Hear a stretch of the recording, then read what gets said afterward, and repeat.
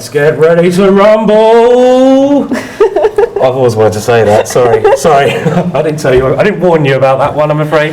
No. Welcome to the TradeWise Gibraltar 2015 Congress, and we are in the last round. It's getting very exciting. We're both pumped today, and it's going to be a great day of chess. The last round is where all the action happens. We'll come to the pairings very shortly. I'll just introduce myself as Simon Williams, Grandmaster from England, and I'm here with lovely Lizzie. And Lizzie has put on a red dress today. Just for you. Just for me. I'm so privileged. Thank you, Lizzie. Welcome. And the viewers, of course, as well. But we're going to take you through today's action today, and it's looking like, well, it's going to be a great day. Before we go over to the games, let's just check out the results that we missed out on yesterday. A quick roundup of the round 9 games. So again, we see a lot of draws. The only people to make real progress, David Howell, great victory for him over Naroditsky. Vichigov won in the end against Morocco. And then lower down we saw, most of these results we saw yesterday, Hari Krishna winning and Ho Yifang winning. So that's setting up for a great last round. Maybe we can have a quick look at the board, 11 to 20, just to see if there's anything of interest there as well. And it's going to be a great day of chess today. And Yakovenko only drew with Bok. So let's move on to the standings. I think we can just go straight to the standings now. The current standings going into the last round. And here is where we are. Nakamura, playing brilliant chess, is on 8 points out of 9. He is playing great chess, but he's only half a point ahead of the young Englishman by the name of David Howell. So David Howell's having a fantastic tournament, isn't he? He's playing really well, Lizzie. And there's still a chance. There's still a chance today. If David manages to win and Nakamura cannot win, then who knows what can happen. And then we have this group on 3rd place to 6th place, Bachmann, Ho Yifang, Hari Krishna, Vichigov, and as a pile-up on positions 7 to 23. And all these guys really have to win today to get some serious moolah. Money, moolah. Do you know that one? Moolah. It sounds a little bit like Müller, and that's a Miller in German. A little bit, I suppose. A little bit. I say moolah. You've got to say it with an English accent. Müller. Moolah. Müller. Moolah. Moolah. Okay. We give up. Oh dear, I'm already annoying Liz. Sorry, Liz. I'll go easy. Okay. Anyway, let's now have a look at the pairing, shall we? Women's stand. We've got to have a look at this. So the women's standings, and this is very important because the prize money available for the ladies is quite phenomenal. First prize for the ladies, I think, is £15,000, and that goes all the way down to something like 10 prizes. Even second prize is ginormous. Ho Yifang in a great position, but you never know, she loses today, someone might catch her. Well, not by performance, actually. Oh, it goes on performance, The first prize goes on performance, and I suppose that even if she's losing, and let's say, I think Maria Musishuk has a chance to have the highest from all the three, or maybe, no, Musishuk had been there, but let's say even if they win, I think Ho is still superior. So it looks like Ho Yifang has taken home 15,000. God, that's not bad. Solid, yeah. Yeah. What's the most money you've ever won? Can I ask? In chess? $15,600. That's not bad. In 7 days. In 7 days. It was the World Mind Games in 2012. Wow. It was. Felt good, yeah. Yeah, this was not so bad. Not bad. Celebrating afterwards? Oh well, I bought a lot of Christmas presents, and actually my parents, they were with me in this year. Maybe this was a secret of success. I had some moral support in China. Okay. Good stuff. Sounds great. Well, we see that there's still a lot to play for with the other prizes, of course, because the second prize, third prize, these are all big money as well. So now let's have a look at the pairings and see what we've got in store for us today. Well, we have Hikaru on top board, of course. He's been there throughout the tournament. He hasn't let his first place slip away. He's claimed that top table throughout the tournament, and he's got a tough game today. He's playing Hari Krishna. And I believe these two players first met in the world under, I think it was 14 championships, might even be earlier than that, where they had a draw. It was the world under 14 championships in the year 2000. And Hari Krishna, a great player, he's beaten Nakamura before.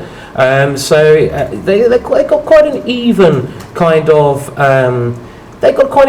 kind of score so far. So that's going to be very interesting. It's not an easy game for Nakamura, and we have a variation. We'll come to it very soon. I won't talk about it too much, which I know. Board 2, Ho Yifang has the white pieces against David Howell, and that is another fascinating pairing. David really needs to win. I know David is, really fascinated, and he's really going to go for it. Vichigov on board 3 against Bachmann. Bartel, board 4 against Topalov. Svidler versus Satorsky, interesting match. Naroditsky versus Yakovenko. Bock from Holland. I didn't believe Holland had any good players. Netherlands, Holland, but there you go. I'm surprised that they have someone in the top 10. No, I'm not really. I keep insulting these guys. I'll stop that soon. They're great players. I'm going to be in trouble if I say anything else. Against Yang Yi. And then we have Capers, who got his... Coopers, sorry. Who got his... Kippers. Kippers. Who got his GN norm yesterday. He's against Matsakov. Cheparinov versus Adiban. Cheparinov, the reigning champion. Wei Yi versus Felgar from Argentina. Looking down, any other interesting pairings in the next one? Well, obviously your Wagner. Shach Princeton against Ichirizaga. And Richard Rapport is not having a great tournament. He lost to both Chinese girls. He did, yeah. He's such a gentleman. Such a gentleman, giving the game away against these Chinese girls. Actually, we have an interesting pairing a bit lower down. Hansen from Canada is playing against the young American player Troff. And I believe Troff is from America, and he's only... He is, Caden Troff, and I believe he's only... he's very young. I'm not sure exactly how young, but... 14, 15 or 13 or something. And it's very promising to see he's up there in the top boards in this really important event. So we've got a lot to be excited about today. Lots and lots. And let's now have a tweet before we go to the board 1 game. So we need some help here, people at home. We need some help in deciding who gets the best game prize. Me and Liz are only able to judge it on the games we've seen, otherwise we'll be here forever looking at all the games. So you need to help us if you've seen a nice game, a big game. So please do let us know about what games you've really enjoyed. We haven't even had, I don't think, any suggestions yet. So if you're at home and you thought of a game you've really liked, please let us know what that game is. Help us out a little bit. And now before we get going, I want to tell you a funny joke. I've already told it to you, but I'm going to tell it again to the audience that I heard at breakfast today. I have to throw it in now. I was sitting with quite an established person. Established person? Yeah, I mean, I'm not sure what that means, to be honest, but I was sitting with a person at breakfast, and he had this, I think it's one of the better chess jokes I've ever heard. And the joke was, how can you tell if a chess player is an extrovert? And the answer is, well, when you're talking to him, he's looking at your shoes and not his own shoes. So I'm not sure if that's entirely true, but it's still quite a funny joke, I thought. So anyway, that's a good way to start the day. We can always start with a little bit of banter. Okay, well now, should we go to the action? Should we see what's happening here? The first board is a very forced theoretical line, actually. There had been some article about that in New Chess some time ago, I remember. Yeah, it's a very forced line, and it's actually, I mean, Harry Krishna's dived into this is a very, very sharp variation. I mean, Hikaru is clearly going all out today for a victory. And we have this Queen's Indian and B6 variation. G3, one of the most trendiest lines. Bishop A6 is, again, one of the most theoretical possibilities. Queen C2. And Harry Krishna clearly not afraid, because he's going into a line where White sacrifices a pawn. Bishop to B7. And now, this is very important to play it this way around. I should mention, if you go C5 first, White plays D5, and after takes bishop b7, well, rather than play bishop to g2 here, which transposes into the game, a very good move here, in my opinion, is e4. And this way you do sack another pawn after queen e7, which is the best move, otherwise White just has a good position. But after queen e7, I think bishop d3 leads to very, very good compensation for White. I've checked this, and I believe White's doing very well here. So after queen c2, bishop b7 is the correct way to approach this position. bishop g2, c5, and now a sacrifice which has come into, I'd say, play maybe in the last sort of 10, 15 years, d5. And white gives up a pawn, so Nakamura playing with guts as usual. And after taking on d5, knight takes d5 is considered the best move. Bishop takes, leaves the bishop a bit too exposed here to knight c3, where white gains the tempo. Knight takes d5 gives black options to knight b4 in some variations. Castles now for white. And now knight to c6, a main move. Rook d1. This is all theoretical, guys. White's compensation lies in pressure along this diagonal, pressure along this file, and the queen coming in and the knight coming in here. So it's quite decent compensation. Bishop to e7. Little tactics already. Rook takes d5 is not possible because the knight to b4, forking 2 pieces.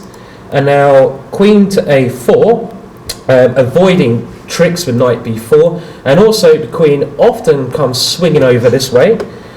The black knight is now attacked, so it comes back to f6. And here, knight to h4 was played by Hikaru. And the simple point is this knight's coming into f5. We talked about this yesterday, didn't we, Liz? A knight on f5. Yeah. We said it was worth at least a pawn's compensation, something like that. So it was, and it was kind of attributed to Kasparov. If you get a knight to f5, you've got great position normally. But okay, well let's see, because we see this knight coming into f5. So there was castle now. Castles Knight and then f5. knight to f5. I mean, unless Harry Krishna really does homework, this is an incredibly dangerous way to play, don't you think? I mean, Nakamura is brilliant with the initiative, and Harry Krishna is diving into the deep end. And he takes his Red Bull.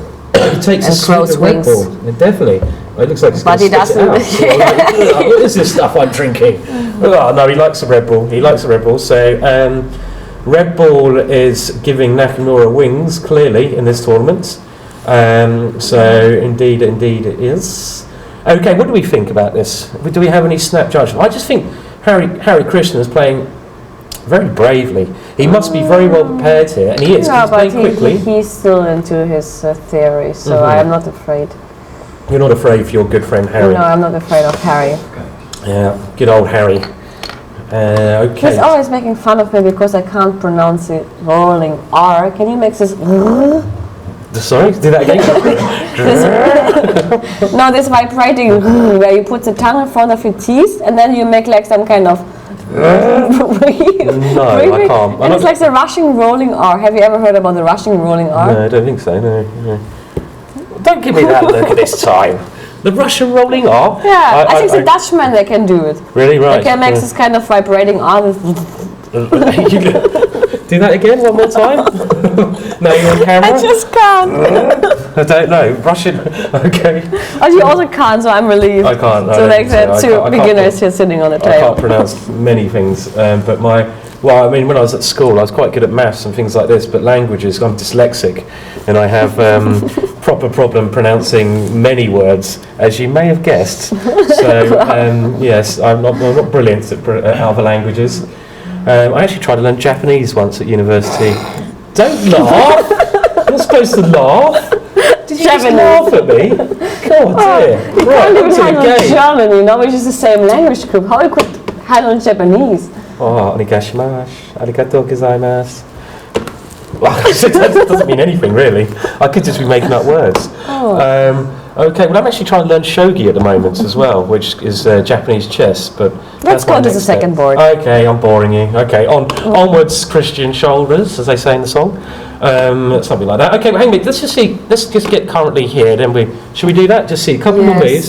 D5, knight C3, knight D4.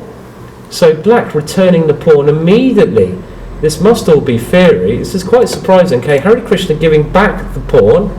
Nakamura, obviously, Harry Krishna is a bit concerned that white otherwise will take on D5 and just, get a dominating position. So he gets rid of this strong knight on F5. Knight takes D4, C takes D4. So Harry Krishna is returning the pawn. He's obviously prepared this.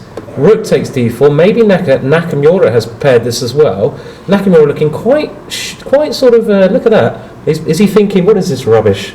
What's going on I here? think rather he's thinking like He my looked a bit opponent. shocked, No, I think like my opponent prepared better than I thought.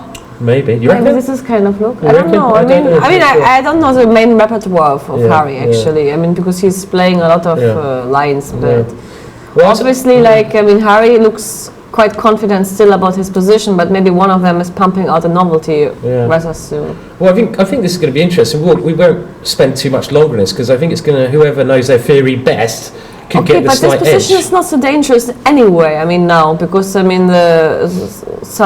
knights had been exchanged. Okay, yes, this isolated pawn. Yeah, I'm just worried but maybe about bishop c5 is coming, and they get some activity because the normal rules about the isolated pawn is that the position is quite open, and I'm having square on e4 for my knight later on. So I mean, Harry Krishna keeps it quite solid drawish. I mean, he was trying to. Yeah, I mean, I still, instinctively, this pawn on d5 looks quite weak to me because it's going to be very hard to. But okay, it's not so easy to get it because also at some moment maybe I go bishop c5, you go rook, let's imagine you don't go rook h4 and going for something crazy. Let's How say. Did you guess I was going to recommend that? Well, because you're Simon. Let's go rook d1. But I mean the f2 is also a little bit shaky. Let's say can I go queen e7, and if you take everything, I take on e2 and I'm happy. That's a nice idea. And my idea is obviously knight e4, and then I'm even more happy. Yeah, true. I like queen e7 also. Maybe in some. And if you go bishop g5, I go bishop takes f2, and I'm even more happy. Are you happy? I don't know if you are, because I've got my queen swinging across. Oh, the queen. That was a cheeky one, wasn't it? The little queen swinging across. Nice idea, though. I don't think it quite works here. But I agree. I mean, this queen e7 looks like a very decent move. Just trying to line up knight e4. Let's come back to this one because it's clear they both prepared something, and it's going to be interesting to see whose preparation is more important. I would imagine, Nakamura, knowing him, he's not going to be happy with a draw, even though that ensures him a share of first. He will be going for a win. I mean, that's just the kind of character this guy is. The principle. That's nice, actually. He's a real fighter. He's a real fighter. He's a great player to watch. I mean, everyone has to admire his fighting spirits, the champion spirits. Okay, over to a tweet now. So let's bring up the tweets if we can. And while we do this, we'll then move on to the board 2 game. Stephen Rush, who's our friend from England. Good luck to David Howe, Prince Charming today, with great commentary again from Si and Liz. Hello, Steve. Nice to have you on Twitter. Stephen Rush was a professional snooker player.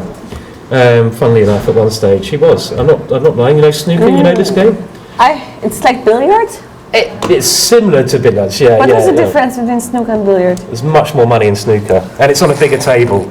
So yeah, there's much So it's more a money. bigger table and there's more money, or there's a smaller table and there's more money. There's more money on the bigger table. Snooker's got a big table. But I mean, look, it's like usually they're also like balls, right? I mean, you have to pop the balls. You have to pop the balls, and the black ball you can pop only in the last moment. That's pool you're thinking of. Oh. Don't worry. It's all the same kind of thing. Yeah, it's all similar. It's a game that's very popular in England. Yeah, but why do they make even a difference between billiard, pool, and snooker? I mean, for me, it looks all the same. There are balls, there's a table, there are holes. This is like saying football's the same as American football, tennis, and no, because in American football you use your hands, and in normal football you use your feet. The goalkeeper uses his hands, but okay, it's similar. I agree. Yeah, they're all the kind of same thing. Yeah, but there's a lot of money in it. There's a lot of money in snooker. But why? It's not such an exciting game. I love watching snooker. It's great fun. I do. Yeah. Yeah, that's what the boring hobbies I get up to in my spare time. There's great characters in snooker as well, you know. But anyway, I mean, there's a British, the English, the United Kingdom is like the leading group in snooker, right? They are indeed. Yeah. It's actually very funny, but yeah. Usually the Russians and actually Chinese should be superior in such games because they're very finest technicians, you know. But in snooker, actually, in snooker they have the United Kingdom, right? Who's like the leading. You have some Chinese players who are actually getting quite good at snooker now, but. It is mainly English players British players, should I say, dominated. Okay, so what are the stats, Liz, on these two? Had they played before? How you found Yes, David? they played in 2007 and 2008, and it was 2 times the draw, and Tuyafan was also in both games white. Okay, so they've had 50%, 2 draws so far. Yeah. But unfortunately, I don't know why we're not getting the moves relayed through to us. I'm hoping we can catch them up. Do we have them on the board there? For some reason, they're not coming through to me at the moment. Actually, so no, I'm not sure I why. recognize the opening. So let's go e4, e5. Sorry, I'll just try one more time. Yeah, okay, so e4, e4, e5. Yep. knight f3, knight c6, knight c3, Yep. knight f6, bishop b5. Well, we're just trying to, sorry, because we don't have the moves coming through to us. Okay, I changed the move order slightly, but Okay, so bishop b5 here, sorry. yeah, okay. knight f6, Yeah. knight c3, bishop c5, and we are back in the Vailly game against Juvenile. We are, after castles. Juvenile Vailly. And of course now, who was this famous game that Nigel Short mentioned to us? It was Paul Murphy, and he was American. Yay, you got it. Paul Morphy was from America and he played a great game with us in the Black Why is Pieces. it sacrificing the queen on f1 or f3? Okay, I was very close. So it was a famous game that Nigel Short mentioned where a Morphy game where black sacrificed the queen on f3. Maybe some of you are aware there's a rook coming over to g6 and a bishop coming into h3. Very famous Paul Morphy game in this very this exact variation. And let's see if do you reckon Hal will do a Morphy today? It's Paulson Morphy just to let you know who are the two players. It's Hull Howell. I mean, it's also sounding. Oh yeah, yeah, it could be Morphy Hal. That'd be great if we can call him Mr. Morphy. So when he dresses very smart, I'm sure Morphy dressed smart as well. He's put on his jacket today, Prince Charming. So he's looking sharp. He's looking good. Looking charming. He's looking charming. Prince Charming is looking charming. Okay, well, it's still a very standard position at the moment. David Howe has shown great understanding of these e4, e5 positions. Remember, he beat Wei Yi, the young Wei Yi player, in this same variation or similar position only about 3-4 rounds ago. So if he can beat Wei Yi, who knows how he can get on against Ho Yifan. But Ho Yifan is an incredible player and she's playing incredibly well here. So this is a real tough game, especially after studying games of I can say I'm just so impressed. I mean, She's I think so all her energy is in this cup. Yeah, in the cup. In the Preble Cup. Yeah, in the Lucky Cup. So all her energy is in this Preble Cup. Well, she stopped up there, banana. And, but her small little, I think after, I asked her about the small little shotting bottle. Yeah, there's a shot bottle it's missing. Mention next to it's her. Missing now. Oh, really? I realised she doesn't put it anymore. Oh, right, okay, so, okay, no, we can't see it though, can we? Your hair looks awesome today, Liz. There you go. Lovely comments coming through. So, good stuff. You have your fans? And do I? Yeah, of course you do. Many fans out there, I'm sure. I have only one fan. I'm your main Simon. fan. I'm your main fan, of course, but I'm sure there's plenty more at home. Right, okay, well, let's now move on to another game, shall we? So let's see very quickly how the other boards. These are really the two main action games, I'd say, because they will determine the first place standings. But we have Vichigov versus Bachmann, and I'm just going to have a look at that game now. Vichigov with the white pieces, and he's playing against Paraguay player Bachmann. Very quickly, we have a Nimzo Indian here, and Bishop b4 Nimzo Indian. Well, we don't really get any other Nimzo Indians. Queen c2, c5, and now this is all pretty mainline theoretical stuff. a3, forcing the bishop to take on c5 pretty much. And Vichigov, very, very classical Russian player, I'd say. He has a very solid repertoire, solid technique, and he just wants to outplay his opponents in, a positional manner. Not saying his tactics are poor, but he has a very solid style, going for a slight advantage with white. So Queen b6 forcing e3, and now Bishop e7 to avoid any tricks with knight to a4. It would be like some kind of hedgehog position style. It is, yeah. In some way. This has now reached. Even so, e4 doesn't make much sense here. Maybe I can try at some moment even to launch an attack to do it your style. g4. No, maybe knight h5 to just provoke something, then hoping for g6 and then go h4, h5. Sorry, knight to knight g5. Yeah, just to provoke. At some point, not now, maybe, but just to provoke some kind of. You could certainly go aggressive. Usually, like if you were Rapport or like Simon's position, you go knight g5, and after h6 you go h4, and you look at your opponent saying like, "Ha." Yes, and then they laugh at you back. So, that's actually a typical Lisha idea in these positions. I don't think it's actually ridiculous. No, it's not ridiculous. Like actually, even like at some point there's a kind of ideas with like knight e4 or something. Knight e4. e4, just to No, circle the it other around. one. The other one. Yeah, sorry, the other knight to e4 to try to get rid of defender on f6. So No, I mean the trick can be like at some moment, like let's say knight to c6, for knight example. c6. Let's go knight e4. Yeah. You take. Yeah. I take with the bishop. Mm-hmm. You do something. Let's say bishop d7. Okay. Well, now bishop takes c6 is the main thing. Yeah, that was Yeah. going to. Yeah, and the other one, there's this trick we saw earlier this on, isn't there? bishop This idea. very strange Yeah. idea, which. But this is actually not is quite such a bad pretty. idea, yeah. Yeah, in some positions, and also I think I mean knight g5 is not completely mad. No, I actually mean, it makes sense in this position. You Maybe know- he's even going for that, even so I think it's not his style. I don't think it's Vichigov's style. I expect he will first think about his last piece where he's going to place that. I mean, also, if you go b3 and bishop b2 first, you can also then even consider casting queenside and doing a similar thing. G4 I'm quite keen on playing as well.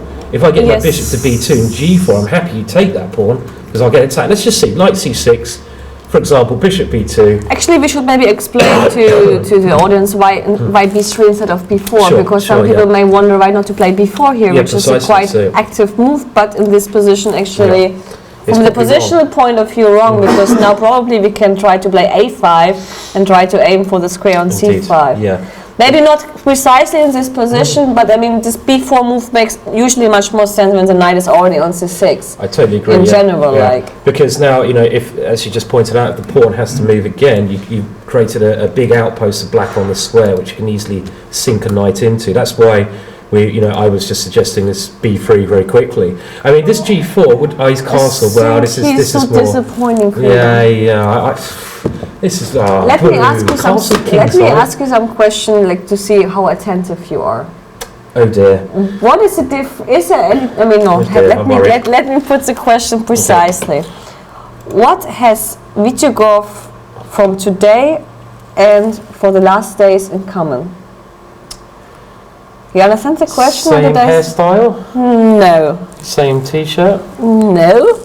What do you mean, chess-wise? No.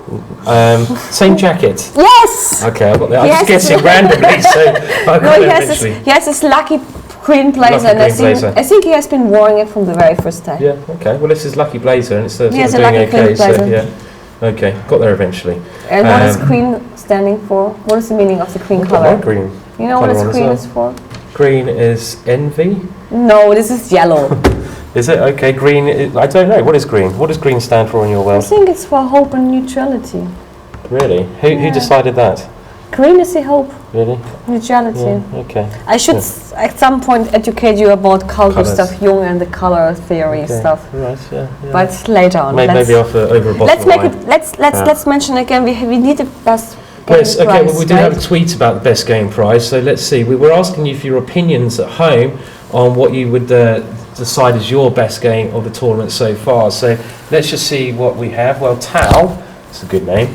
What about Nakamura's game 1 for the best game prize? Certainly isn't a game you can show to students, but it was entertaining. It was a very entertaining game, but it wasn't. You cannot show it to any kids. You can't show it to any kids. I don't want that to go around the world as the best game prize. It would destroy a generation of kids' hopes of getting better. They will start moving their queen out early and grabbing pawns. We can't have that as a best game because it will really ruin the careers of lots of potential chess players. So no, I'm afraid not. It's a very entertaining game. Maybe one of the most entertaining games. I mean, if you have a prize for the most, let's say, weird, creative, insane game, it could get into the category. I think so, but then again, Richard Rapport, you could probably take any of his games, and that will beat Nakamura's game. I like the game of Richard Rapport against Tari. This knight g5. This could be like among the best game prizes. Tari the Young. Yeah, that was a very nice game. Certainly. I vote for Svidler versus Kjartason game. Nice pullback from Svidler and shows how GMs are better than everyone else. Well, I agree that. I'm a GM, Liz, you're only an IM, so I agree with that comment at the end. So, what is your rating, honey? Okay, let's move on. Let's move on quickly. Move on quickly, right? Good comeback. So, right, lower than yours, should I point out? So, yes. By how many points? Too many. Yes, oh dear. Yes, it's gone horribly wrong for me. What went wrong? But yeah, okay. Well, Vichkov did castle kingside here, and to be honest, this is more in his style to not risk anything. Castle, he'll probably go b3, bishop b2, and even here, I like his position. Yes, I like it's still the idea of knight e4, and then both of the bishops are shining on c7 and h7. Sure, yeah, both these bishops. If we put a bishop on b2, they'll both be very good. Yeah, I like White's position. I think he has a nice, pleasant edge. Yes. But let's move on to the next game. We have a player who we haven't seen on the top boards until the last round. So he's timed his run perfectly. And this is the Hungarian player Bartel. And he is not Hungarian, he is Polish. Polish. Did I say Polish? I thought it meant Polish. If you say Hungarian, you mean did I say Hungarian? Morning. Sorry? It's so early in the morning. It's a bit early for us still at the moment. Yeah, I only had one coffee so far, so I need to pump some caffeine into my body before my name. Yeah, he's Polish. Yeah, he's a very good Polish player, very talented player, but he's got the chance to play Topalov, so that's going to be. No, was he also working for someone, Martosz? I'm not sure. He might be. I mean, but I'm sure he's a member of the Polish national team for quite some time. Yeah, he's about a similar age to me, I believe. I think I even played him in a World Junior event, maybe.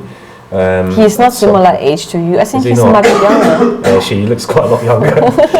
I mean, I think he might be similar age to me, or even there, I'm not sure. Maybe he's younger. Yeah, he's younger. I played him somewhere, but I can't recall it anyway.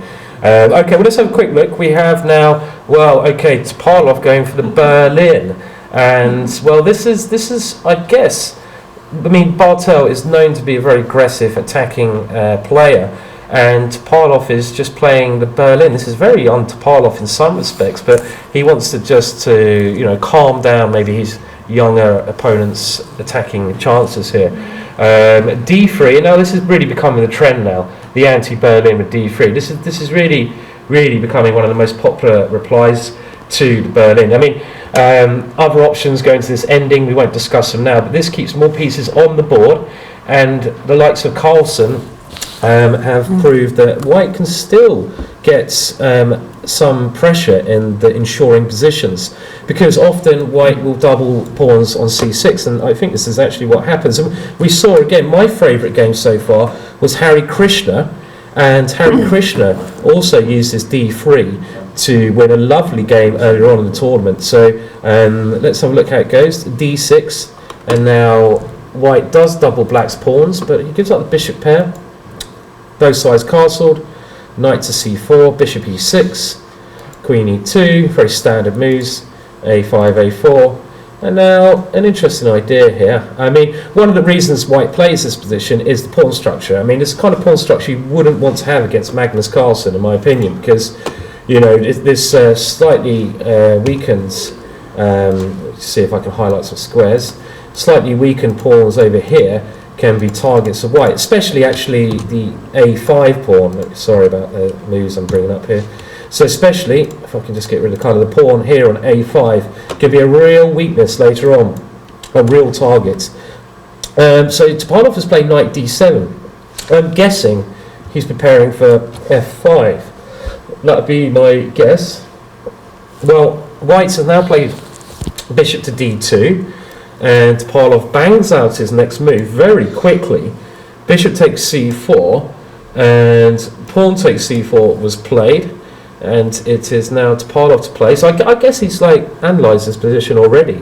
He must have analysed this at some point. Okay, if you look at his time, actually, he's still quite. I mean, but he's always playing very fast the opening. I mean, as far as I remember in Topalov's game, right?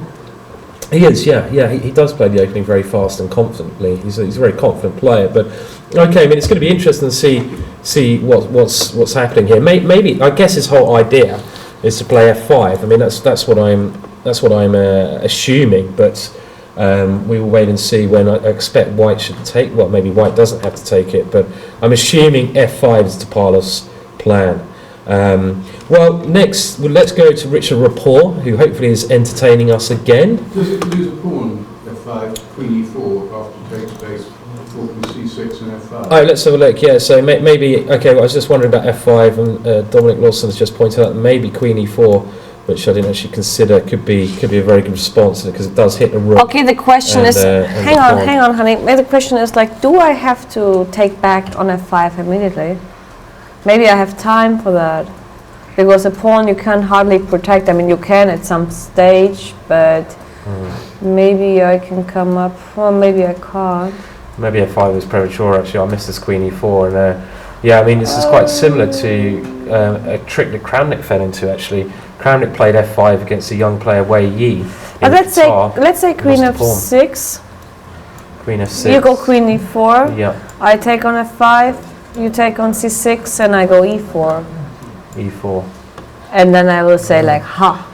Because you get your pieces coming in now. Well, maybe. Yeah. Maybe. Whoops, sorry. Also, like the knight on h doesn't really have so many squares. Maybe.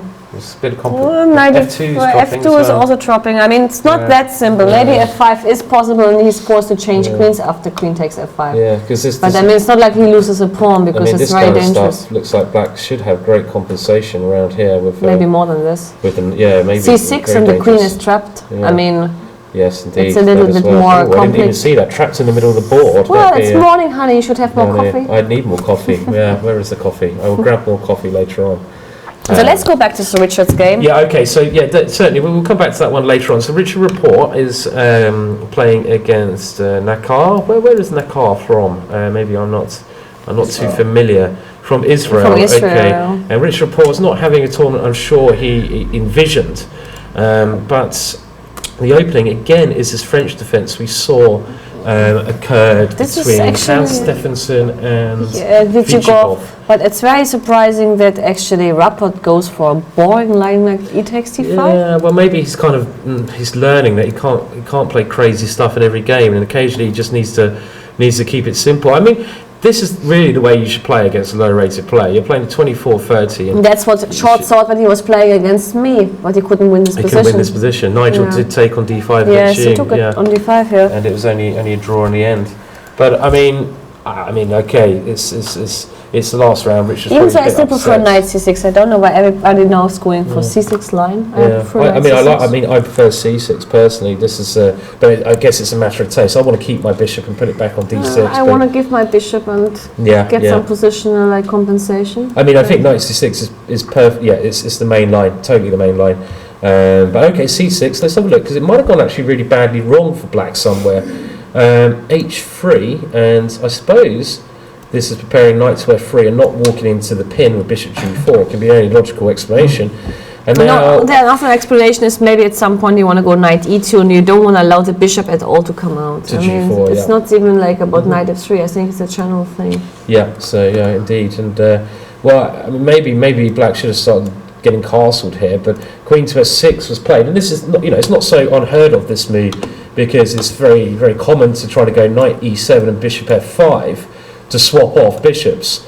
Black's bad bishop is his c8 bishop. Why is the bishop on c8 bad? Because it's on the same kind of squares of his pawn, so it doesn't have much scope. White's bishop has very good scope, so swapping off these light square bishops would help black here. Well, knight to f3 played, so very sensible development. Bishop to f5. Which is probably a crucial mistake here. You think so? Well, white is just castled. What do you do against bishop g5 and rook e1 threat? Okay, well, I mean, okay, so the threat is bishop to g5. No, there is a threat also queen e1 check and knight takes d5. There are a couple of threats. Oh, nice. Oh, that's nice. That's a very crucial threat, and I think this is the reason here why white might be already winning. Wow. I mean, how you defend I love this. Can I show this queen e1? Because it's a really nice idea. I mean, let's just say, I don't know, you play a silly move like h6. It's not so silly. It's not so silly because bishop g5 is actually also quite serious. Yeah, it is. And well, it looks like he's suddenly realising the play of the black piece. He's played quite logical moves, but maybe he's realising now there's a lot of problems, because if you do go h6, and that does look quite logical to me, then there's this lovely tactic. He has to go like bishop e7 now, but then the knight on g8 cannot move for some time. Well, let's just show this, because if knight e7, I think you can take on d5. I think you can take on. This is a really, really nice tactic. Actually, I really like that one. Really pretty. If you take the knight, I take the bishop. If you take the queen, I take your queen with check. And it's a pawn, certainly. And so yeah, this could Maybe be there are tricky. some other kind of tricks here which we didn't, we Maybe don't even see. stronger It. tricks, indeed. Yes, but Yeah. okay. I mean, the point is like if you look at the body language of both players. I mean, It's- Rapport is walking around like He's seen like this a before. kindergarten Yeah. kid with a lot of chocolate. I like that expression. Yeah, a kindergarten kid And with a lot of Dylan chocolates. is like holding his head and like Like a grinning. kindergarten kid who's lost all his chocolate. Probably. So yeah, so there we go. And maybe White is just simply doing well here because of the ideas of just e-file pressure and But bishop g5. Do you know that this position occurred before in a game of Robson against Schulman from the US Championship 2014? I didn't know. No, so I mean, that's what our producers Sure. told us. I mean, it's not like that Yeah. I'm studying all these games by No, heart and sure. try to impress you That'd be very here. impressive. Well, White won as well. But actually, I'm wondering, like, if Queen E1 is not so serious because you still have Bishop E7. So I really wonder, like, why H6 doesn't work, Okay, or what is so- the problem about So, H6? so if we did as Queen E1, you might be able to defend with bishop to It E6. doesn't look that bad. If I manage 97 and long castle, I'm fine. Sure. Let's just have one little look after H6. What is the main issue here? Because is there an issue even? H6 looks very logical to take away the option of bishop g5. So what is the move here that Black should be playing? Okay. I mean, rook e1 keeps some pressure, obviously, but it's not the end of the world. Okay, let's we're say missing even something? but actually maybe even like really this idea of Queen E1 check, Bishop E7, Yep. Sorry, Queen e1, bishop e7. maybe Bishop F4, and if you take on D3, we go Bishop E5. But no, you Queen G6. It doesn't look so Queen bad. g6 no. is not so bad, no. Let's just go back a little bit. H6. That wasn't. Okay. What about if I go rook e1 check? Okay, then I go 97. 97. You're getting ready to castle. Yeah. I wanted to maybe now take here.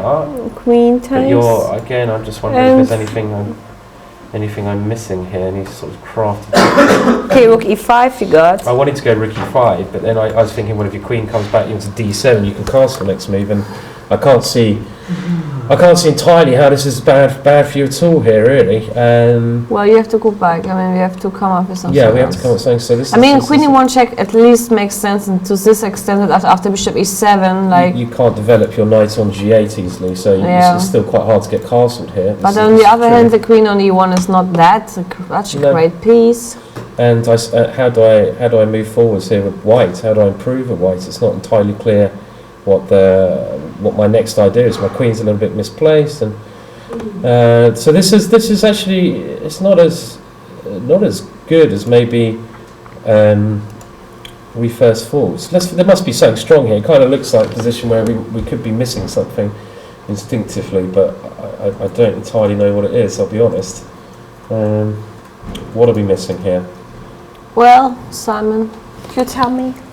I'm trying to tell you, but I have no idea. You are That's a the problem. tactical genius from us. Well, I'm not sure about. Oh, maybe, just maybe we can go here. And and after 97. Can we take on d5? Oh, no, I want to take on d5, then no, queen b5. B5. Maybe we can do this. And if you take with a pawn, You then take I on take here. F5. You It doesn't work. It doesn't work. I wanted to go queen b5 check, but you just go knight c6. So that even this idea is not quite good enough. Otherwise it does work. But even that doesn't quite hit the mark. So okay, well I think we're going to have to wait and see because we haven't actually managed to solve this one quite yet. So it looks like there should be some danger. I mean, if Black is able to go knight e7 and castles, then Black would be absolutely fine because he's got rid of his bad bishop. But that's still a couple of moves off that. Okay, well we have tweets now. So let's just bring up a tweet. Hello, Mr. David Smurden. Good to see you. I expected you to wear something a little bit more English, what, like a baseball cap and a t-shirt?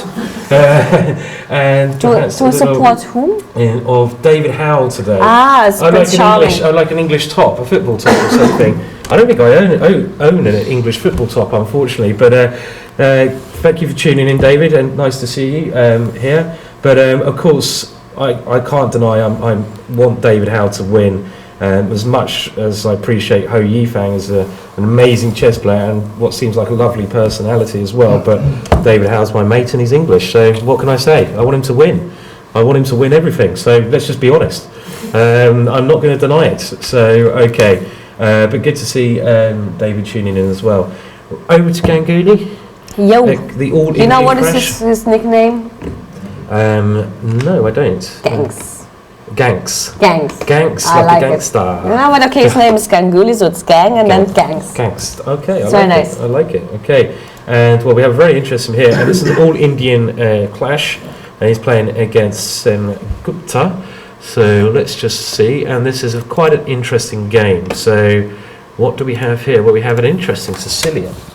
So we have this what looks like, I'm going to call it Giri's Sicilian. I don't know if that's the right way to say, but Giri recently has made the setup with Queen C7 and A6 very popular at top level, and I think it's a very, very interesting way for Black to play for a win against 1e4, because you always get sharp positions. You avoid a lot of the bishop b5 check Sicilians that can be most annoying in other variations, and you keep pieces on the board. Bishop e3, a6, and now Queen f3 has become incredibly popular at top level, but Bishop Queen d2 is the other main line. Knight to f6, castles. The main move here is, in actual fact, Bishop to b4. But Bishop e7 became lately very popular, actually. Is it right? Okay. Especially played by Movsession, I think. There's some game with Bishop e7 now. Right, and the simple idea of Bishop e7, I'm just going to see if I bring the moves up. The idea is like to wait with the pawn on d7 and to play with b5 and go immediately for the attack and just go on for short castle and get the knight after e5 at some point to h5 or to e8. Sure, this kind of thing comes in. So, okay, well, it makes a lot of sense. Yeah, I mean, the good thing about this Sicilian, it seems, for Black, is that Black does not commit his d pawn. In some positions, like in a Najdorf, when the pawn's on d6, it can really weak on that square. And even in some positions here, Black can go d5 in one move. So this is something worth considering. F3 has now been played, and yeah, you're right, just b5, and Black starts his counterplay immediately. King b1, Bishop b7. I really like the Sicilian for Black, actually. I'm really getting, the more I see games in this, the more I'm encouraged to give this a go from the Black side, because Black seems to often get very, very exciting counterplay.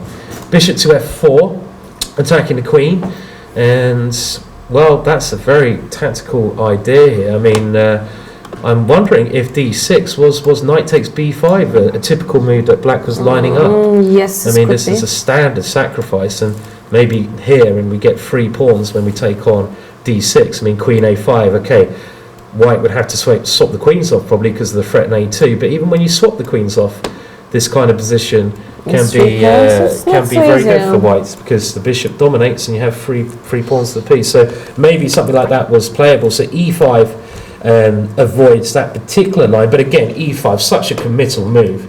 These squares are opening up to the knights, and here we go. We have some action. White is going for it. Ganguly, gangster. By the way, this is all theory. It's all theory? I think so. It must be, mustn't it? Yeah. It's a knight to f5. I've seen it before. There was some very good game of, but I forgot who it was. But we had it during the training camp. That's why I remember this position. You had this in your German training camp, so we had it like half a year ago or something, because this Taimanov line is very popular also among Germans. It seems. Right. Yeah. And okay, e takes f4, so Black has to grab the piece, and the other knight comes in. Wow, this is really interesting. And well, problem is if Black takes this, then it can be absolutely, well, it's maybe game over here, because d6 is coming. Next move. Okay, so Queen e5 has been played, and we'll just come back to this position in a second. I just want to move over to Svidler's game, because we just had a bit of information that something very interesting has happened there. He's playing against Satovsky. Well, obviously there must be something very interesting happening. And well, Satovsky is, I mean, this is a great pairing. A great pairing. But you know what is the greatest thing about that? That Satovsky is playing the... He's playing the Grunfeld. He's playing the Grunfeld. Cheeky. He's playing Svidler's opening against Svidler.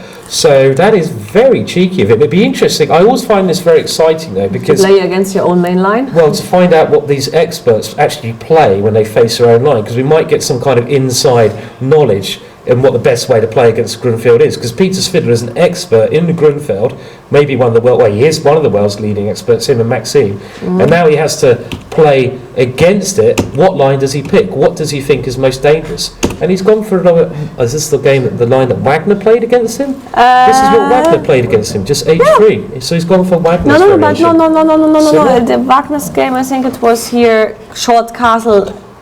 No, hang on.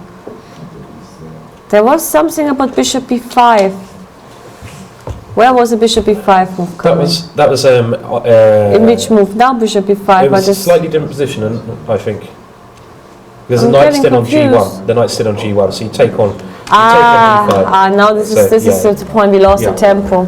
Yeah. But I mean, in Wagner's game, c5 was never played. He played short castle and played just f5. Okay, I think c5 wasn't played in this early stage. But it's funny because in this game it seems like it's quite similar. h3 was played, knight c6, bishop e3, and f5 was actually played anyway, which is one of these moves where if you've got, if I'm black and I've got a king on e8 and I go f5, I mean f5 is obviously a very good move against d4, but you've got to play it and move 1 or 2. Obviously. Obviously. If you start playing it in a position like this, I'd be terrified of this diagonal. It would really just terrify me. But okay, well, bishop d3 has been played. Maybe you have to worry about your e4 pawn. And Satowski's now gone bishop to f5. Svidler has very calmly put his bishop back on d3. And this is, structurally speaking, I like white because it seems to me there's something a bit funny about black's structure. And so that's. What F4 option for black? Excuse me? F4 for black, the option. Whereabouts? Was it in this position? Yeah. Maybe F4 is an option here. You can swap the F pawn for the D pawn. But this could be like slow. This could be really slow. Yeah, your king's still a little bit. Yeah, F4 is certainly an option. I agree. It was certainly another line that was worth considering. But yeah. Okay, well, he went for this line, bishop d3. I don't know. I just think there's something a little bit suspicious about black's position. That's just my instinct with this diagonal. I don't like when knight comes to g5 as well. And I kind of just feel like white's king is going to be super, super safe when it castles. And there's lots of funny squares. Do you see? You know what I mean? This is a funny square here on e6 that I can try to come into later. It seems to me just a little bit funny, but okay, it's preparation, so we will have a look at this a bit later. And there we can see Satowski. He looks confident. I like it. He looks confident. He's obviously must be his preparation. Clearly, he's a very exciting player. Satowski, one of the most exciting players in the world, I'd say. And okay, well, it looks like the Dutch player Benjamin Bok is close to drawing to his third 2700 player, but I think we should go back to the top boards now. Let's dive back into Nakamura's game, and this is the game which will decide the tournament. The last position we have is after rook d4, a very sharp opening variation. Both players seemed very confident in the opening. And now Hari Krishna went for the exchange of queens here. Oh, look at this. Body language is like... He's taken his jacket off. He means business. Nakamura has taken his jacket off.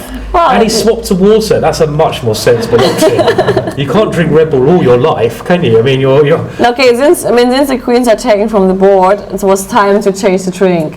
Yeah, time to calm down. As soon as the queens come off right, I need the water now. No more caffeine for me. So yeah, rook takes e8, and okay. Let's have a look because it is an isolated pawn. Hari Krishna will not lose this. Oh, that's a big statement. No, but Hari is a very good ending player, and I think Nakamura is more of. Of course, he's a good player in all the fields, but I think he's more an aggressive tactical player, and he's more like a player with initiative. But an ending is like something which is boring him to hell. Well, I don't know. I'd like to think that Nakamura wouldn't win this because it gives David Howe a chance. Even if white wins the d pawn, it's by no means easy to win. It's very difficult to win. No, but it's still very difficult. Yeah. I kind of agree, but I do prefer white here. It's kind of a position where it seems to me... But the e2 pawn is also not that easy to handle. Even we don't want to play e3 because the bishop on d2 becomes stone. But in general, look at there's a chocolate and there's a class. There's a primavera. Nakamura has chocolate today. Okay, chocolate energy. So it's good. No, but what I wanted to say is Hari likes such positions. But I'm Okay, not sure that okay. Hikaru likes such positions. No, I agree. Okay, Let's it's put very it hard. this Yeah. way, because I agree. Harry Krishna is an expert at sort of, you can this is play kind his of positions very brilliantly. boring Yeah, position. So for him, it's fine. I mean, It's kind of that's position that what was his approach probably before the game, to keep it Solid, simple yeah. and solid. Yeah. It's the kind of position I hate to play of either colour, but I know. as you probably know, if I got this position, I'd start drinking Red Bull. I think all of a sudden, just to make it more interesting. But I mean, you still do have this isolated pawn, and the bishop on G2 still makes it very difficult to move I this agree, pawn. but it's, So from the material point of view, we have to be like a really like. Don't you think this is slightly better for white? Would you agree I mean, with that or not? Or, it I don't should know. be. I don't know. I mean, probably it should be slightly better for white, but I mean, it's a very tiny advantage. Yeah. Unless you're that's- Keith Arkle. Unless you're Keith, and then he would just get into overdrive here. Yeah. And, He would get so excited. what about? I mean, I'm just going to try one variation here. I know it doesn't work. What about if I take the pawn on E2? I don't believe this because I really don't want to give up this bishop, but I think we should just maybe look at it just to see why. I this is take on possible. F6 maybe, You take on F6, and then and I take on D5, and then it's a but draw. I drop on. You drop No, E2. this is a destroyer. Well, black's better here now because I've pawn up, and I am. yeah, this is. I think we have to be a little bit careful in that variation. But I'm just wondering. I mean, okay, he's gone for it. I think he's gone for it. He's actually. I mean, this is a really committal decision because the dark square bishop is a beautiful piece. And the mouse is going a bit slow today, so I apologise. But the bishop is a beautiful piece. He's gone for this. I mean, it is critical. It is critical. Why not just take on E2 and just say, what have you got? What have you got? But it's very committal. Have you very seen the committal look to- of Hikaru? Well, He was not I amused. can never tell with Hikaru if it's a good look or a bad. It's impossible. I don't know if he's happy or unhappy. I've no idea. I mean, if that was me or you could say. I bet Hari Krishna will not lose. I'm not going to bet against that because I want David Howe to have a chance of winning. Yeah. I can't do anything that's going to affect David Howe's chances, even in a strange form. So, well, I mean, yeah, I agree with you. I don't think he will lose. I mean, he's a pawn up. Nakamura now has to generate something here. He's going to go. Maybe he's going to go bishop f3 and then go for this ending. So maybe this is his plan. Maybe he's going to go here. The rook E6. Rook e6, and well, then rook e6 is a good move because then you take with a rook, don't you, on this square? And you take Oh, here. well, white has a nibble. White certainly has a nibble here. And when I mean a nibble, he has a small advantage because the rook is much more active. This is actually, you might look completely drawn, but with the rook coming down to d7, this is not actually totally drawn in my opinion. Am I wrong, or is this totally drawn? I could be wrong. No, I mean, can I I think just white go has a like? nibble. No, hang on. I go rook c6 and I go rook c2, but probably like it's Well, dangerous. I can go rook here, and it's control of the open lines. I don't know. I mean, I'm not entirely sure. It probably is a draw. It probably is a draw, but I mean, it's okay. And I think Naka doesn't look too happy. Actually, I'm going to dive in and say, good. Well, that's good news for David Howe. So Hang on, he still has to win the game, and it's like a very tough one. I know. Well, David Howe has to win, and that was a challenge. That's one of his biggest challenges ever. Before we go to David Howe's game, we have an interesting game going on with a young Chinese player, Wei Yi, and it's in an old line of the Dragon. And if it's an old, disused line, I'm bound to know it because I know all the rubbish lines in the Dragon because I've tried pretty much all of them myself. And the Dragon opening, well, it looks like an accelerated Dragon to me. This is not such an old line, actually. I know this line. The accelerated Dragon is where Black does not play d6 so soon. He saves this move until later on because then potentially he can play d5 in one move. So it's bishop c4. Okay, now he transposes back into the main Dragon with d6. Bishop c4 was Bobby Fischer's favourite way of playing against the Dragon. So Bobby Fischer made this famous. Bobby Fischer basically said against the Dragon, you just go bishop c4, queen d2, bishop h6, h4, h5, mate. I think he actually said that, and he proved it in a lot of games. So castles, queen d2, and now this is an old variation. The main move here is simply bishop d7, and then rook c8, I believe. Variation of the Dragon, this line, very, very complex. Knight takes d4 is a much older line. Bishop takes d4, And now bishop e6, quite an intriguing idea. Where if white takes on e6, yeah, you double the pawns, but black has opened up the f-file, and this is quite hard to take advantage of the weak e6 pawn. So bishop b3, queen a5, castles, b5, so we could have an interesting game going on here. King b1, we saw Felgar play a lovely game yesterday to beat Motte there. Brilliant game, that was a contender for best game prize. Rook to c8, rook to e1, take on b3, and now rook to b8. And often here, you do see a plan involving this, this, and this. This is actually a very decent plan. Just swing the rook around to a6. But whenever b4 is played, well, you have to consider knight d5. Knight d5 is the main option of whites in this position. I'm just fleeing from the producers.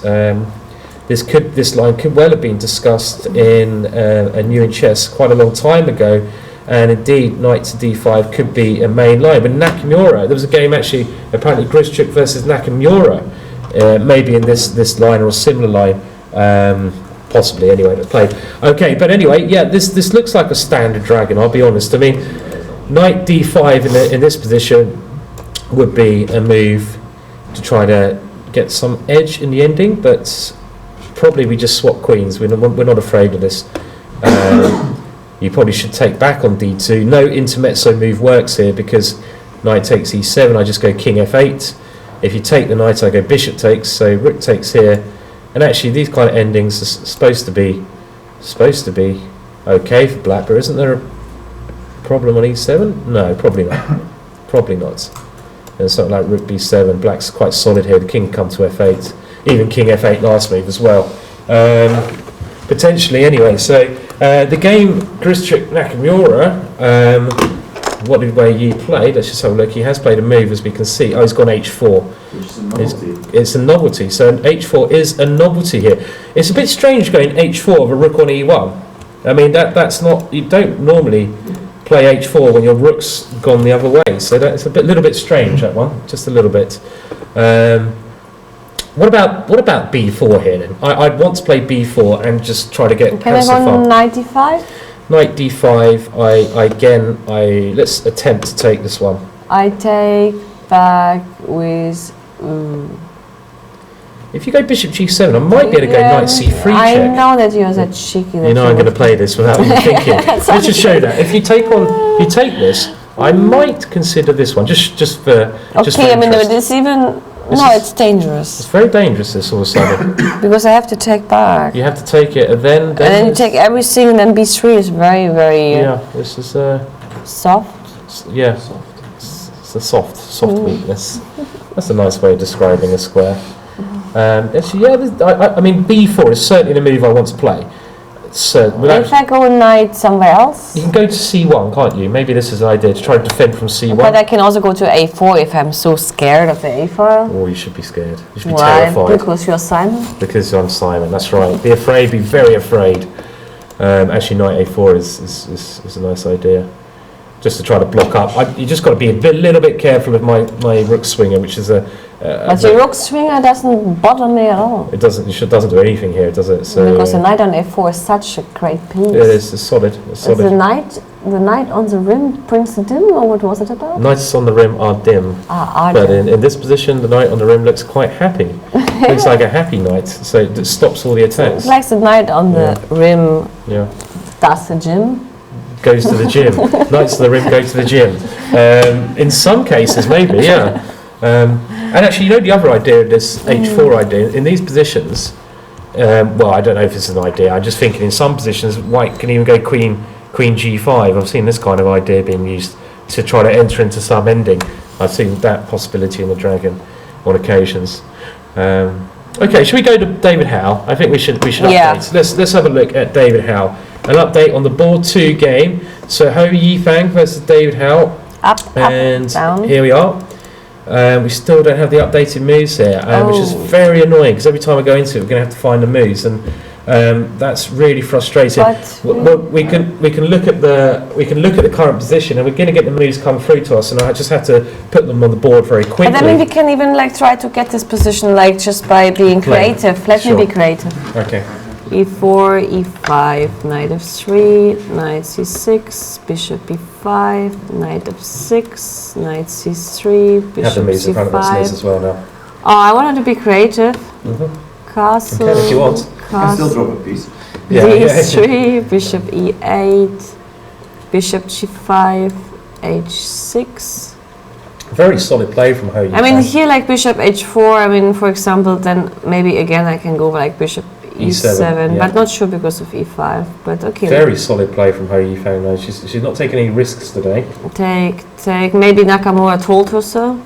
Yeah, exactly. Play solid. Play solid. Don't take any risks. e8, c3, a6, bishop a4, bishop a7, H4. h3. But okay, on the other hand, I have the bishop here. Prince Charming has good chances. Let's say I go d6 here. How's his time? Well, his time is always a bit lower. Okay, but if let's say I play d6 here, what is it? What about knight e7? Is that an idea? I want to get rid of that knight. It's annoying me. Is that silly or is that? I don't know. I'm not an expert by any means in these positions, but I know after I wanna- d6 there's maybe d4, maybe Yeah. d4 coming. But if I knight go e7 knight is E7, actually is that looks nice to me, yeah. maybe an idea. Just I want to try to get rid of this knight where I can, and I've got. Did we miss some facial things there? What happened there? Censored. Sorry, Censored. censored. Censored. Censored. Yes. Sorry. What's wrong? Never mind. Oh, the hand's in the funny place. I think. Which hands? Let's move that there. It looks a bit less suspicious. I think. Can I just make it clear that Elizabeth's hand was on the mouse? Was on the mouse. I've gone red. I've gone red. Okay. You can't. Yes, okay. What you I just read. I know. Look at this. I can't help it. Actually, you should aim a little bit darker. I know. You're so I'm so bad. I know. I just realised where your hand was on the picture. I was like, oh my god, who's watching at home? So really bad. I can't hide it at all. It's awful on my face. I don't even feel that bad now, but it's just like. calm You're so down. red. I know. It's unbelievable. I call you the red boy. I know. I'm a red The face. red I'm a red face Simon. man. It's my hair. It's the same colour, so it's really bad. But what do you reckon? It's knight e7 anyway. Is this a sensible move? Actually, Just to try to get rid of this knight. I can go b5 and bishop b7, maybe. I don't know. Maybe it's not so silly. yeah, I don't know. it looks good. I mean, if I manage like knight g6 at some point, Yeah, I wanna and go then knight like g6. c6, d6, it Yeah. looks very fine. But let's say I take. Okay, so I'll take Queen the queen. takes. Yeah. And okay, actually, like here, obviously, like. I want to sort of stop you going d4 if I can. I can't know you. So Can take I? on Can e4. Maybe I go can. d4. Because I if you and take, oh yeah, you that can't take. was rook e1. Yeah. I mean, you can't take here because Rook of e1. this trick. Yeah, sure. So obviously d4 is a move, but now I mean, still you have to take. I could go b5 and d6, could I as well? instead of Well, you taking? could. Yeah. I mean, before taking. I don't no, know. but actually, I think like objectively speaking, Yeah. it's easier. It's practically speaking easier for black. Yeah, I mean, I maybe. don't want to give you too much hope for our Prince Charming, but I think There's Prince a long way to Charming, go there, isn't there? Do you Prince think Charming this- did well so far in the opening. Oh, look, we've got this ending in the top board as well. I mean, can we go back to this? I mean, this is like, well, I mean, I thought White might have some nibble. Exactly the position we had. I thought White might have a little nibble because of the rook, but at the end of the day, I mean, well, you say Harry Krishna's an expert in the endings. This is. He will not lose that any. You will not. No, No. okay. So you're thinking just rook c6 is the safest way to Well, play? I mean, okay, the question is like if you can, even if you double on the e file, I mean, I've always rook f8 in the worst case. So if you try to get on the 7th rank, let's say like you do rook d7, Yeah. I go rook c2, if and I it's go- like one active say rook against b4. one active. Okay, I mean here I should be careful because b5 might be not convenient. Let's say I try to play b5 myself, and then you go a4. Well, I wanted to try to get my rook. No, I very don't quickly. go b5. You go a4 maybe even. And A4 here, No, yeah, I think I some nibble. should come up here with a move like go back. Before I go g5. Okay. I'm here g5.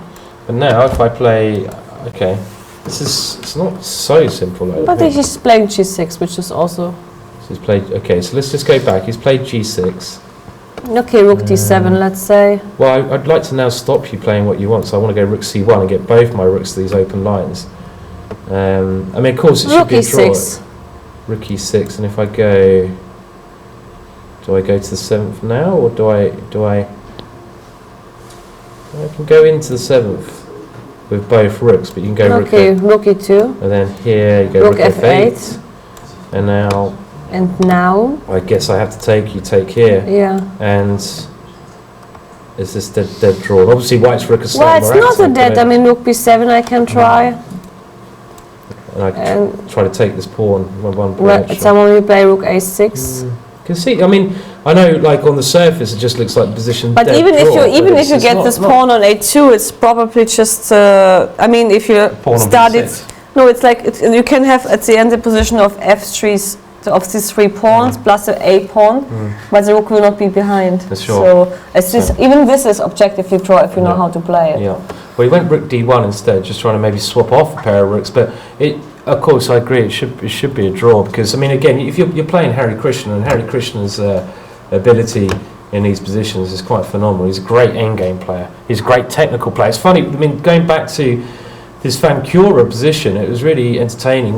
Well, I don't know about entertaining, but I was in the bar, and one of the great things here in the bar, they've got all the live games up, so you can sit in the bar and have a drink and watch the live games, which is great. But I was sitting there watching the game of David Howes against Nakamura, and it was the position, I don't know if anyone can recall the game where David Howe played king to b2 in the ending, which should have been the losing move. And he could have played rook to either d3, rook to d3 check, followed by rook to c3. I don't know if anyone can remember this, but Harry Krishna was next to me, and before David Howe played the losing move, what should have been the losing move, king to b2, I asked Harry Krishna, what do you think of this ending? Because obviously I had no idea. And he said, you just go rook d3 check and rook c3. And I thought, well, what about king b2? Isn't that a way to draw? And he goes, no, not so easy, that one. So he knew immediately how to draw this ending, which both David Howe and Nakamura missed. So his endgame play is quite special, and I agree. I don't think he's really in too much danger. This game is likely to be a draw, and could set up an amazing playoff if David Howe can somehow win against Ho Yifan. Of course, I don't want to be too. I don't want to wish bad luck on Ho Yifan because she did this lovely masterclass. She's lovely and she's the women's world champion, but. You're just hoping for your English blood. I am. I like David. David's my friend. So I would like to see this playoff. Wouldn't you like to see the two rivals in a playoff, Nakamura versus David Howe? That'd be just great to watch. Absolutely brilliant. So Harry Krishna, very confident wandering around. So I think he knows that he's going to draw this game. So it really is over to David. Can David do the job? David has some chances from the practical. He played 97. He played 97. He's so strong as Simon. He's nearly as good as me. So great minds do think alike. And I think the problem is we're not going to come back to this game quite yet because in the break we will try to get the moves updated if possible. Otherwise, every time we look at the game, we're going to have to put the moves in. But you can just see on David Howe's game down on the bottom left that knight e7 has been played. And he just wants to get rid of the strong knight on d5.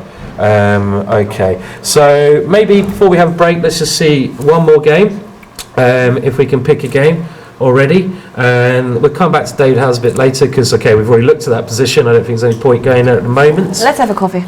Let's have a coffee. Okay, shall we have a quick break now then? And okay, so we will now, in a second or two, a very quick break, get our morning coffee in.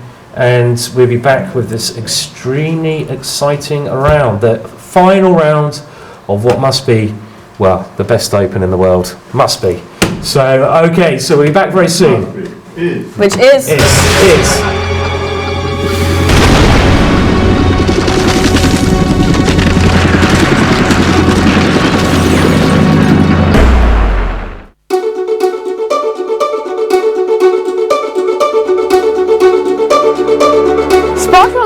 on sponsorship and great leadership. We hear from one of our principal sponsors, CEO of Gib Telecom, Tim Bristow. Gib Telecom's delivering two main things. One is continuity. We've been there from the start and we're still here now. And secondly, we're delivering the ability for this tournament to communicate around the world. People tend to take technology for granted and just think it's the press of a button, but of course there's a lot behind it to make it all work successfully. Gib Telecom prides itself on putting things back into the local community. This tournament is a great way to use our money. Here, because it's an open tournament, because Gibraltar's relatively small, you think we attract 60, 70 grandmasters from nearly as many countries. I mean, it is an extraordinary, diverse community that descends on Gibraltar. I mean, that has to be a fantastic opportunity, both for Gibraltar and for all the people who obviously vote it the best open in the world. Silvio Danilo, the inspirational coach and manager to former world champion Vasilin Topalov, gives us his insights on the game. You realize that this is a long road, you know. The most important thing is the confidence, the completely, clear head, confidence, focus, and to believe that you're going to do it. You need to be patient, to work hard, and to wait for your moment. It's to keep the illusion and the dream that you can do it. You can become the world champion. All your energy have to go there. This is number one. One little distraction, you're out. You have to work and eat, sleep, live for chess. It's not gonna be easy, not gonna be fast. We had a lot of failures. When he won in San Luis, this was our ninth try. 8 in a row failed. Every time, little closer, little closer, little closer. The world champions is ambassador of chess. We have to give something back for chess, for chess community, to increase the popularity of chess. This is your main duty. It's not only about you, it's about the game. Every world champion needs to promote the game. The Tradewise Chess Festival is a top pick for families to travel together for chess and fun. Let's find out what it really means to be a chess family. But unfortunately, neither Christy nor myself play chess. We've never played. So we can't get stressed because we don't know when we look at a board, we don't know what's happening, to be honest. It's a very good tournament, I think, very well organized, and we'd like to be here. It's really good because it feels like a general holiday in a way, because I can play my chess in the morning, afternoon, prepare, play. I think it's nice to combine chess and holiday, actually. Yeah. Because of chess, I've gone to many places that I wouldn't have gone otherwise, and what better way than going with them. When you've done like a really good game, or you've done a move that you really like, it's like, I made this move. Chess is difficult to sometimes to know how to act when your children lose or win. Of course, when they win, it's a lot easier to deal with it. She is very competitive, so if she's winning a game, she's very happy, and if she's losing a game, she's very unhappy. My dad tried to give me one, just like all he said was just play the right move. That's all I learned. Always play the right moves and you win. In the women's section, India's Padmini Raut and women world champion Hu Yifan lead with 6 points. Don't forget to follow all the action live on our official website. I'll be here tomorrow with all the highlights. See you then. More insights on the festival and chess in our up-and-coming documentary, All the Right Moves, out later this year.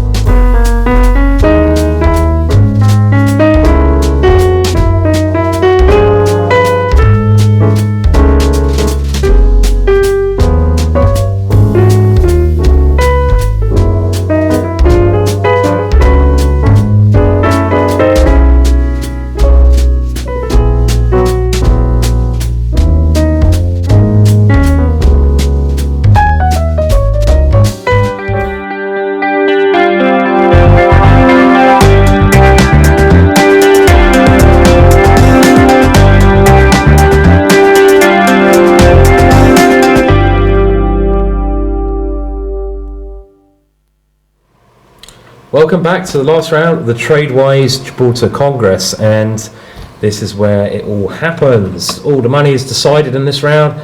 First place is going to be decided. Can David Howe catch up with Nakamura? This is the question on everyone's lips, I believe. Will they have to play a playoff for the title? Could be fascinating if David Howe can put up an upset and if Hari Krishna can draw. So really excited about this. I'm really looking forward to all the interesting moves that are coming out from the players. First of all, we have a comment from the viewers at chess.com TV. So hello chess.com. And the comment is, I'm new on the site and this is the first time I've watched live matches with commentary. I feel like Neo having Kung Fu crushed into my brain electronically. I love it. Can you explain me like who's Neo? I think from the Matrix. Is Neo from the Matrix, I believe? And he basically, this Matrix is based on the philosopher Descartes. Doubts everything that can be doubted, and basically in the Matrix they realised that they were wired up to computers and the reality wasn't true.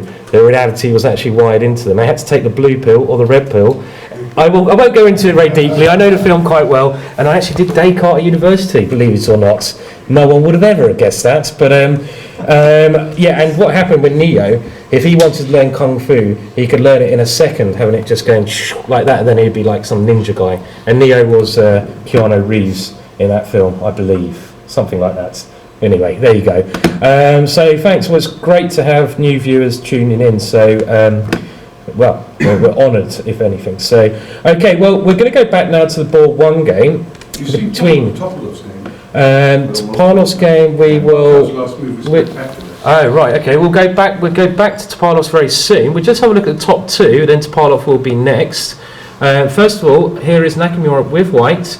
And it looked like he had this small edge in the rook ending we predicted, but Hari Krishna is very strong in the ending, and this is the kind of advantage I was speaking about, where white takes a pawn, his rooks become more active. 2 rooks on the 7th rank is the best place to have your rooks, but it doesn't strike me there's many other weaknesses, and black has easily defended his f7 pawn. And after, okay, rook to b7, do we have another move? We do indeed, b4. So now rook a4 is coming, and what is Hari going to do? So rook a4, it does look very logical. Well, can I get my rook, now the rook on f8 into the game? Looks like I'm going to lose this pawn, so we might enter a technical ending, which it's not so easy in my opinion, but I mean the technical ending I'm talking about is here. Because no, don't go to c8. No. Don't go to c8. Go to e8. You need the square for the other rook. And now, if I take on b4, you go rook c2. Rook c2. My idea is rook e2. But I can go rook f4, and this is a pawn up, isn't it? Well, but okay, but I mean, or something. Okay, rook e2. And now I go rook f4, and this is not. Okay, but I mean. Oh, you take on a2. Sorry. No, you have to go rook f4 immediately. Let's say. Yeah, then you go. And then rook e2 and a3. Yeah. No, but then check and rook a7. Huh? Check and rook a7 is even better. Yeah, we can start our own counter attack here. This is not, this is the thing I was saying. It should be a draw, but in actual fact, these positions are just. He's gone h4 first, so he thinks there's no rush. So I'm saying it should be a draw, but if I was black here, I know I've got a lot of defending to do, and well, Hari Krishna's about to go h5. But somehow Hari Krishna is still convinced. He's still convinced. He knows his endgame technique, but it's not so easy, surely. h5 looks like he's going to play. Then I think we have to go rook a4 at some moment to try to at least win a pawn, go into an ending a pawn up. Okay, so how do we defend after a move like rook a4 in the position? What is? I mean, okay, of course. Also, I mean, Nakamura maybe doesn't even have to go rook a4 straight away. Why not go king g2 first and improve the position as much as possible? So we can always go rook a4. There's no rush to play rook a4. So let's first of all go king g2, maybe king f3, and then rook a4. Because you're tied down still. What do you play here? You might have to play king g7 or something like this in the position after king g2. I mean, it's not so easy, is it, Elizabeth? This position. I'm not as confident as I was for the draw. King g7. King g7. Okay, let's go king f3. Just put this here first. Yes, I get a little bit on Zugzwang. King f6. King f6. Yeah. And he went king g2. You're such a maybe, predictor. Yeah, I mean, maybe I check you. Maybe I check. Yeah, I think maybe I check you first. I don't know if your king wants to come forwards. And we see a tweet from one of the strongest Dutch players. Not that Harry Krishna is any huge trouble, but rook c8 on move 25, activating the second rook would have been a lot easier. Let's just go back, because this is the kind of thing well, we're shooting. Well, it's like after rook ad1. So after rook ad1, yeah, I mean, we were thinking just simply get one of the rooks into the game, because Harry Krishna has gone very passive, and we are predicting the moves. King g2, king g7, and he's gone rook a4. Okay, so he's played this immediately. He hasn't messed about with any other moves, and we are going to transpose into... okay, let's say rook e8. I'm just going to test the ending. You take on b4, I take, you take, and now I go rook e2 to try and force your rook in front of the pawn, but you don't have to do that. You can go 8. In these endings, this is a very typical ending, and you've got to think, where is the white rook best placed? It's best placed behind the pawn. If you can't get the rook behind the pawn, you should aim to get the rook next to the pawn, and worst case scenario, you put the rook in front of the pawn in order to win. But here, you can go a4, and your rook gets the second best position next to the pawn, and the winning technique here is to go king f3, bring your king across, and then you can push the pawn and use your rook to support it. This is the typical technique, and I mean, it's not so easy if you get this position, in my opinion, to draw. I mean, it's hard work to draw. So after rook a4, is there a better way for black to play? I mean, I think it is a draw, but not easy by any means. I don't think actually Harry Krishna's played this as accurately as he could have. Yeah, I mean, like what the grandmaster from Netherlands, Evan Laming, was mentioning. Makes totally fine. I mean, makes sense, because Harry played it a little bit passively. But I was like actually thinking that he studied this endgame set well. That maybe he just knows that this position is strong, knows how to handle it, and that's why he chose this way. Hard to say, actually. But I kind of also think that. He has gone for this ending we're discussing, I think, now. And, okay, he must know this extremely well. It probably is a technical draw. This has happened. This has happened.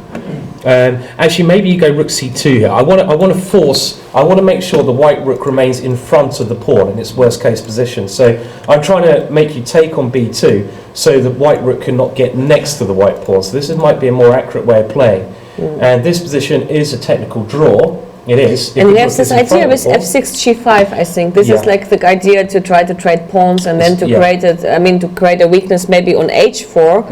And then later on, like, you give your rook and you try to. Yes, indeed. Yeah, I totally agree.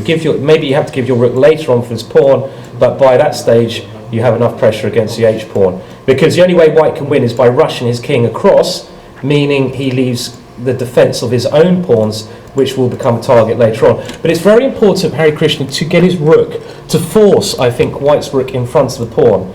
Because if you get any position, compare this position to the other position we looked at here, white has much better winning chances with the rook next to the pawn, because his winning strategy is much easier now. The black rook has to remain behind the pawn, but slowly but surely the king can come across, and then the pawn goes up the board. So I think it's important in this ending to try, and this is what he's done, try to go something like rook c2 here, when I think the only move is to swap the rook, and this is a much better version of the ending of Harry Krishna, which I'm sure he's studied, I'm sure he knows, but it is an extra pawn. Probably a technical draw, but not the easiest way to do it. But I think that's important. Okay, I mean, if you studied this game like carefully enough, I don't think there's a big problem. And I think Harry did his homeworks here. I'm sure he's done his homework, but it still means that, it still adds a little bit of extra nerves. He doesn't look like he's bothered a lot. He looks so calm. He looks so calm. He looks calm. I mean, I'm sure he studied that. I mean, I'm very sure.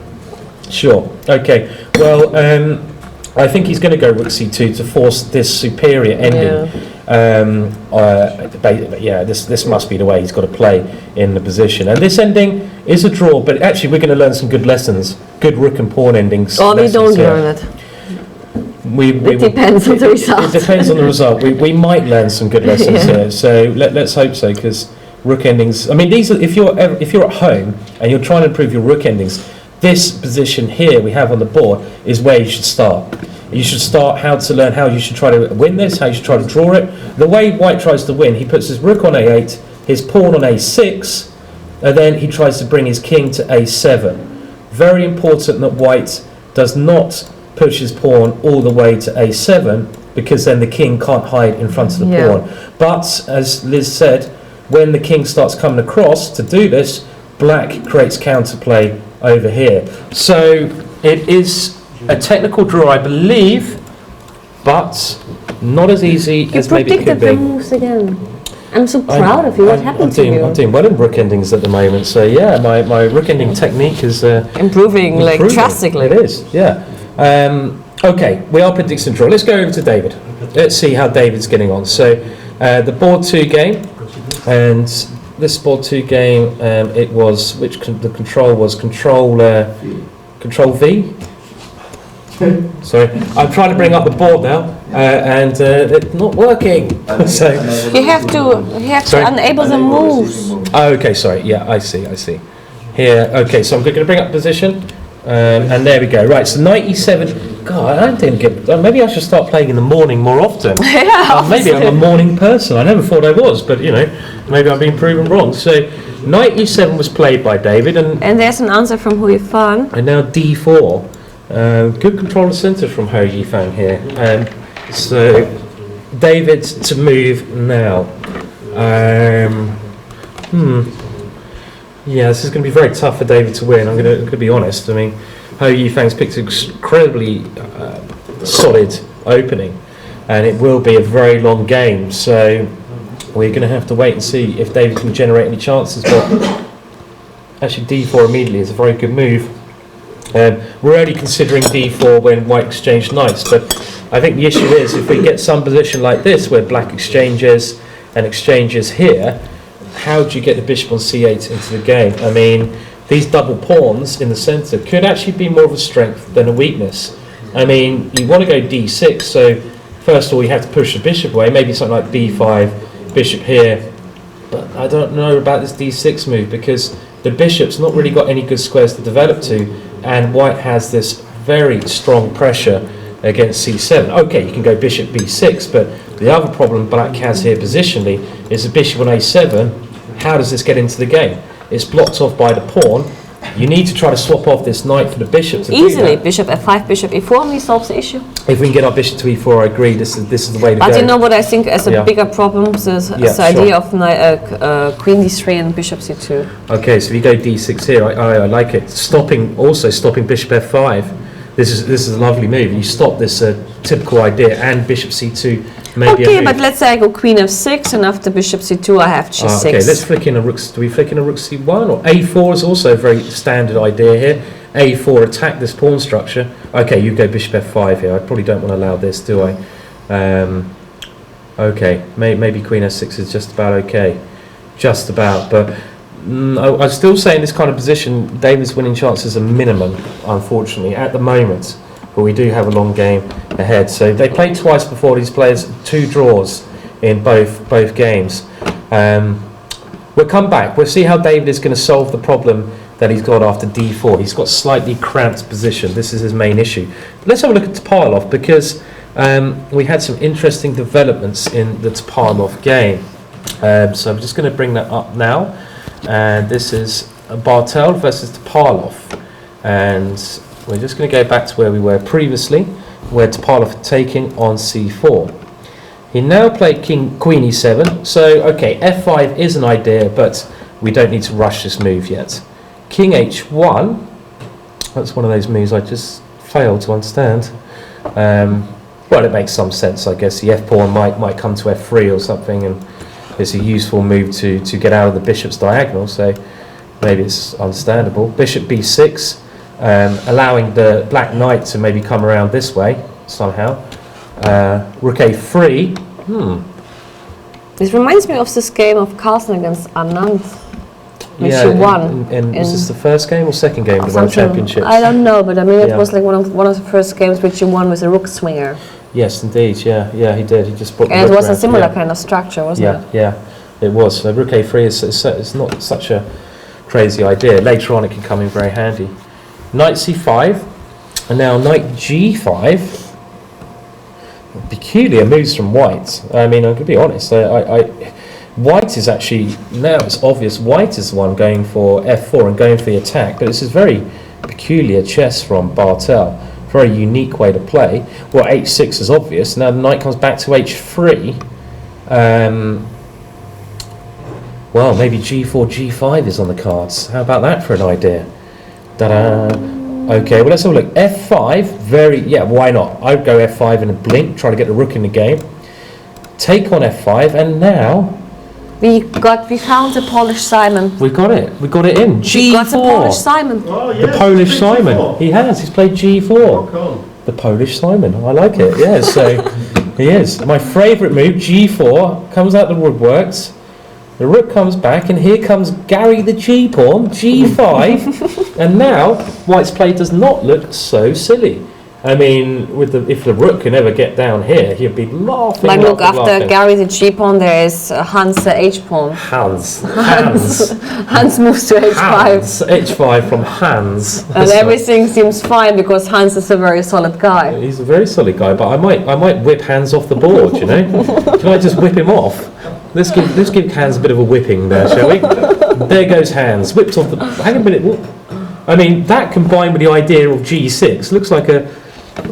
Gary the G-pawn is doing some business here. Gary the G-pawn is looking so dangerous. But I mean, look, F5? Rook F5, yeah. Rook F5, yeah, I think you have to stop Frederick g6. 5, I mean. But what about something like Rook F3, and if you take g6? Okay, come on, I just play Rook F8. Okay, let's see. It's a pawn. It's an interesting pawn sack that Topal's But gone look, for. like Jerry the G-pawn is stuck. Gary the G-pawn. Gary, not Jerry. Gary, not Jerry. Gerhard. Gerhard the G-pawn. If that was the case, I would sacrifice this G-pawn immediately. But Franz the F-rook is doing fine too. And what about... I'm thinking of the K name. Just doesn't come to me. You see, Kaylee the Knight? No, we don't have so much C names in Germany. No. Okay, K Christine. K names. Yeah. Carl. Kaylee? Carl? But yeah, Carl is written with a K in German. And Knight is with a K. Yeah, so it's rather like Christine the Knight. That would be a C. Yeah, but C is Christine in German. Like we write but with a Knight C. is with a K. In English, we're confusing you now. So, yeah. But the knight coming to e4 and the knight coming to e6 actually is the idea here. But I don't know. I mean, what about I just try to get my rook to h3? Okay. Can I go crazy on you? I was going to go knight f4, but I can't go that crazy. You'll just laugh at me and you'll no. I can't. Knight f4. Knight g1. Knight g1. I want to go rook h3 and bring in Albert the rook. Albert. Well, not Albert. I don't know. Albert the rook. Albert the A rook. Well, I don't know. Maybe. I mean, I guess Black can even swap off queens here. But even Albert the rook is not like a big threat. Well, it's not a big Queen threat. f7. Queen f7 is a good move, and I think even though White's a pawn up, if Black can swap queens. I mean, positionally speaking, the pawn structure is much better for Black. Agreed. Yeah, but White does have an extra pawn. He has some vague attacking chances, but he's considering taking this h pawn. I mean, to be honest, the only other option it seems would be f4 here. That'd be the only other way to play. But f4 I can Which play. move, sorry? H5. H5 is a very interesting move by Topalov, definitely. I mean, this could be a star move because it's the kind of move I think a lot of grandmasters would just not consider. I mean, they just wouldn't consider giving up the pawn, slow down White's attack, and to try to keep the position close. I mean, I think it's clear if Topalov had taken on g5, White gets a very big initiative, even with a move like rook g3. So this was a very, very impressive move, h5. But Hans is clever. Hans is very clever. He's sacrificing himself for the greater good of the team. Yes, of course. So he's doing a very utilitarian business. Hans the hero. Hans the hero, the sacrificial hero. So okay, right. Now let's go over to Bok versus you. And Bok you. I like that. So that sounds like some kind of strange fighting talk. Oh, Bok you. Okay, I Bok you. I Bok you. Okay, right. That's enough said of that. So okay. Thomas, want some wine? I might need some wine. I actually haven't had any at the moment, surprisingly enough. People might think otherwise, but It's yeah, okay. So this is Bok from I believe the Netherlands. So no wonder our producers want to Prince bring Orange. in Prince Orange. Okay, yeah. Wasn't this national anthem about some Prince Orange? I think should be called Prince Red after the colour my No, face you're went like earlier. Prince Ginger. Prince Ginger. Okay, we can go for that. Prince Ginger. No, Prince Tomato. Prince Tomato. That's very kind of you. No, it's not actually, is it? I love tomatoes. Well, They're very tasty. Well, look at the time situation here. What else going on? You just want to get out of this tournament, doesn't he? I mean, he starts with 1 hour and 40 minutes, and now his time situation. He's gained 6 minutes. Bok has 11 minutes left. That's funny indeed. It's bizarre time situation. Maybe he's in a bizarre. rush. Could it be? Yeah, maybe he's he got has a plane to some catch. other- So yeah, his plane. Actually, I noticed in the last round, I've seen this happen a lot. You know, People rush up. People don't tell their opponents, but they've got to catch the plane in 3 hours. So they blitz out their moves, and then their opponent maybe, and then they have to resign to get their plane. I've seen this happen before. But I've seen it only in the leagues, but never like in a tournament. Like At the Isle of Gibraltar. Man tournament, someone had this problem. Yeah. So. Oh, really? Yeah. Okay. This looks very even to me. This position. We don't really need to spend a lot on position. It's I mean, actually it's quite just a dull. draw actually, but It's I'm a wondering draw. like how Bok Yeah. lost all his time. I don't know. I Maybe mean, in the it's, morning he has to take some extra time off. I don't know. There was a famous story. I don't think it was Bok, but it was someone. It was someone else, and Bok. It was against Nigel Short actually. Nigel Short was playing in some knockout tournament. Maybe someone can remind me of this. And It was against Baramitsa, and actually he Baramitsa. overslept. Baramitsa overslept. He turned up to the game. But he turned up in the last actually. 1 minute left. Yes, but he turned up, and actually Nigel was explaining how difficult it was I think he's got a psychologically. very good point. I think he's got. This is why I think it's a very good point. 'Cause But I mean- he thought his opponent was not going to turn up. No, the point is like David. I mean, yeah. like he didn't do it on purpose. I mean, I know because course.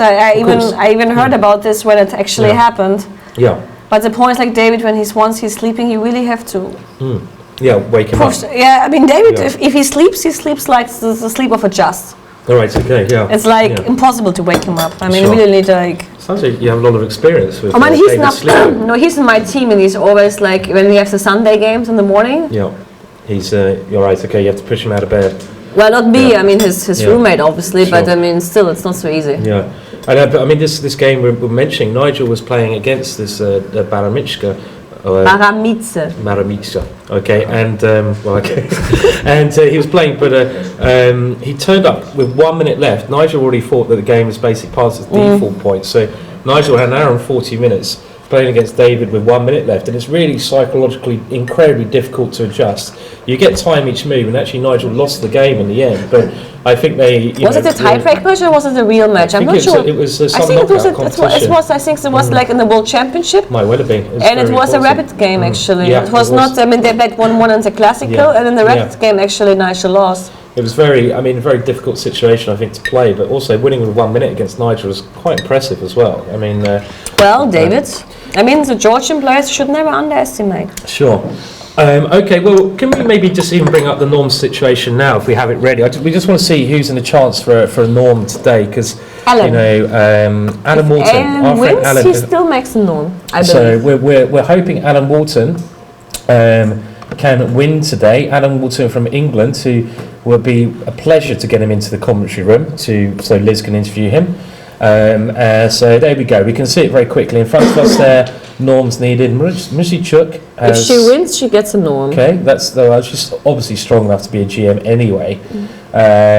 And lots of people achieved their norms already, which is really good news. And you can see, I mean, you don't get many opens in the world where there's so many opportunities to get a norm and so many people achieving norms. And norms is really what a lot of these players come here to achieve. So if you are a norm seeker, clearly a great tournament to play in. So, and we should point out that Gwaine Jones is actually playing against Peter Lombards. And Lombards is a very young player from Netherlands, and I don't think Gwaine was really enjoying the prospect of that after Gwaine's not had one of his better tournaments. And apparently Peter Lombards, I told, plays the Moragambit in every single game. Yes, actually, Which, yesterday evening we were discussing with Gwaine Jones how he is preventing that.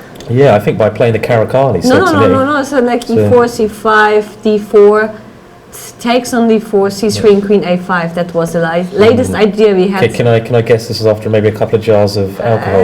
No. We had this on the board and I was not convinced either, because you can just sacrifice some pawns and get a really great play. I don't like the sounds of that. No.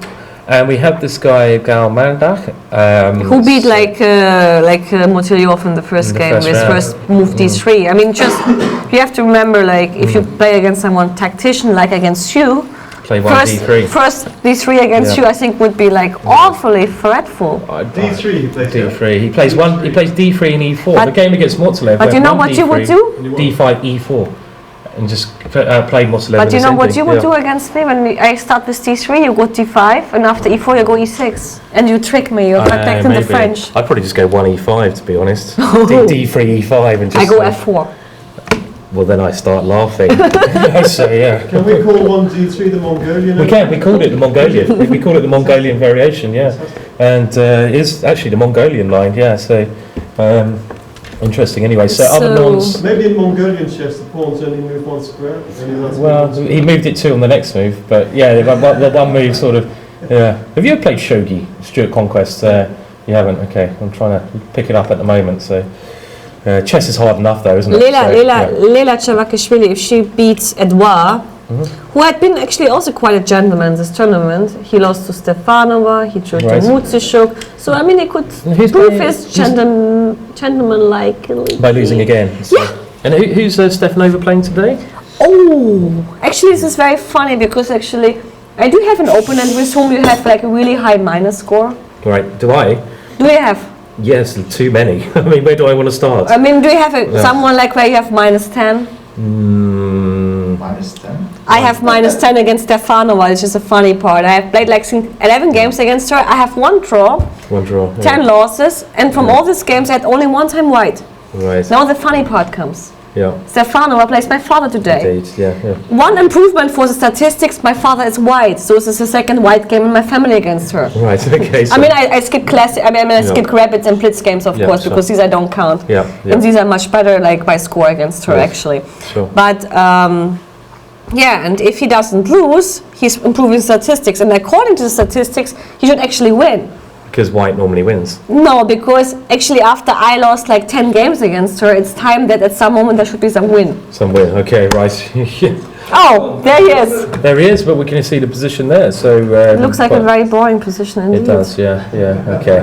It's the Italian. Italian variant. I always play the Italian against her as well, but usually in rabbit games. Okay. And minus 10. No, actually, I mean, I didn't lose any Italian game against her because in these 10 games I had only 1 time white and I played something else. Right. So, I mean, the Italian statistic doesn't count here. Why do you think you've done so bad against her? It's hard to believe. I mean, it's hard actually to say because, I mean, at least in like 2 or 3 games I had a very good position. One, I think even I had a huge advantage. The one I drew. But in general, actually, it's hard to explain. I mean, I started at the age of 15. I played the first time in 2001 in the European Women's Championship. And then actually it started to continue that I lost and lost and lost and lost. And suddenly I understood that I'm losing all the time. Yeah, it's a bad feeling, yeah. So. Okay, but I mean, according to statistics, it should change one day, and maybe it will change sooner or later. But now, even like playing in the Olympiad against Bulgaria, a good move of Germany is to swap out the first board. Right. Okay. And actually, it was. I mean, last time we played against Bulgaria, our first board, so Schleining easily drew against her, so it was not such a bad thing. But the problem was that we got weaker in the lower boards. Sure. Yeah. This was a problem about the strategy. There's a video clip covering that, isn't there, where you drew with her? Huh? There's a video clip. Yes. Actually, in this year where there was this video clip in 2007 during the European Team Championship, it was a funny part. As there was a TV team filming like the German team, and they came all the way from Germany, and I had to play her, and it was the only time I could make a draw. Right. Okay. Well, that's good. And it was actually even filmed, you know, which was like so at least I have a memory out of that. A memory of the draw. So, I'm actually trying to think who my worst record is against. I mean, I think I used to have an absolutely horrible record against David Howell. It started in Gibraltar 10 years ago in the last round, where, I mean, This is one of the first tournaments I don't know if it's 10 years ago, something like that, where they brought in increments. And he always tricks me, like say, getting short of time, 1 second left. But usually you are the trickster. I can't believe that he can trick you. He's such a positional player. Well, I've got 1.5 out of the last 2 games against him, so that's just clawing my way back. But Gawain Jones I had quite a bad score against as well. We used to have a very good score against him until he grew up and hit puberty. So, but like, yeah, I don't know. So, but yeah, there's a number of players. I don't know. I mean, I'm just thinking, who do you have best score against? I mean, there's one English player. I have 11 out of 11, and he's an international master. Richard Palliser, actually, I've got 11 out of 11 in FIDE rated games. And I don't know why, because, just strange. Or 10 out of 10, I don't know. And actually, the horrible thing I once did is in rapid games, I also beat him every time. And there's one time I was actually playing him at the Internet Chess Club, and I had won the first 2 games. This is really rude. And in the third game, he's beating me, so I just logged off. Didn't give him the honour of getting 1 point against me. So that was really horrible, wasn't it? Just to keep the statistics, just right? keep it 100%. That was really nasty. So okay, but Are you listening, Richard? yeah, Richard, I'm sorry. Sorry. Public apology for that. Yeah. Herewith, I apologise. Public apology. I apologise for logging off against Richard Palliser in ICC game. Sorry, Richard. I will never do it again. I will Never say never. I will maybe never do it again. So okay.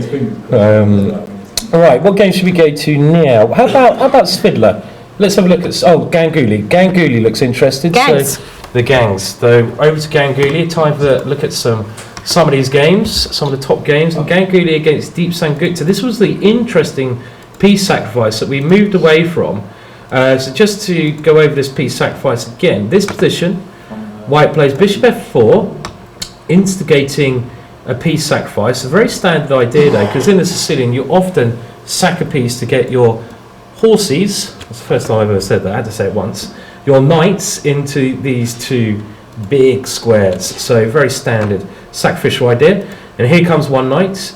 Black obviously has to get something for his position, so he takes this one. And here comes the other one. And now taking the knight we looked at was far too dangerous. So Queen E5 looks like the sensible option. And I'm guessing here Black now wins the piece back by force. So this could just be, a clever way, all theory. Take on E7, Black takes back, and now White gets the piece on D6. And we have quite an intriguing position. Actually, now it's equal material. Black's queen on E5 has a nice sort of hold on the dart squares. We'll just see a couple more moves. H5, Black probably wants to develop the bishop, the rook like this. I remember this is the way Geary has played a similar way in this variation. G3, knight to G6. Okay, maybe the king is also coming this way. That probably makes more sense. Got to hold on to the bind on the F4 square.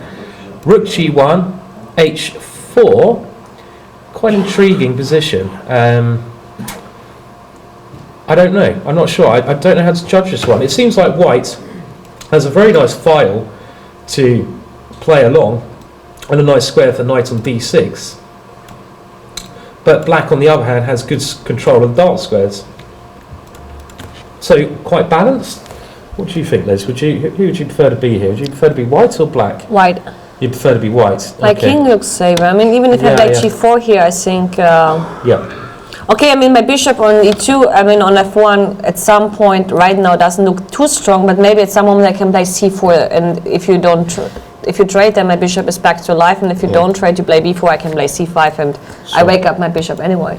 Yeah. Okay. I mean, it looks by the king's position, especially White, it seems to be seems to be much safer. I can't believe these guys are bringing up my worst results now. Thanks, producers. God, the cruel Dutch sense of humour there. They're telling me all the bad players, all the players that I have worse scores about. Summerscale. Apparently, Aaron Summerscale, I have drawn once and lost 6 times. Shearoff. Well, there's a surprise. -3 against Shearoff. All right. If I'm -20 against Carlsen, I wouldn't be upset. Exactly. Even so, against Carlsen, I'm only -1. I'm +1 against Carlsen. In 3 games, I'm -1. I played Magnus once in a real game, Gausdal, when he was about 25-18. I managed to win, but then I played him in the Reykjavik Blitz tournament. Okay, the Blitz doesn't count. This was good. I came above Anand and Carlsen in this tournament, but I played Carlsen. He was the only player to beat me, and you know how he beat me. We got down to, I had knight, bishop, and Okay, I had a knight, bishop and pawn. He had just had a rook left and he took my king. So the world champion actually thinks it's okay to take his opponent's king in chess. This is not on. Not on. Someone needs to teach this guy the rules. You know, so yeah, well I think he's learned them by now, hasn't he? So, very... Says the man who wouldn't let Richard Pallister win on... you know. I made a public apology for this one, so... yeah, but you would never do it again, right? Simon? I don't know, maybe not. No, I wouldn't, of course not. I'd be well behaved, so he's going to... I don't want to play Richard for a long time now. It's going to be... He will crush me next time I play him, and he probably deserves to as well. You're +9 against the guy? Sorry? You're +9 against the guy. Oh, it's only +9. Well, according to chess. Okay, okay. So anyway, yeah, we've all got our bogey men, don't we? We play against. Well, we have a tweet now, so let's just bring up a tweet. The Richard Rapport game is a model illustration of why you should not develop the queen before the other pieces. Well, let's go and have a listen from Richard. This was actually interesting because we couldn't solve the issue why white was so much better in this Okay, position. yeah, this was this. But maybe this up. One more. I just like you saying. Okay, here we go. Right, okay, so yeah, we couldn't actually solve this after bishop f5 castles. h6. We thought white should be doing well, but we didn't actually see. And now bishop f4. Simply bishop f4. I mean, we had bishop f4 in some variation. Sure. And now if you take on d3, bishop e5, this we also had. Okay, yeah. And now why queen c6 is not possible? Maybe it's getting in trouble, so knight h4. And apparently Nakar has made a GM norm already in this tournament, so... Which is a very bad sign for his... maybe he's partying all night. Now look at that, he's got his head in his hands. Early morning for him. Sorry, let me just go back a couple of minutes. No, but actually... well, I mean, okay, this does look good for white because he has great development advantage. But I mean, why not queen c6? Tell me. Queen g6. Well, I'm wondering also why that move is not the correct way to play. I'm just going to simply take on d3. If I go knight e7? Knight e7, and now what am I playing here? I'm fine. Yeah. You could, no, it must be something like with knight h4 or something. Well, knight h4, I'm just worried you go queen g5 here. There's no clever way I can trap your queen. No, but I take on d3 with a queen, and if you take on h4, I take on g7. Ha. Oh, nice. Queen takes here. And after queen takes it, I take on g7. Nice. And you trap the rook on h8. So that's the idea. Okay. Obviously. So, right. All right. We solved it. Yeah. The queen went back to d8, and now Richard, he took with a pawn anyway. Quite intriguing. And I suppose the issue is this bishop is so strong.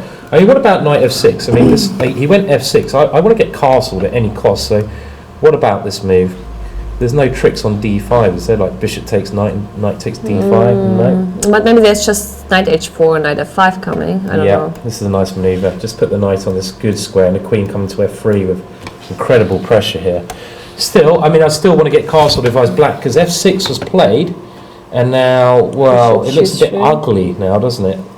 Bishop g3, and black now took this one off. I don't like that move either for some reason. Look at this next move.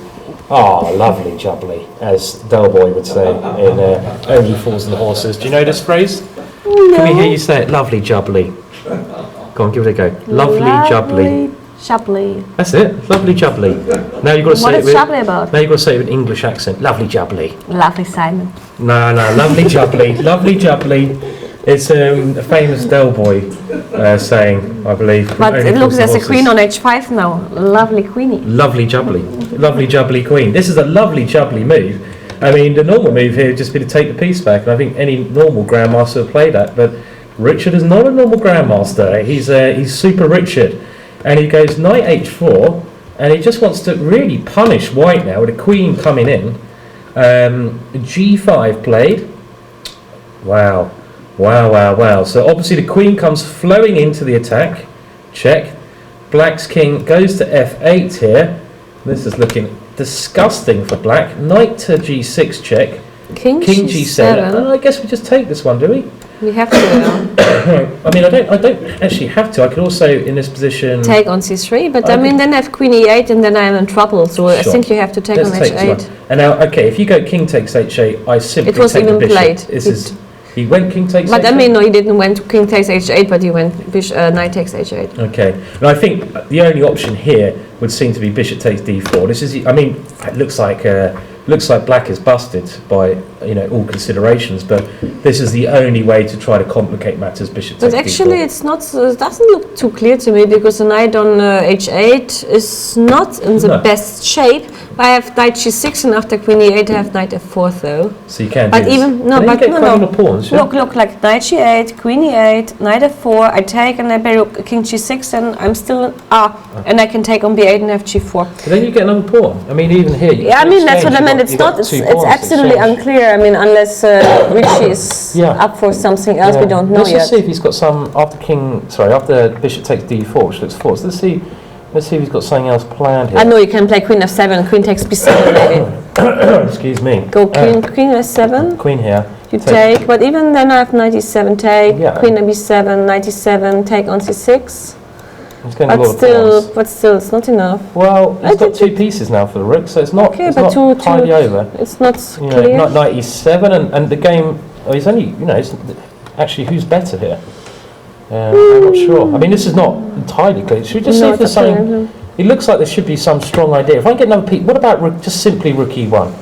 I don't know which one. Let's play f1. Maybe I might want to go f4 later, but I'm thinking here the point is, well, you shouldn't take on h8 now because now rook e8 is very rook e8 and then rook e1 is coming, and I will queen make takes h6 is coming as well here. That's in some variations, but yeah, this is game over.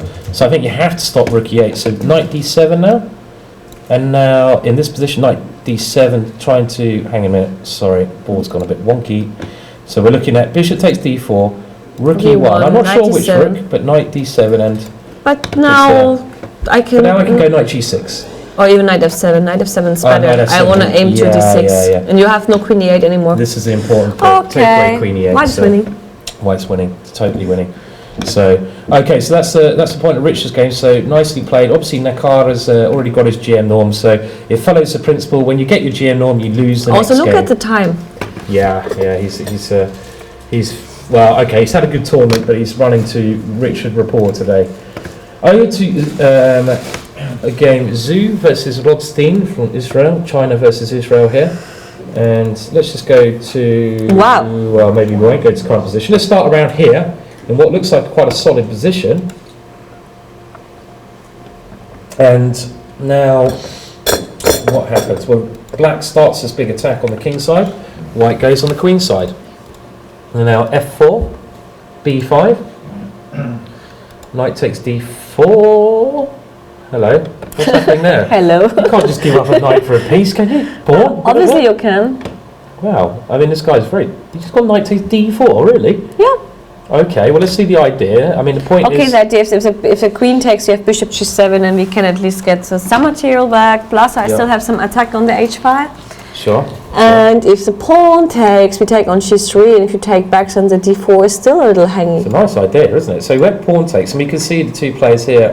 Zhu has next to Richard Rapport there, and I think Rodstein maybe is Rodstein gets inspired by Rapport. He does, yeah. He's looking at Richard Rapport's game, and he's thinking, "Hang on a minute, this is." Let's go for it. Yeah, this is it. So yeah, and Black's idea is literally you just got to checkmate here. I mean, nice idea. I like these ideas. White took on g5, and now rook to e8 is the current position. Black is a piece down, though. Yeah, it's just a piece, but... It is just a piece. But I mean, obviously it's easier to play for black. Mm-hmm. I mean, would you prefer white or black here? Well, this is obviously black, yeah. Obviously not even the most discussing, right? No, this is right. I mean, the queen g4 is a move worth considering. Let's just see what he's playing. The bishop's gone to f4, has it? It looks like he's played bishop to f4. I mean... Still, the black king is in danger as well. So this is not this. I think am I right in thinking Zhu is one of the coaches for the he's national team? He's here actually for coaching the women's actually. Right. I mean, like I think Goxi and maybe Zhu Wenyun, these two. What are you doing against queen g4 and the threat? I just want to point out maybe one threat is it's rook h1 and queen g1 mate, which is. But okay, you can still take on f2. But I think this game. Well, then I go rook e2 check and I win. So this game's. Sorry. B6. Well, b6 is too slow here. I got forced mate after rook h1. You have if to you take, I go here. mate, and which if is he takes mate. on f2, I mate you on f4. I go rook e2 mate. Yeah, one of these mates. So this is both of these. So you have to actually play. I mean, if queen g4 is played, you have to play very quickly here. Bishop takes c7 check. Okay, you have to go for a check. I feel correct, and then I have to go to a8. And now I have to come up with something clever. I do, because I have. I mean, there's mate in one threatened as well. Rather than that flashy mate I just showed, queen e2 mate was even stronger. You know, I always go for the flashy mates, but queen e2 mate is another one you have to watch out for. So you've got to find a good move here. You've got to find a very good move. Queen g4 looks. Queen d1. Queen d1. I know you. I still feel like you will be mating me after rook h1, king f2, and queen h4. I've also got rook e1 check here. Okay, but I mean, I think okay, whatever. Like, hang on, I have an idea. I have an idea. Okay, yeah, sure. Maybe I can go. Well, it's not a good idea. I don't like I have bishop h2, you know. I get those ideas all the time. But there's queen e2 mate as well. What about bishop e5? What about bishop e5? I need to stop this rook coming in. Oh. And I need to. Black now needs to prove there's a mate here. Maybe this is the way to play. Just block up the e file. This could be much more sensible. Hang on. I'm hanging. Well, not that much. Okay. This is maybe not so crazy. I will come up with something. Well, bishop d6 looks like an immediate move. Bishop. Rook h2 is also a good idea. Yeah, let's throw it in there. Throw it in there. So rook h2. Yeah, rook h2 looks. I mean, you can play rook c8 check. Rook c8 check. What else happening? Rook c8. I mean, I have to distract either the queen or the rook from the e2 square, and then I can take on h2. Ah, nice. I'm a tricky. Wow, you're more tricky than me. You're much more tricky than me. Rook c8 check, and the point is, okay. Well, let's just show this to people who might not, catch it, because I'm not quite catching it. Is if bishop takes h2, well, queen e2 is mate. So, lovely idea by Lizzie's is that if you go rook c8 check, you divert either the rook or the queen away from the e2 square, then you can take on h2. One tricky customer you are. One tricky customer. I'm learning from your son. Yeah, well, I'm learning from you, I think, well, maybe. And what about the other idea I want to play is bishop d6. That looks a little bit more boring. It's boring, but I need to... No, boring, not boring, boring. If I play b6 here. Oh, right, I have to go a6. And now queen takes a6. You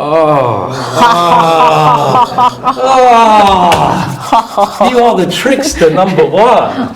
This is beautiful variation. Pawn takes, bishop takes d5, only move king b8.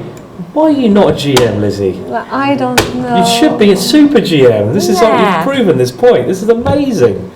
What a beautiful checkmate. That's one of the nicest ones of the week. You're finishing in style today. That's the best game in the tournament. It's an amazing final position. Okay, well that's a fascinating game anyway. But we think maybe White is just holding somehow. We will see. So it's not so easy for Black as he played queen g4. Queen g4 is played. So okay. Anyway, I think we should go back to the top boards now. Let's go back to c7 was also played. Sorry. He took on c7. Yeah. I took on c. He did. Yeah. So that might. We'll come back to that game. So it's fascinating. Let's just keep an eye on the top ones. So okay. Well, we do have this ending. We actually expect it to occur. This is a theoretical draw. It is definitely now. And because the main reason this is a theoretical draw is the positioning of the rooks. When you have a pass pawn, an extra pass pawn, White does have an extra pass pawn, the A pawn, the worst place to have your rook if you're trying to win, White is in front of the pawn. The next place you want to have your rook if you're trying to win is next to the pawn. That gives you great winning chances. And if your rook can ever get behind the pass pawn, then you are pretty much guaranteed a win. But here, Black's drawing idea, as Lizzie actually, do you want to say, because you pointed out before? F6, g5? Simply, yeah. You have to either create another pass pawn or you have to weaken the h4 pawn. That's right. Because the king, I mean, the only way for White to improve is to get the king out, but the question is when. But you also have to be careful a little bit with f6, g5, because you have always to watch out this a6, a7, and then you can't hide from the check from the rook. But I mean, I mean, the way White normally tends to win is to go a6, and now let's say you go f6. Now, just for anyone who wants to learn this ending at home, a7 is a very bad mistake. this makes it very easy to draw. The point being that the white king needs to support the pawn. Because look, at the moment the white rook cannot move anywhere. So here I can just draw by moving my rook up and down on the A file. You can't move your rook away because I take the pawn on A7. And once you reach the king on B6, like just gives you checks, and then I go behind the pawn again. So the only way white can win is to bring the king in to support the pawn and then move the rook away. As Lizzie just said, when the king does come to B6, bless you, thank you, is I can keep checking the king and the white king has nowhere to hide. So with a pawn on A6, the way that white tries to win this now is by bringing the king to B6. Then when you check the king, it can hide on A7 and you can try to win that position. But the problem with this winning plan, which is really the only winning plan, is as soon as the king starts getting across the board, black has gone F6, G5 and maybe even create some weakness over here. So you take on H4 and then you can start taking the white pawns with your king, and you can even give your rook up for this pawn at some stage to ensure a drawn position. So it is a technical draw. It will end in a draw. I'm pretty confident about that. I mean, there's just certain things you have to be a little bit careful of, but of course Hare Krishna knows all this, so no need to cry, Nakamura. You still win the tournament, so he's still going to win the tournament. Well, I think he's thinking about any way he can get any chances here at all. Maybe he tries to memorize something he was reading about this ending, because this is like one of the most common endings you are actually studying. Yeah, I even know this ending, so it's but have you studied it? Yeah. I've had it a couple of times. I've never studied it, but I've learned. But you know everything like by heart, right? I learn everything immediately. I have a photographic memory of every single game I've ever played and no, I don't. I can't even remember my last tournament. I can't remember where I played last. Oh, I can remember. It was in the 4NCL, and you played G4 in a very early stage, and I was getting a heart attack. Indeed. I was like, what Simon the hell's doing again? Yeah, no. It's not good being on the same team as me sometimes. No, it's boring, actually. Yeah. Okay, well, Hikaru is thinking about if there's any way he can pressurise in this ending. I mean, I think it's well known that there's not really, and it should be a draw. So maybe he's waiting with David Howe to finish, because obviously this is a big game. If David Howe doesn't win, Hikaru wins. And let's just check the standings. Hikaru, I think, is going to draw today. I mean, unless there's something serious goes wrong. David Howe, that means there is a chance. There is an outside chance if David Howe pulls off another unbelievable result and manages to defeat the current ladies women world champion Ho Yifang with black. Just to make it that little bit harder, if he manages to win with black, he will catch up Nakamura and they will have a playoff. That would be great. I mean, that would be just so brilliant to watch. But we will look at David Howe's game very shortly. He's got a really tough challenge. Black against Ho Yifang, and Ho Yifang is having a fantastic tournament. So certainly not going to be an easy result to achieve. Let's go over to David Howe now.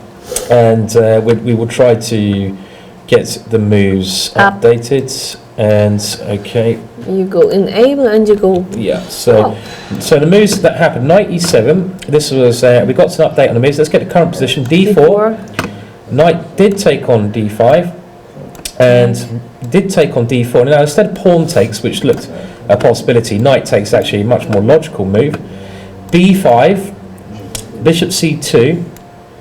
Queen F6, Queen D3, have to stop the mate, G6. And now A4, that's what we basically discussed, this kind of plans. I mean, but I can play B4 now, can I not? Can I not go for B4? Yeah, you have to try to play B4, I think. I have to be honest, I don't think I like it. We have problems on the back rank. But I mean, it's not such, no, I don't think it's so bad. I mean, there's no forced... Well, I mean, I just think white's got this lovely space advantage, and my bishop on c8 I can't really find any good square for. The only way I can get that bishop out on c8 is by swapping on d4. But I think David's slightly worse. That's what I'd say, but maybe I'm being a little bit too pessimistic. What he's thinking about his move now, b4 looks very logical. Try to go rook b8 and create some pressure on the b file. I mean, like for example, rook e1. Rook e1. Back rank. Okay, maybe the other one, but okay, let's say the other one. Yeah, but it doesn't matter actually so much. No, it doesn't matter. So bishop b7. Bishop b7. Bishop b7. Yeah. It's not so easy. I mean. Not so easy. Bishop b7 is obviously the correct way to play here. Yeah, maybe this is actually a bit annoying for me to defend this pawn. Do I have to go rook e1? Do we have something a little bit faster somehow? I don't know. I doubt it, but unless you have some tricky tricks. Yeah, I can't see any tricky tricks at the moment. Do we have time to h4, hang on? h5, Can I play knight e2? And the idea is to go knight g3, knight e4, and to create some tricky tricks. Tricky tricks. Okay, so you want to get the knight around to the e4 square. I want to move the knight a little bit. Potentially some tricky tricks. Good afternoon, sir. So tricky tricks. So maybe. I mean, now you have to react on b4. Obviously, you don't want to lose a pawn, so you should take. And then I take back with a knight. And now your knight is coming around quite quickly to e4, so it's possible. And my bishop is still not. Maybe I should get queen d4 and swap queens at some point. Okay, if I swap queens and everything. But even queen g3 is coming. It's not that simple. I mean, after queen d4, there's queen g3. Yeah, it's an interesting idea. Yeah. The position becomes a little bit tactical. Indeed. Yeah, I think I like that idea actually. Knight e2 is nice. I mean, also knight here looks like a good piece. I mean, it just seems like white should have a bit of a better position here. I can even, if I want to play super positional, which is not really like me, could I go something like rook e1, you go d6, no, I go bishop b7, and then I go, can I play knight b3? Is this crazy to try to just go knight a5 and c4 at some point? It might not be right, but I'm just thinking there's another. But I can take option. only one on f2, and I think it's crazy. Oh dear, it is crazy. Yeah, good point there.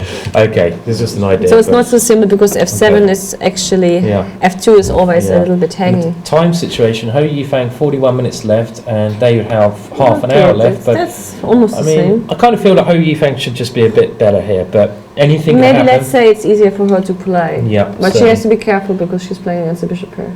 Yes, so the bishops come to life later on, then the position can turn around totally. So, okay, well, we will come back to this one a bit later on. Now, let's go over to Vichigov. He played a draw. Is playing, whereabouts is Vichigov? Let's skip to, where has he skipped to, Vichigov? Is he black today? Up, down, a little bit more, a tiny bit more, even more. Okay, there we go. No. Oh, it's a draw. Yeah. Vichigov with white. Okay, he was playing. It looked like his opening was quite promising, but he made a massive mistake in this position. I mean, this was d6, and all of a sudden he castled. Now, one thing beginners should know: you never castle if you can play g4. This is rule number one. Don't castle if you can go g4. If you want to get better at chess, then take my word for advice. No, don't, because you will never get any better. But we were thinking a much more entertaining way to play this position would be like b3, bishop b2, or even knight g5, and after h6, h4 to go to follow the footsteps of Richie Rapport. Knight g5. But something like this would have been much more to the point. But instead, well, some of these guys, I mean, they're quite happy to just ensure themselves a nice paycheck. And they don't want to take too many risks, They want to make sure they go home with some money. Do they have a nice paycheck with the score of 7 points? Well, not as nice as it would be if they won. That's the problem. So yeah, 7 points doesn't secure that much money. It secures you maybe like £1,000. But I mean, let's say you have to spend some money for the travel. Yep. I mean, unless you have some guarantees, this I don't know. Yeah, maybe. But it's maybe not so much. You have to have some lunch. Yeah. You have the visa issue. Yep. I mean, if you're from Russia, you need a visa, obviously. Yeah. I don't know. I mean, you don't get too much. Well, I mean, my philosophy in these last round opens, whenever I've been in the position, is that I play these last rounds. There's a lot of money at stake, and normally at a draw, I find a draw will give you, let's say £1,000, but a win will often give you like 4,000, 5,000. You should gamble. I always gamble in the last round. You just go all in. If you lose, you lose, and you go to the bar and cry your sorrows away. But that's the point. Just to go for all in. Just go all in, because if 50% of the time you win and 50% of the time you lose, you get more money in the long run. So mathematically, it's the correct approach anyway, because you're going to win more money over time. Okay, but it depends on the type. I mean, I understand those who have a family, of course. I mean, it's a different issue then. I mean, you're not married, you don't have kids. I'm not married, I don't have kids. No, still got. We are planning to, but the point is like, if you don't have to feed a family, I mean, then of course gambling is much more fun. Yeah, it sure is. So okay, but yeah, I mean, fair enough. The game was very solid, and I'm not even going to bother showing the rest because it's not of interest. Oh, Well, it's boring. I mean, It's boring. Okay, let's go over to let's go to H the Hans pawn. Are you sorry? Excuse me. To Hans the H pawn. Hans the H pawn. Which one? Oh, that was in Topalov, was it? Yeah. Okay. Let's have a look because this was Hans the H pawn. Sorry, here. Of course, I know Hans the H pawn. And this was after G5 from White. Topalov now played a very imaginative, and I think an idea that not a number of players in the world would even consider with Black. I mean, H5 just looks kind of ridiculous here, because you put your pawn on pre to the queen that comes nearer your king. I mean, seriously, how many people would think of that move? I don't think there'd be many. I think, we agreed it's probably a great idea because after Rook F5, it's a sacrifice. Black has great positional compensation down the F file. So white squares are very weak. This is basically the main positional compensation. It's the white squares, which are in total control of Black right now. So it's a very interesting idea. Now, Knight G1. I guess the knight is trying to head around and Queen F7, we all predicted that. I mean, they should have listened to us. They would have been a little bit faster on the clock. They could have played lots more moves by now. And because all the endings, even though Black has a pawn down, are probably just good for Black, because Black has a very solid centre and he will pick up a pawn. He will pick up the G5 He will pick up the pawn at some point. So Queen H4, Queen G6, and it's now Bartel's move. So but I think actually the position for White seems very, not bad, but let's say very risky. Risky. I mean, positionally speaking, I mean, from the positional point of view, I would even claim it's lost from the positional point of view. But since there's a tactical point of view in every game, it's not that clear. I mean, what about, I guess Bartel's idea is to go Knight E2 to G3. I mean, this is one thing I was thinking he might try. I don't know if this helps, but let's just have a look. I can go Rook F8.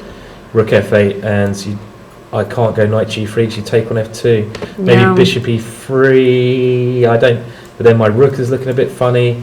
Yes, I think just H5 is a brilliant idea. That's a move of a world champion or an ex-world champion. You can still see that Topalov has the magic there. I think it's a great idea, this H5, really, really nice.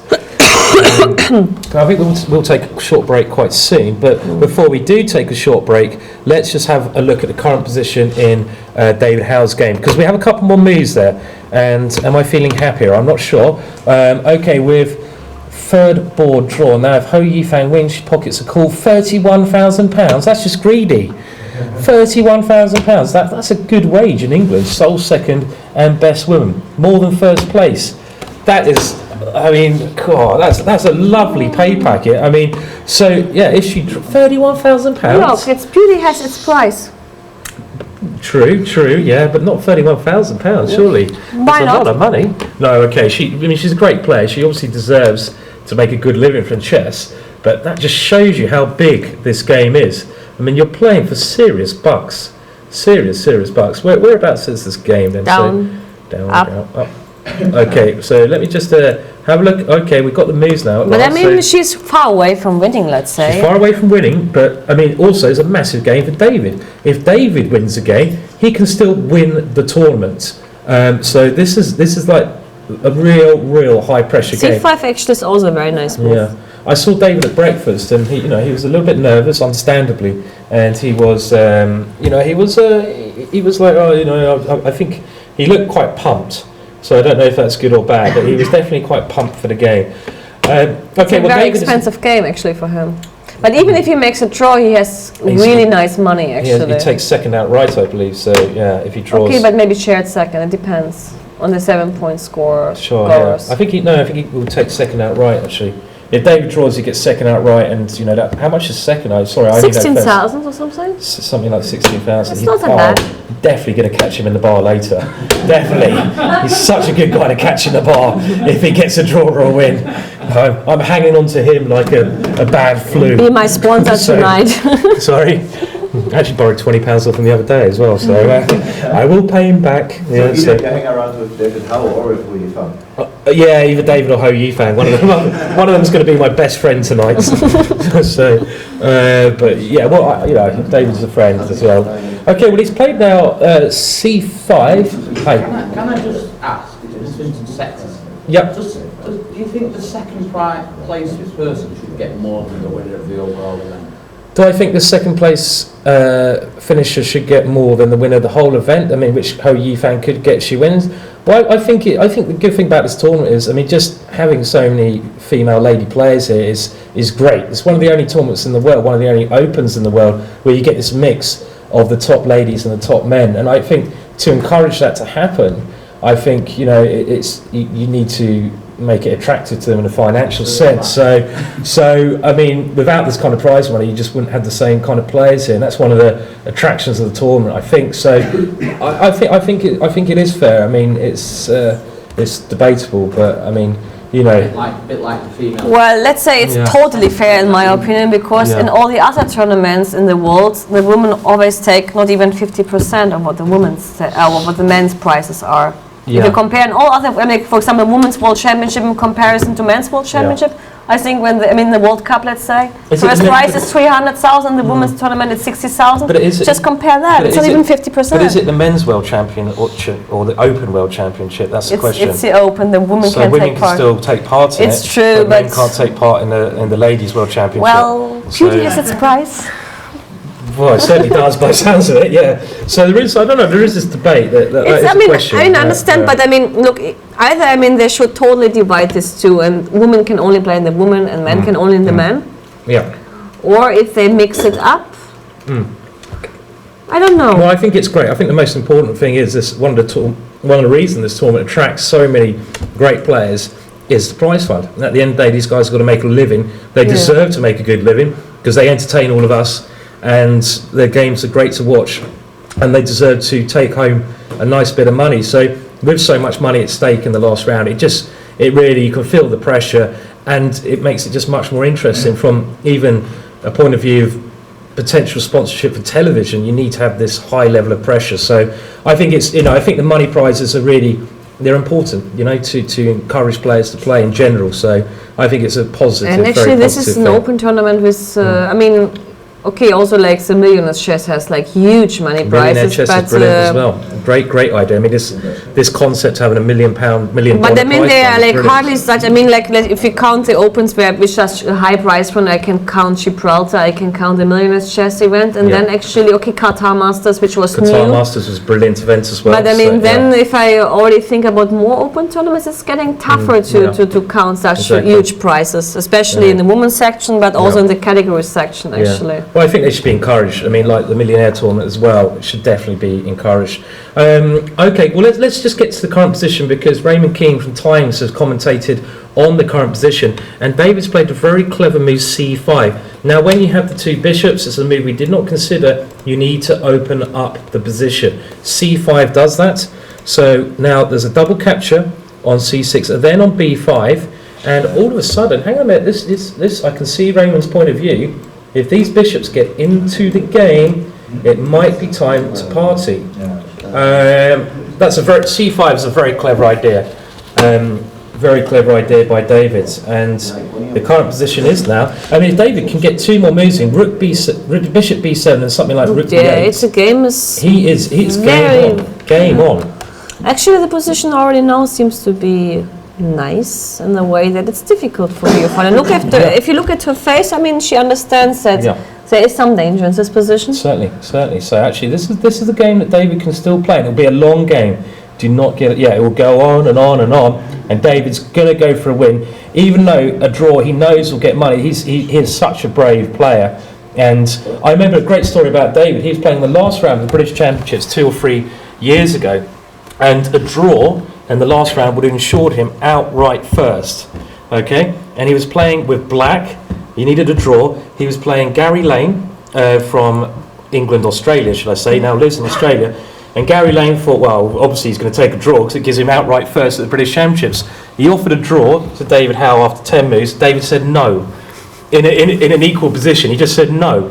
So why not? I mean, he's a stronger player. Why not to show some? Because he gets £5,000, he can get to the bar earlier, and there's still a risk if he plays on. If he plays on and loses, he might not be British champion. But it shows you his character. It shows you he's not scared, which you need to be again to be a champion. It shows he's a man. He's a man. He certainly is a man. He's Prince Charming. He's Prince Charming. Okay, well, lots of action. It's getting very interesting. we're now just going to take a very short break for 5 minutes or so, and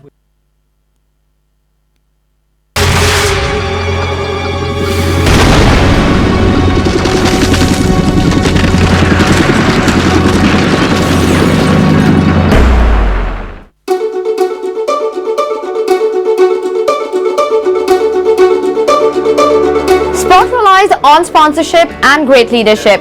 We hear from one of our principal sponsors, CEO of Gib Telecom, Tim Bristow. Gib Telecom's delivering two main things. One is continuity. We've been there from the start and we're still here now. And secondly, we're delivering the ability for this tournament to communicate around the world. People tend to take technology for granted and just think it's the press of a button, but of course there's a lot behind it to make it all work successfully. Gib Telecom prides itself on putting things back into the local community. This tournament is a great way to use our money. Here, because it's an open tournament, because Gibraltar's relatively small, you think we attract 60, 70 grandmasters from nearly as many countries. I mean, it is an extraordinary, diverse community that descends on Gibraltar. I mean, that has to be a fantastic opportunity, both for Gibraltar and for all the people who obviously vote it the best open in the world.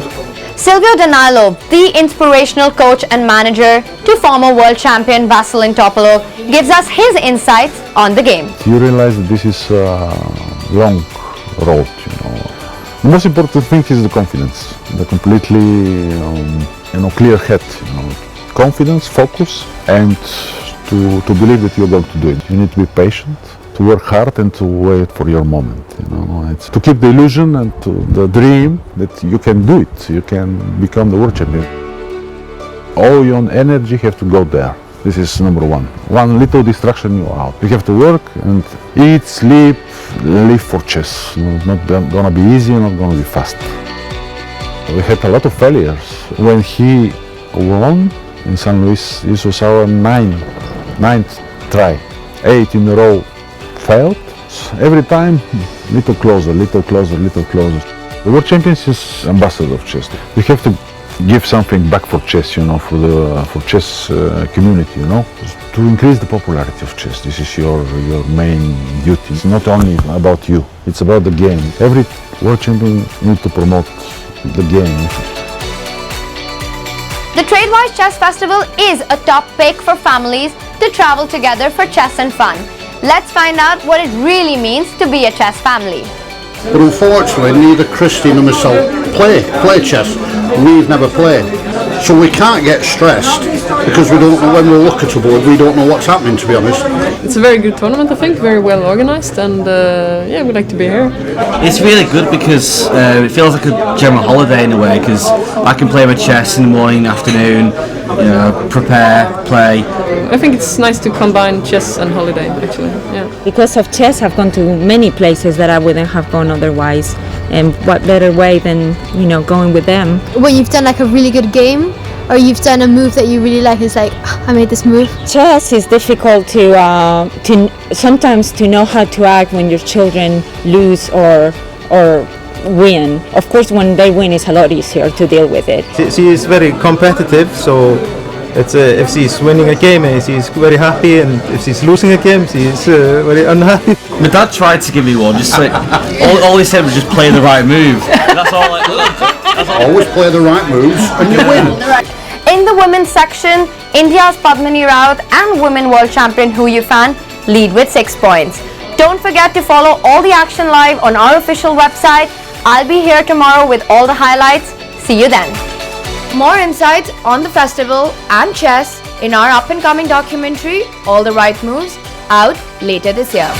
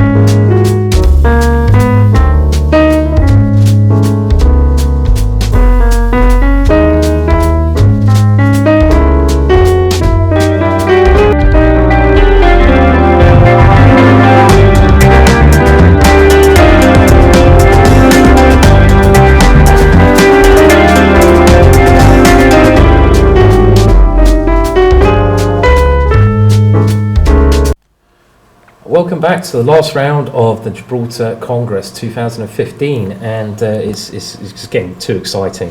It's getting too exciting for me. I'm just, I'm all over the shop. I don't know how to contain my excitement here.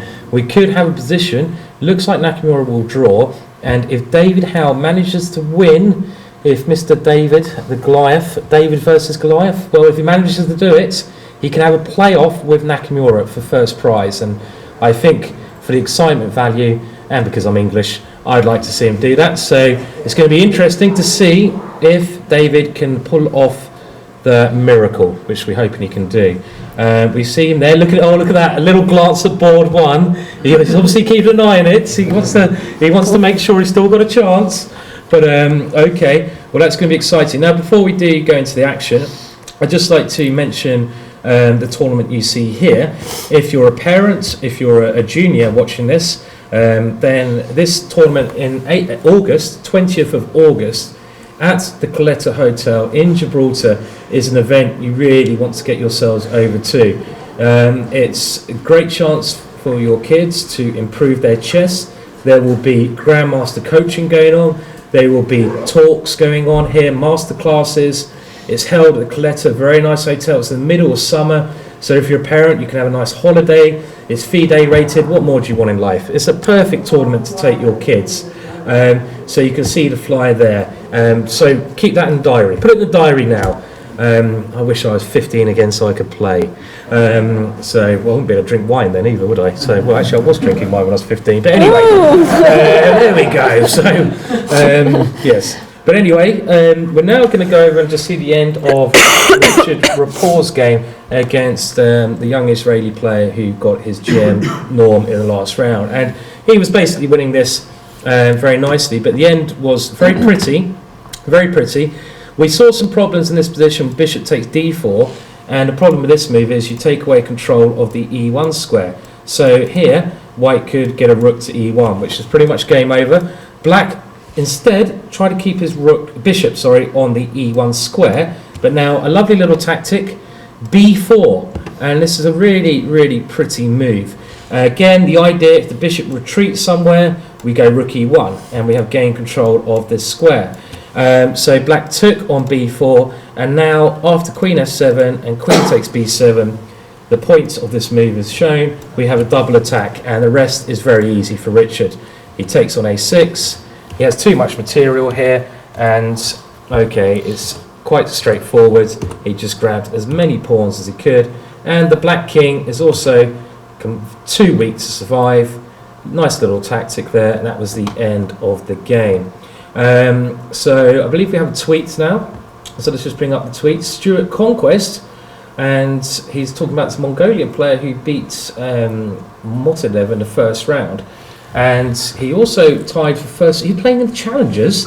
Wow, yes, he's playing a double. That's crafty of him. So he took some money in the Challengers, and he's going to make an Iron Norm in the Masters. He's had a really good time over here. That's a great event. So good stuff. Well done to this player. He's obviously had a great event. And now let's have a look at this very interesting game, Zhu versus Rodstein. And this was tactically very interesting. So down. There we go. So well, we'll just go back a couple of moves. Now Queen G4 was where we last were, Liz. So. And we had everything predicted, but we didn't predict after Bishop e5. We had Rook h2 as well. We did. Well, actually, he played Rook your Rook c8. Brilliant. So this went according to plan. Now Bishop e5 looked like a very good blockading move to stop the queen coming into e2 and mate. Jack Rudd, I believe, suggested Rook h2. I think it was Jack. It could have been somewhere else. And now Liz, you said Rook c8 check. So this went again. Our predictions are very good today. The problem is the bishop takes on h2. Queen e2 is Shachmat. Shachmat. That's what I said, isn't it? You said Shachmat. Shachmat. You have to say okay. So anyway, Rook c8 was a very clever move because it takes away a defense of the e2 square, and now bishop comes back and takes an h2. White is piece up. Rook e8 played, and in actual fact, there's still some problems here because Queen e2 is coming in with mate. But what happens after bishop e5 here? Why not bishop e5? Why not here? bishop e5? Indeed, it looks like. Because rook takes e5. Oh right, crafty. Now we can play rook takes e5 simply, and this uses the pin on the d pawn to win material. But what about queen c2 as well? I mean, can we not go queen? Am I missing something? Queen c2 looks. In the worst case, no, I can't. I thought like I can play rook e1 check, but maybe queen h4 with the idea of double attack on e1 and h2. That's nice. Attacking h2 and threatening rook e1. Actually, rook e1 is pretty much unstoppable. So that would be very good. So, in actual fact, the initiative continues, and White has to give up his queen.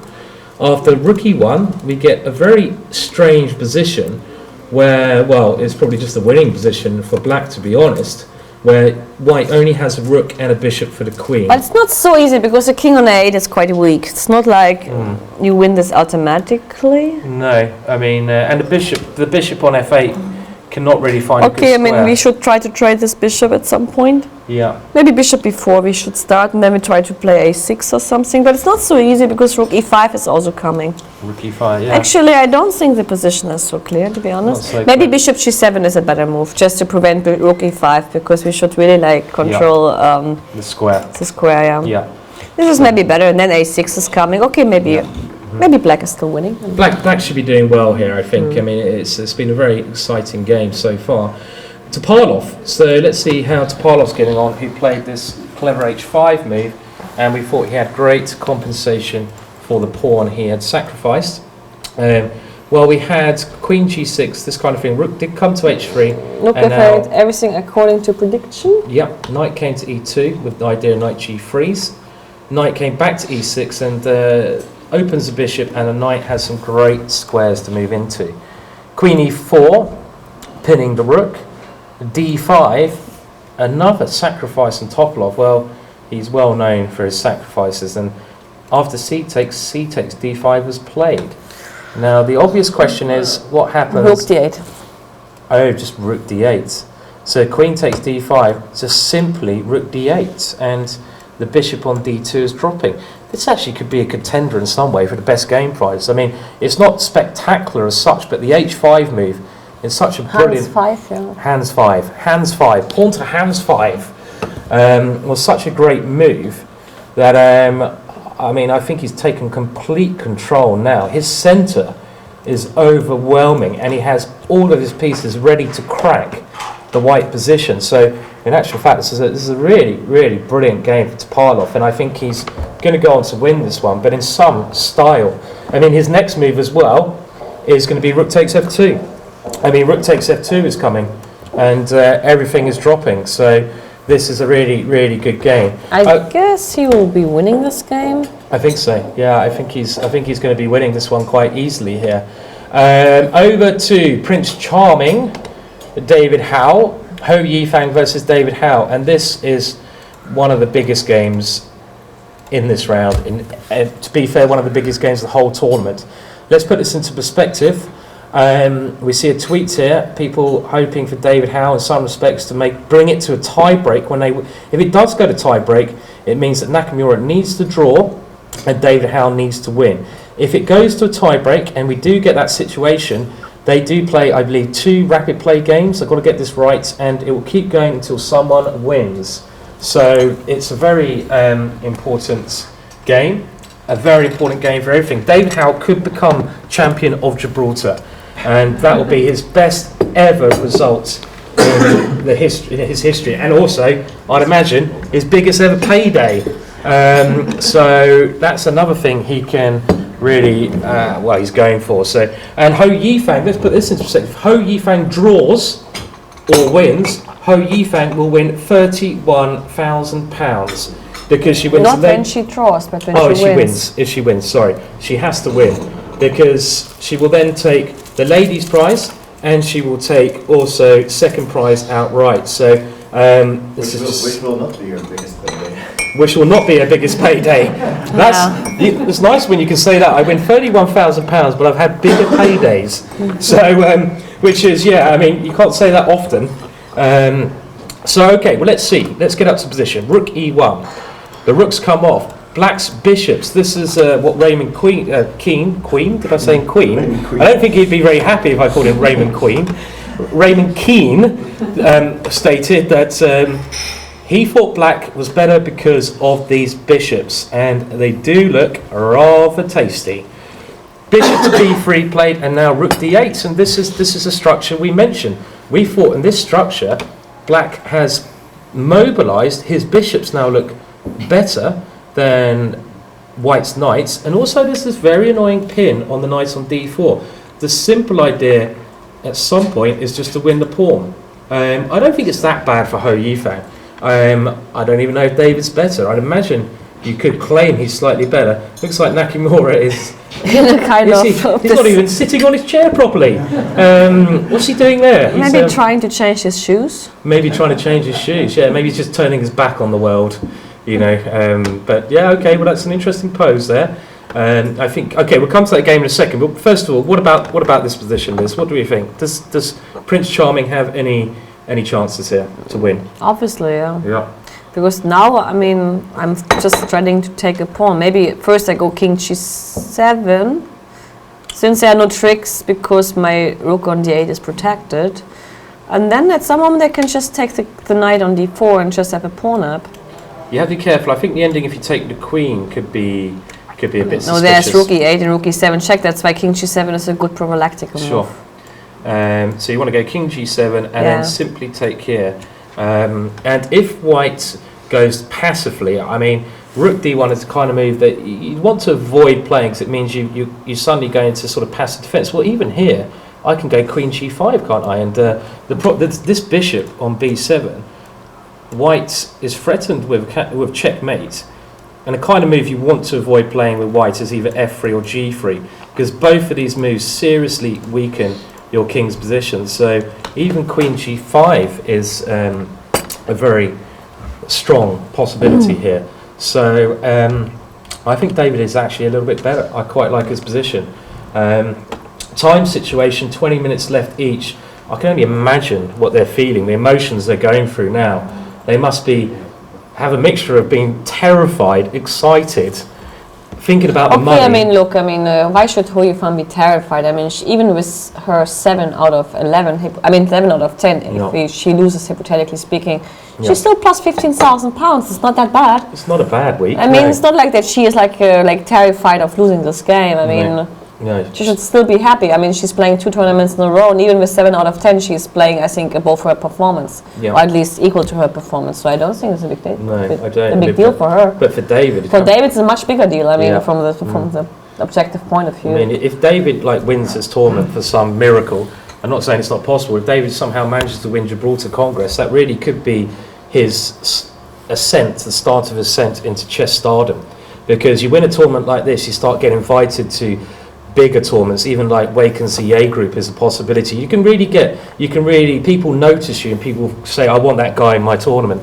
So for him, who's just finished university, it could be a great opportunity to show how strong he can become. So it's massive for a number of reasons. And but just imagine it. If you ever start thinking about these things during the game, I mean, if it even occurs to you how important this game is, you can just go doolally. Do you know what doolally means? No. Doolally. Is there a song about it? Can you sing it for me? I can't think of the song about doolally. Doolally? Going doolally. No, I don't think there's a song. It's a word mean going a bit crazy. You can lose your mind. Is there a song? I don't think there's a song. Anyone know the doolally song? No, I don't think so. Okay. Right, well, let's we have a tweet now. Okay, not quite yet, but we're going to Nakamura first. Over to board 1. And this was looking like a technical draw. Because Black's plan is to, at the right moment, push with g5.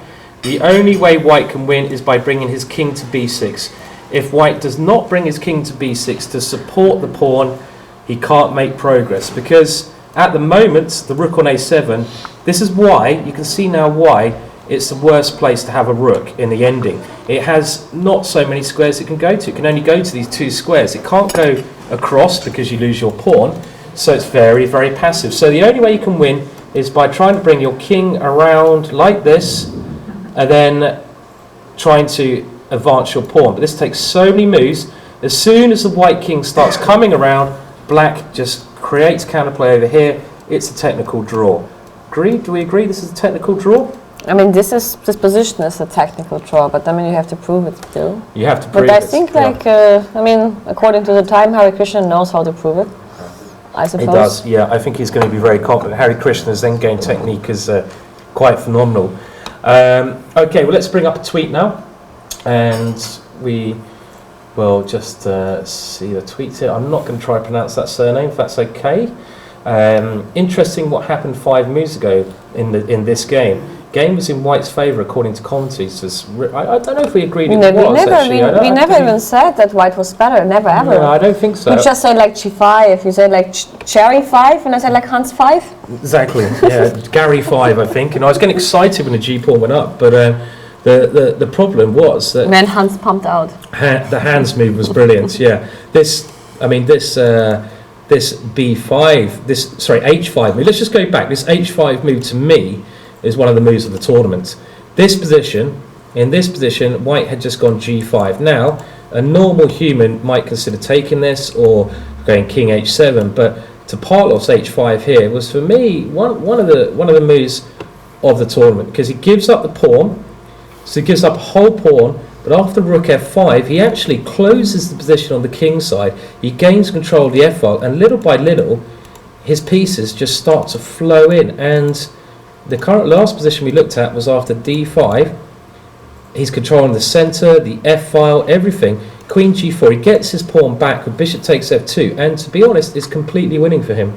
Yep. This is completely dominating. So this has been a brilliant game. Topalov at his best, at his imaginative best. C4 played, and okay, even just containing your strong centre with C6 would be logical. If you don't want to play D4. D4 is okay, but you do give away the light squares. Maybe Queen E4 now comes. Okay. I'd go C6. I think I'd just keep things solid. Yeah. C6. There's no point to do much else, unless there's a bishop move. Is there some tactic with your bishop? No, you want to take on A5, obviously, at some point. I mean, C4 is the idea that I take on A5 as well. But what about if I just go bishop to C5? I want to just checkmate White now. There's no more messing about. I've had enough fun here. Okay, you take on F5, maybe. And then I should take with the rook, I guess. Yeah. Do I have a mate? I don't know. I mean, rook here. Rook, queen, knight G3. Knight G3. Okay, and this might. But then there is some tricks with rook F4 connected to queen B1 check. Yeah. Perhaps. So let's have a look. So maybe we have this check. And then nice I take. Yes, mate. Yeah. On F2. Here. No, on F2. Queen G1. Yeah. Simple. Queen F2 mate. Wow, that's a nice tactic. Well, Topalov is winning. It's a great game, and it looks like there's going to be a draw in the games Fidler versus Satovsky. We haven't spent too much time on that game. We can maybe show it a little bit here. So let's. Well, I mean, I don't think we'll spend a great deal of time. He played D4 actually. Let's just look at the current position here. Svidler with the white pieces, black 2 pawns up, but Svidler is too active with his rooks. I don't think White can win this. I mean, I can just take on G2 and then make draw. Taking on G2 is a very simple way to make a draw, yeah. And then I take on. Can I even try to win with King F? Oh no, it doesn't. Well, let's just. Oh no, you've got Rook G6. I wanted to checkmate you, but that's just too cheeky to be true. It's going to be a draw. Not enough material left, so let's not bother too much time on that. It doesn't really affect the standings of the Congress. Okay, well we've been told Ganguly's game is well worth a look, so let's go over to Ganguly. Gangs. And okay, this was a very interesting game. We had H4, G4 was played, and Black was trying to prove that his control of dark squares was strong enough for his weaknesses on the queen side. And we're just going to get to current position quite quickly. Black's put all his pieces on one side of the board. It's quite amusing. Every single black piece is on this side of the board, you know. It's quite an amusing tactic, but it kind of feels like his queen side is going to be picked off. Rook D6, King H7. Oh, yeah, okay, well it is being picked off. There goes the first pawn. But can Black generate plays? King has now got to some security, and his rooks might be coming to the queen side. Queen B3, D5. Okay, well Black's generating something. Bishop B5. Wow, he's given the exchange. Interesting. White has not even taken the rook on e8. He's simply taken on e4. And now f3. This could be another situation of Franz, the f-pawn, or Freddy. We call it Freddy, don't we? Freddy the f-pawn. Franz. Franz or Freddy? Freddy. Why am I saying Freddy in a German way? That's not normal. So, Freddy Krueger, the f-pawn. Actually, you know what? This f-pawn is a little bit scary, isn't it? I mean, actually, it looks easier now to play for black, even so it doesn't mean so much. Okay, I mean, on the other hand, the bishop on b5 controls the square on f1, so it's not even. Can I just go h3? You take on e4 maybe. And the problem is, if you ever take the rook on e8, well, as you just pointed out, you lose control of the f1 square. So this is actually now. I mean, I can just take back simply, and I don't think White will be able to deal with the knights on f6 and e5 becoming actually quite annoying. And the knight is coming in like this, so coming straight into the position. So I'd like St Gutta's position there. Very interesting position, but in these kind of positions as well, I've always found that the player with the initiative generally gets the better of it. And here, St Gutta has the initiative because his f-pawn is so strong. Okay, should we go to Schachprinzen? Schachprinz. We speak about one, so it's okay. Only one now. You if only it's have Prinzen, one. it's a plural. If it's Schachprinz, it's a singular. Schachprinz. Yeah. Okay. So let's go over to Schachprinz Wagner, and let's just find where Wagner is. Up. There we go. Yeah.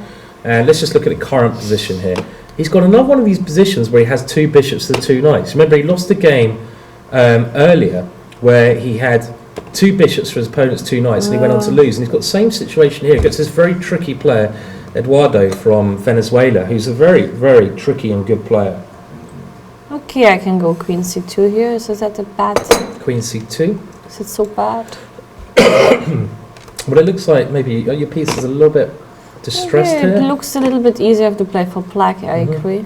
But h7 even like knight g4, knight f6, but I mean probably you can take at some point on h7. Now you could maybe.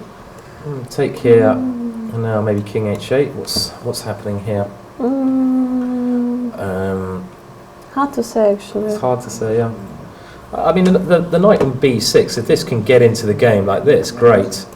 But at the moment, it's not really near that, so it's a very murky position, this, after knight e5. Queen c2 looks very logical, doesn't it? Worth pointing out, you can't take the knight because queen 8. Well, can you take the knight? You can't take the knight. Queen c2 must be played here. But the time actually clearly favors white. Oh, that does. Again, we keep missing the time situation. Edouard is getting very short time, so Wagner just needs to keep his cool. Again, I guess a win here will ensure someone a lovely payday. So they've got a lot of money to play for. A lot of money here at stake. I wonder how many of the chess players will go down the casino tonight with their paychecks. I hope not that many. No, there could be some. Okay, well let's go back to David Howe and see if we have any developments in the board 2 games. So, well, we certainly do have some developments. Let's have a look. So, okay, we had rook d8 played. Now queen g3. White giving up a pawn, it looks like, to stop ideas of queen g5. So David has taken on d4 and now just gone king g7 as recommended by you, Lizzie. And the point is now David is aiming to take the pawn on d4 and be a pawn up in an ending with good winning chances. And is there any way here? Okay, rook d1 was played actually. Rook d1, okay, has been played. Now the first question is, if I'm going to take that pawn, I take and I play queen c7. So we take here, and then queen c7. Or maybe even bishop takes f7, but let's say queen c7 first. This is the idea, and you hit the bishop. It's not so easy. I go bishop. No, I can't. I can't go bishop d5 because you pin. Actually, this position might be even lost. I know this could be a real turnaround. Bishop attacked and f7 attack, and I can't go bishop d5. I feel because you just pin me queen d6, and I have no decent moves there to get out of the pin. So right, okay. Well, this is clearly a plan. There's no other moves after queen c7 because if David's not winning a pawn, it's not. No, this is actually, like you say, good for white. So not so easy. Actually, maybe this position is not winning. I mean, could you try to grind with bishop d5? It's the only chance, I think. You have to get rid of the bishop. But I mean, this position objectively it's a draw, yeah? It's a draw. Yeah, I agree. And we have a result there. I'm not sure which board that is. That's Svidler game, maybe? This Looks is like Svidler Svidler game. Svidler draw. Oh, well, bishop d5. I don't think that's going to be enough to try to win the position, is it? So. But I mean, do you have a choice? Can I go for this ending? How about queen g5? Can I try this? Queen c7? Again, I take on g2. Mate. Oh, okay, maybe not. That's my difference. I got you in the end. With my one move mate. You're such, okay, I take and I play rook c1. Yeah, and this should be okay because white is active enough. And if I have to play, I have to play rook d7 to stop you coming in. And now, maybe still. Okay, let's imagine I go still some rook pressure. c5. Yeah, rook c5, and yeah, I mean, I try king f6, for example. f3. F3. The problem is whenever I take this pawn, you go rook c7, and this is the issue I have. Well, maybe bishop d5. Then you have at some point. Yeah, you have this bishop d5. Now I can take right, but you got c. Okay, this is not okay here, and then bishop d5. But then you go. Maybe you just have to go like no. Maybe you should take first on f7. In this position, bishop takes f7. Now I can take on f3 though, and try to play this ending. Okay, there are some chances, let's say, but objectively speaking, I agree. It can be very drawish. Time situation, well, they're both under 20 minutes. David getting a little bit shorter time, 14 moves to make. So I think rook d1's a clever way. Black has some slight edge here, but is it enough to win? At the moment, it looks doubtful. So he's going to need to try to, pull something quite special out. Some very, very good technique needed here. I think maybe a move like queen g5 might be the best chance to try to go into an ending, but it's probably not enough to win. Is there really? What else can we try here Bishop with black? d5, I think. Bishop d5 is the other possibility as well, which we discussed. I mean, you could. Well, the problem is queen c7 here is a threat. So, I mean, you can sit on the position with rook d7 as well, and just wait and maybe try some plan with h5, h4, make some small improvements to your position. Rook d7 is not outrageous here, I think. So, so rook d7 is a move. A guest coming. Okay, do we? Okay. Maybe the guest is willing to show us some game of Spracket. He had a great game yesterday. Had a great game against Spraggets. Yeah, we can look at it very quickly if the producers here. We've got the action here, but you want to show very quickly some of your good game against Spraggett we hear? Right, okay, today's game also was fun actually with them. Okay, sure. Whichever one you prefer. So yeah, it'd be great if you want to happily show us quickly. Sorry. Okay, so we're just gonna have a quick look at a game. Satoshi has very kindly joined us in the commentary room, and very quickly we'll have a look at maybe his game today or maybe his game against Kevin Spraggett, whatever he prefers. So we'll just get that set up now, and we're back with you in a second.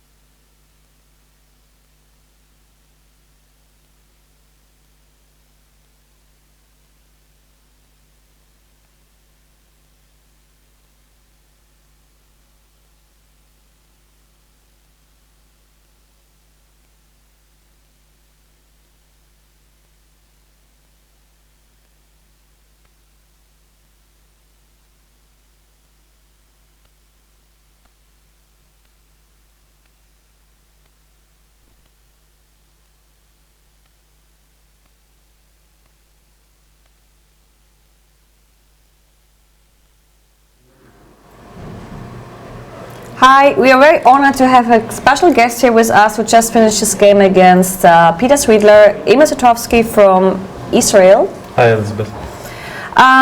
Maybe before we get back to you from yesterday's game, because you played a brilliant tactical game against Brackett, maybe you can tell us something about today's game, because you faced Swiedler with his own weapon. You chose the Grünfeld. Right, okay, this game against Swiedler was quite interesting, although it was a draw. His own opening, I wouldn't call it, because I play Grünfeld for about the same 25 years like he does. All right. so I sort of consider it my opening as well. So he opted for some sideline, but I managed to come up with a good idea, and actually at some point I was slightly better, I think. We didn't analyze it with a computer, yes. But then somehow there was long forced line, and it simplified and ended in a draw. And maybe you can show us something about yesterday's game, because we heard it was like in your usual aggressive tactical style. Yeah, it was a nice game actually against Kevin Spraggett. Maybe I'll start showing the moves. E4, D5, ED, knight D5, knight C3, queen D6. This move is sort of trendy, but possibly after this game it would be less trendy, because at least Spraggett claims that I sort of refuted the setup. I'm not so sure, but I think the idea I played is quite nice. It went like that, knight f3, g6. Basically what black wants is to play bishop g7, castles, and then either c5 or c6, depending on circumstances. And here it's very important to gain something concrete in the very few next moves. Otherwise black would be just solid and without weaknesses. And here comes the interesting idea here, knight b5, queen b6, that all was played. Before that a4 was removed, here a6, knight a3. But I found that knight a3 immediately, such a rather strange maneuver. Is this a novelty? I'm not quite sure, but I think even if it was played before, I spotted it myself. I didn't know, I didn't check. I cannot really say that it was a novelty or not. Because some games went with c4, I think, if I remember right. But it's actually a nice idea. White sort of spends, 3 moves with a knight c3, knight b5, knight a3, and eventually we'll play knight c4. But using this time, it regroups knight to the better position, and black's queen is under attack. Here, Kevin thought for a long time, okay, there is possibility to play logical bishop g7, but then... The queen is getting into troubles, I suppose, then he has some trouble with the queen. And queen has nowhere to go, queen e6, bishop b2, and so on. So that's why he played rather logical c6. Knight went to c4, queen d8. Yeah, I didn't analyze further than this position at home. I just realized that it's very nice for white, and different setups are possible. Well, probably past my prime time in chess, I was not going to repeat to Caruana, to 7, but I was considering to Rapport here. It was an interesting way to play. Just h4, aiming for h5. And bishop g4. Yeah, bishop g4, then knight e5. Okay. Yeah. But then I wasn't certain, like bishop f5 or knight bd7, and after h5 maybe he can take on h5. Possibly I would venture into playing it, but my position seemed to me so nice, so I decided after some consideration to play knight e5. It's interesting, it's 9th move and it's already 5th move with a knight, very rare. So bishop goes to g7, bishop c4, castles. Here I had my last chance to play h4, and I spent a few more minutes considering here. But then I looked at Robert, who was in sort of trouble. I decided that okay. It's not always good to follow him. Yeah, I decided to. To play solid chess. Okay, it's not just solid, it's just sound. Yeah. It's just the strongest move. It's not like I avoided risks, because we'll see later on what there were a lot of sacrifices. Knight d5, rook e1, a5. Good idea. Kevin is very experienced in this sort of position, so he comes up with a very good idea. Knight d7 is sort of typical move, but it doesn't give him very good chance to put his pieces on the right places. But after a5, he aims to play. Now, at some moment, if I don't do anything, he can play f6 and then b5. So I have to prepare some exit for my bishop, either a3 or a4. I thought for a long time here, because there are different options. Let's say a4 is possible, and after knight a6 to play b3. Very positional. Bishop goes to a3, queen to d2, and there is different grip in this position. But then I felt that I want more, jovial play. So I played a3. The idea is now that you can play c4. You can play c4 and you don't give up the square on b4. Yes, it was a difficult choice. I spent, for me to play something like h4 is much easier than to choose between a3 and a4. There are some players who would be happy to make all this prophylaxis move, but I was really spending a lot of time here. I mean, you can see it was like 23 minutes on a3. Yeah. So knight c7, c4, knight f6, h3. Of course, I got to restrict. Him from playing knight g4. Yeah. Bishop f5. G4 is possible here, but I thought it's too early. He will go back and then kick me with knight d7. So I played bishop e3. Now I'm slowly building up. Now if I'll play queen b3, rook d1, he'll be collapsing. So he has to do something with my knight d7. Finally. He's not doing too bad. I mean, I sort of, stop him from playing any active moves, but he doesn't have weaknesses, and my only advantage is a spatial advantage, in fact. So I'm trying to use it by changing the structure. Queen b3, he has to take, and d. Now I do not have these ideas with d5, but I sort of restricted his bishop on d7, which is another point of it. Queen c8 and bishop b6. Freezing the whole queen side. This looks still quite positional to me. That's why I'm looking forward how it becomes like a gangbang position. But probably, objectively speaking, I must have had continued with the positional chess in this game. But not that being trustful to myself, but rather probably being incapable to play the whole game in positional style. So at some moment I switched to my usual mode. So rook a6, rook d1. Now he can play bishop c2, but it's not really good for him, because now this bishop finally is very much alive. And maybe e6 or something could be an idea. So he played better. He played knight e6, very interesting move.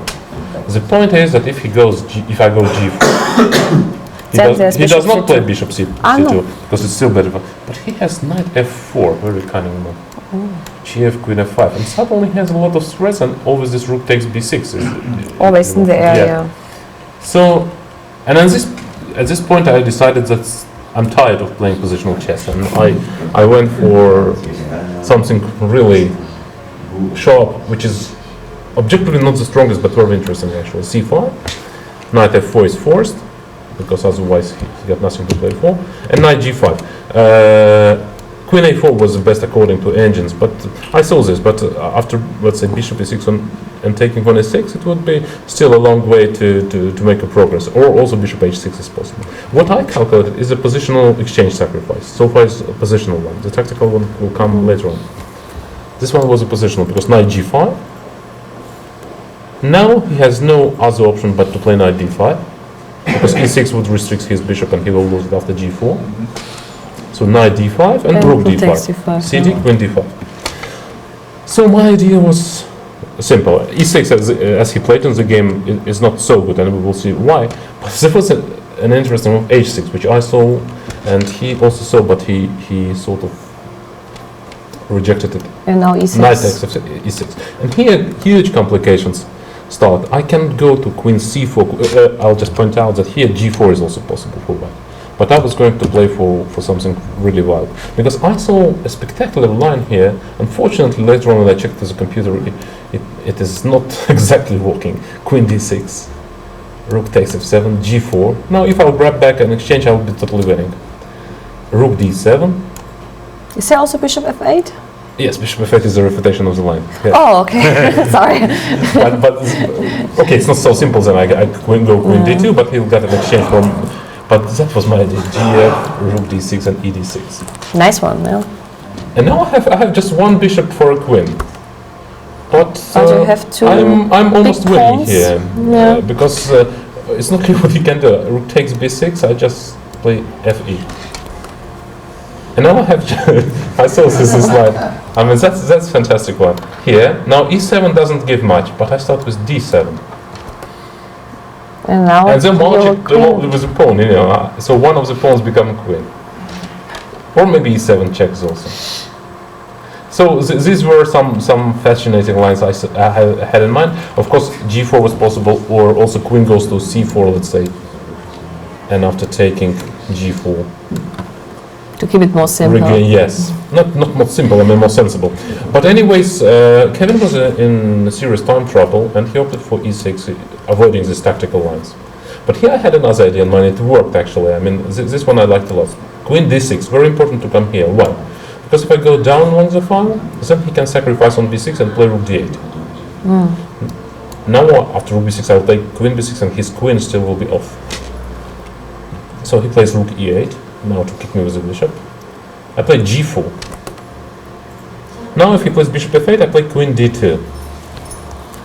And he's in trouble. Yes, there's no square for the bishop on f5, Yeah. obviously. Bishop c2. And now comes the whole idea. Queen d2 back. These are moves are actually easily missed by players. When some piece goes back. Queen d2. What to do now? Okay, bishop a4 doesn't Bishop work A4 doesn't because look- knight d4 and I think because it's over. queen f4. Queen f4 even, okay. Yes, wins immediately. But this one is beautiful. h6 looks okay for black. Now if I go back, then already bishop a4, bishop c6. If knight e4, he will just take and Yeah. he'll be okay. What to do?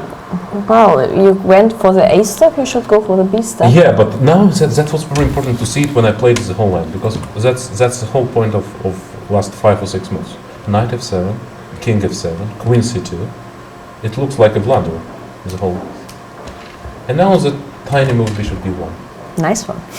Protecting the queen, and suddenly the g6 square. I mean, when I saw it at the beginning, I couldn't believe that it works. I mean, it looks so. It's not something that I was looking for. It was always f7, e6 or something, but suddenly this g6 pawn hangs. Actually, I have a question. Yes. If you go back like some moves, I mean, you said like after bishop a4, queen f4 is winning. Is there a move like queen d7? Yes, then knight takes f7, queen takes a4. Okay, and this is just like positioning. Okay, I have 2 pawns and big advantage. Okay, Yeah, winning. okay. Sometimes when saying winning doesn't mean +3, +1 Alright. is enough. But here it was very important to see because it was the most principled line. But did you from which moment on you saw the line with bishop at b1? I mean, did you This one. in this position In you this calculate position, like yes, g4, h6, queen d2, and Yes. okay. Because here I had to play it. Okay, I can play knight e4, but it would not be the same now. I would just take and play bishop f8, and he would probably not worse. Only one pawn, you know. But here it was very important to see this. Bishop b1 suddenly switching diagonal. Now rook is hanging. He has to move. Has to move. Check. And what's important, rook e3. Now, unfortunately, he played rook c5 and resigned. Unfortunately, he didn't didn't let me to show what was the line, because after rook c5, there is a very beautiful win. Okay, queen h7 is good enough, but it's not winning right away. Immediately, yeah. Because check. Let's say check. Sorry, king has to go to f8 to avoid it. Check. Check. And of course it's winning, but there is no mate or something, because rook d3 is parried by rook d5. Okay, bishop e4 must be good enough. But I saw a very beautiful line, rook f3.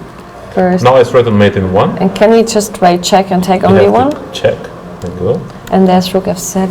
And quiet rook f7. Yeah. And there's nothing to stop mate. Rook h1, okay, doesn't work, I think. King g3 I can do. Yeah, okay, then even go with Yeah, take him. Yeah, okay, it's nothing of, nothing like the game with Gurmali here in this tournament 10 years ago.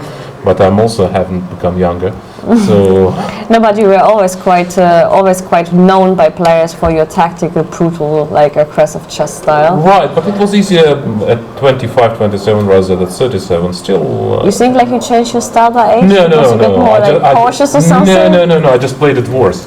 I mean, it was the same style, but lower quality. I mean, okay, this event was not too bad with 7 points, but okay, nothing exceptional, of course.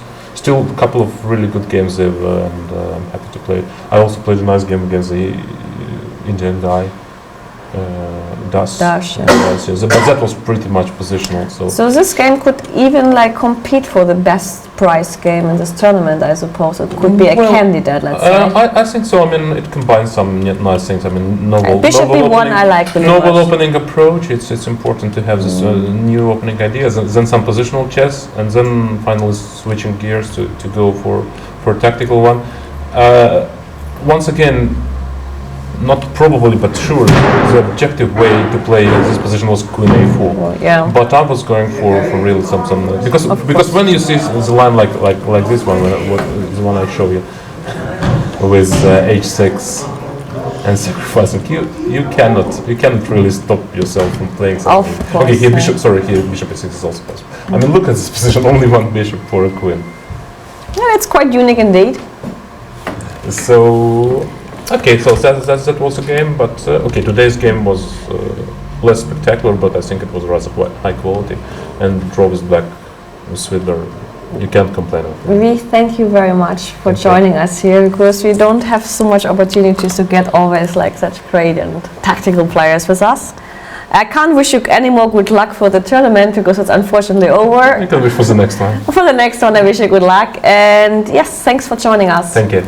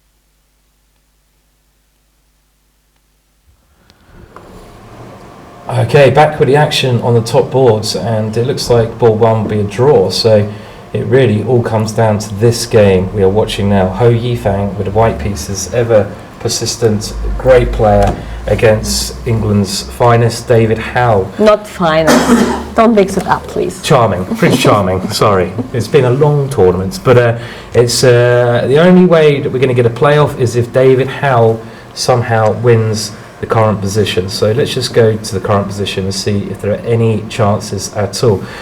I mean, it must be worth noting that Ho Yifang has already defended some extremely tricky positions against the likes of Peter Svidler, for example, a couple of rounds ago, and she beat Richard Rapport yesterday. D4 just been played by Ho Yifang, and that is tying down black's pawns to the light squares on the queen side, so that's something which certainly should positionally improve her chances here. And can David win this, or indeed can Ho Yifang somehow win this position? What do we think? Well, King F6 has been played, so the king is trying to come round to the centre. Maybe if we get the king to D6, maybe some chances. If we go Bishop D5, it doesn't look like much for black. I'm going to be honest. I don't think black has many chances here. What do you think? Is there any advantage? I mean, what I would maybe try to do is to move the king to d6, get bishop d5, exchange these bishops preferably, and then the king on d5 is very strong, but I think it's very hard to achieve this all. Very hard to achieve this, and actually d5 has been played. And, bishop b7 is forced. Yeah, I think everyone can agree with this tweet we just come Universal Chess. I mean, we've obviously been speaking a lot about David Howe being, a friend and a fellow countryman, but Ho Yifang has been incredibly impressive, and not just in her chess. She did a masterclass here which you can look at. It's a masterclass from Ho Yifang on the website, and she's a very presentable women's world champion. She's really easygoing, and she has some very interesting things to say about chess. So d5, and now I can't bring my king across because of rook e1 check, and that breaks the pin, so we certainly can't do that. So it would seem a natural move would be bishop to b7. I mean, I'm not going to say I'm worried about this position, but what if I go d6 now? Is that outrageous? No, but It's actually not it makes outrageous. sense because I mean f7 is weak. Yeah, f7. These pawns as well are on light squares. I mean, if we get to some bishop ending. But let's say, I mean, for example, here I go g5 with the idea of h4. I go first h4. I should go h4. h4 first. Yeah. I think d6 is premature. I do agree. But now I wanted to try to get my rook to c7, but I think this is too slow. Probably I can try. Let's try rook c1. I take on d6 and then play bishop d5. Yeah. Okay. This is not the right. No, but way I to think play. actually maybe here in this position, maybe I should go h4 here with white. Good move. Yeah. I mean, I of course you should I should keep the pawns on the white Good, very good squares. move. Yeah, and totally agree. Because any ending now has some dangers for David as But well. she played something else. I liked h4. Well, what has she played here? So I don't know.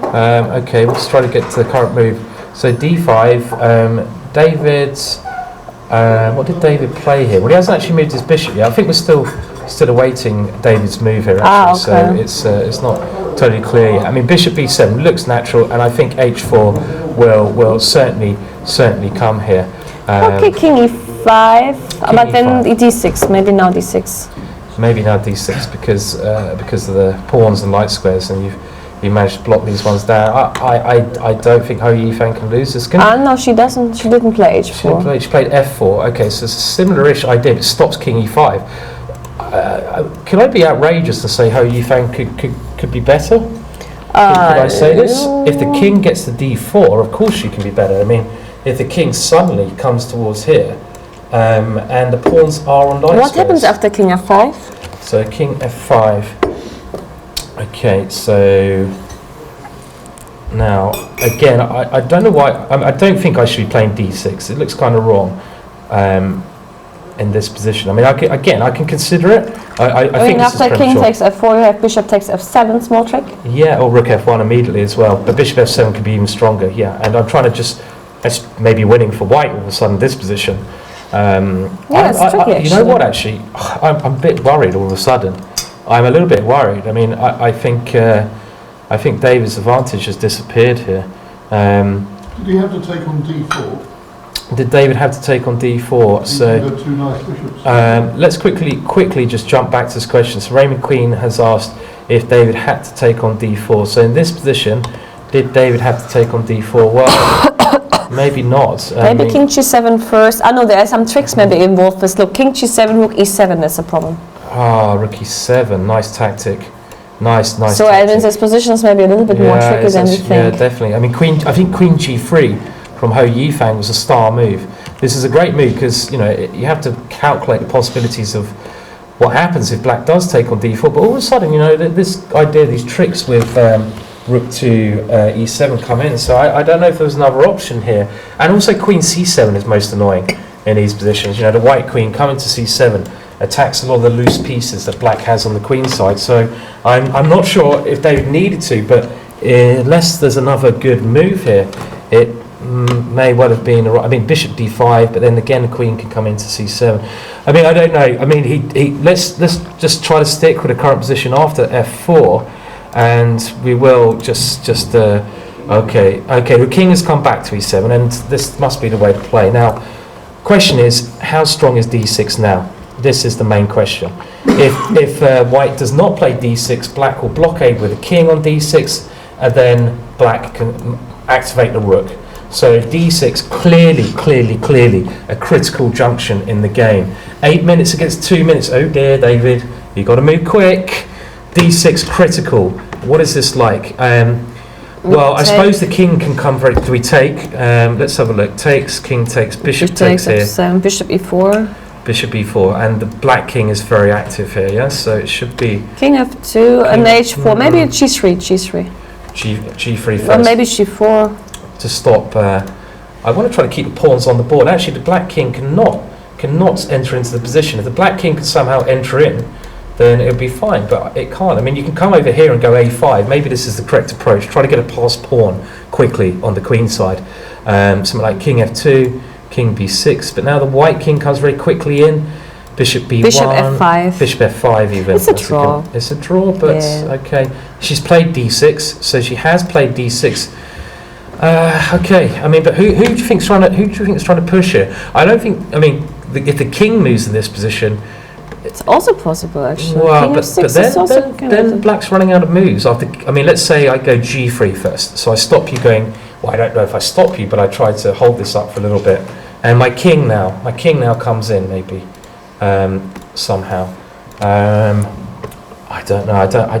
It's a bit passive all of a sudden for black. I don't think David's going to win this though. That's no, clear. he's not winning anymore. No. This is over, but No, it's going to be a draw most likely. Yeah. She's got the wrong colour root pawn. Yeah, as well. Yeah, the wrong colours root pawn. That's right. It's a good point. If and this pawn here, if we ever do anything, is the wrong colour as well, and some ending. I mean, a draw for David. I mean, we still have to hand it to him. He gets second outright, and that's still a brilliant result. But I don't think there's any winning chances. I mean, I think the simplest way would be to not go into too much of a passive position, enter into a structure like this. Okay, the only chance. Okay, this is not going to work, but I will. No, I can't play a5. I can't even suggest that move. I wanted to barely suggest it. No, but bishop e4 is forced. Yeah. And now, okay, let's just see. It's a critical moment here, I think. And well, I think g3 makes the most sense, because if king f2, then it gives this h4 possibility. But here, can I? No, I can't do that either. h3, or you should go for g3 or g4 or something. Yeah, g3 or g4, but then more pawns get exchanged and the draw becomes much more likely. But even then, black still has potential to get a pass pawn. I think g3 is the correct way to play. We keep pawns on this side of the board. But yeah, of course. No, kings is. I mean, maybe even bishop f5 first makes sense. Bishop f5 first. But he didn't he's gone take. king f6. Okay, so he's gone king f6. He's keeping the bits on the board. Is this a brave way to try a win, or is it just the best way to play? Okay, so it's getting very intriguing here. I'm even considering g4, which I know is. But then I committal. can take and bishop f3. But then I wanted to go g5, and I think you can take and go g5 yourself. This is a very normal way to play. You might be able to go bishop f3, but g5 looks like a good strategy as well. If bishop f3, I was hoping to go g5 check, and if king here, I can go rook d4, threatening bishop b1 with well, it's not actually a threat, but my pawns are on dark squares, black's pawns are on light squares as the light square bishop. I mean, black could lose this position. I mean, certainly with the king coming in, the black king is some danger.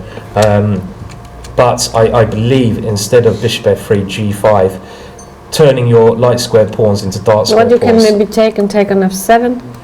Oh, tactic. Take here. And now I take on f7. That's a good move. I take on I play bishop f3 maybe. Bishop f3. And then bishop takes g4 and you don't have... Well, I got bishop e6 to throw in here. Does this help me if I go here now? The point being, well, I don't know if that's grammatically correct. Stop rooting for how is the man. Well, we could say she's not really the man. She's a great player, don't get us wrong, but she's and okay, of course, she's had a great tournament, brilliant results, and we, to be honest, would be happy to see her do well as here as well. So it's anything's possible. Bishop e6 here is that dangerous, David. Yeah, dangerous position. You don't think? Or I mean, this is a critical moment. Okay, what else can we do? Yeah, obviously you should do something against the threat h4. H4 is a positional threat to Yeah. lock my pawns on light squares. So it's either g4 or the safer move g3. Okay, we've looked at g4. Let's have a little look at g3 now. Is this any better? I'm just worried that David's going to run out of moves. His rook can't move, his king is lacking moves, and the bishop doesn't really have anything. Maybe the bishop should come to f5. g4 she played. She played g4. I think this is the right way to play g4. And David has taken back, and now there is this positional threat. And I think it really is a serious positional threat going g5. I think you should go g5 here yourself. I think you should go g5, but then I miss this tactic. Let's have a look at this one more time where you take. I'm assuming the black king has to take, because if you come here, I've got rook to e1 check. And the point is, if you take here, I can swap off into an ending which I'm assuming is going to be, well, it looks dangerous with a g-pawn coming. Again, this might not even be so bad, but a draw, okay, draw may be still likely. But if king takes g5, what if bishop takes f7? One more look at this line. And bishop f3 looks critical, but then bishop e6 is the tactical problem. And if rook d8, I can bring my rook to d4, and I'm a pawn up now, and with a big d-pawn, this is probably winning for white. Howell has 15 seconds to go. 15 seconds, oh dear, 12, David. 11, No, 10, David. 9, Oh dear, 8, come on. 7, g5. G5's been played, okay, well G5's been played, and he's got 35 seconds left. This is absolutely critical. We've got to stay with this game because... But okay, actually even after f takes g5, I have king g6 maybe to wait a little. So, after I take you can go king g6, but now... I just wait a little. Okay, so it takes king g6, but now I put my rook on a nice square, maybe, or rook... Okay, you wait a little bit. King f2. Well, king f2. Let's see what your next move is here. Bishop. Oh, now you take on g5 because of my... because I can't take on f7 then. Now you take here. But, you know, he's got 30 seconds left in actually a position that's turning against him, which is worrying. I mean, look at the time. We can see the time actually on the board. 20 seconds left in what is a crucial decision. And we haven't actually found the perfect solution to this position for David either. Ho Yifang playing a great comeback here. She's going for a win, will guarantee her £31,000. 6, 5, 4. Oh, come on, David. King g6. King g6 has been played. I'm getting nervous here watching this. But now the bishop can come to f5 even. Oh, what about this? Bishop b1 to f5. I mean, you have to take here. I go bishop f5. You have to go rook d8, and now my pawn plonks itself on d7. This is ugly for black. Ugly for black. Because I have a slow plan of bringing my king here and here. Okay, but I can go king e7 at some point. But still, I know you can't. my king is doing this wonder. I don't know how black can do anything here. I'm getting really concerned for David. Ho Yifang playing a great game. Great game, there's no doubts about that. We'd like to see the clock times, and the clocks are ticking down. Nakamura's father has a little smile. I see Nakamura's father there is looking quite happy at the moment. Look at the so intense calculation. This bishop b1 looks like a great move. It's like a killing move. This could be a killer. Oh dear. And I think you have to take on g5. Why didn't he take on d6? Why he went for it? I don't understand. He should have taken on d6 and gone for the ending. I mean, this position after rook d8, d7 is forced, and now we can see by the red arrows, black, I think, will struggle severely to stop eventually the white king's march into the position. Maybe you can defend. I don't think you can defend with king e5, because I was thinking something like this: king f2, king e5 to try to stop my king getting to d4. But then you can just get tied down. I mean, this should be strategically losing. What does Hu get if she draws? If Ho Yifang wins, she picks up money-wise, I believe, £31,000. If she draws, it's going to be substantial. It will be in 20+ thousand, obviously. But it's the largest prize ever won by a woman player in a tournament. In open, 31. If she wins, I think she won something like this in no, but actually she wins more than 2 years ago, because 2 years ago the first woman's prize was not £15,000, if I'm not mistaken. Might have been 10,000, I believe. So 12 it was.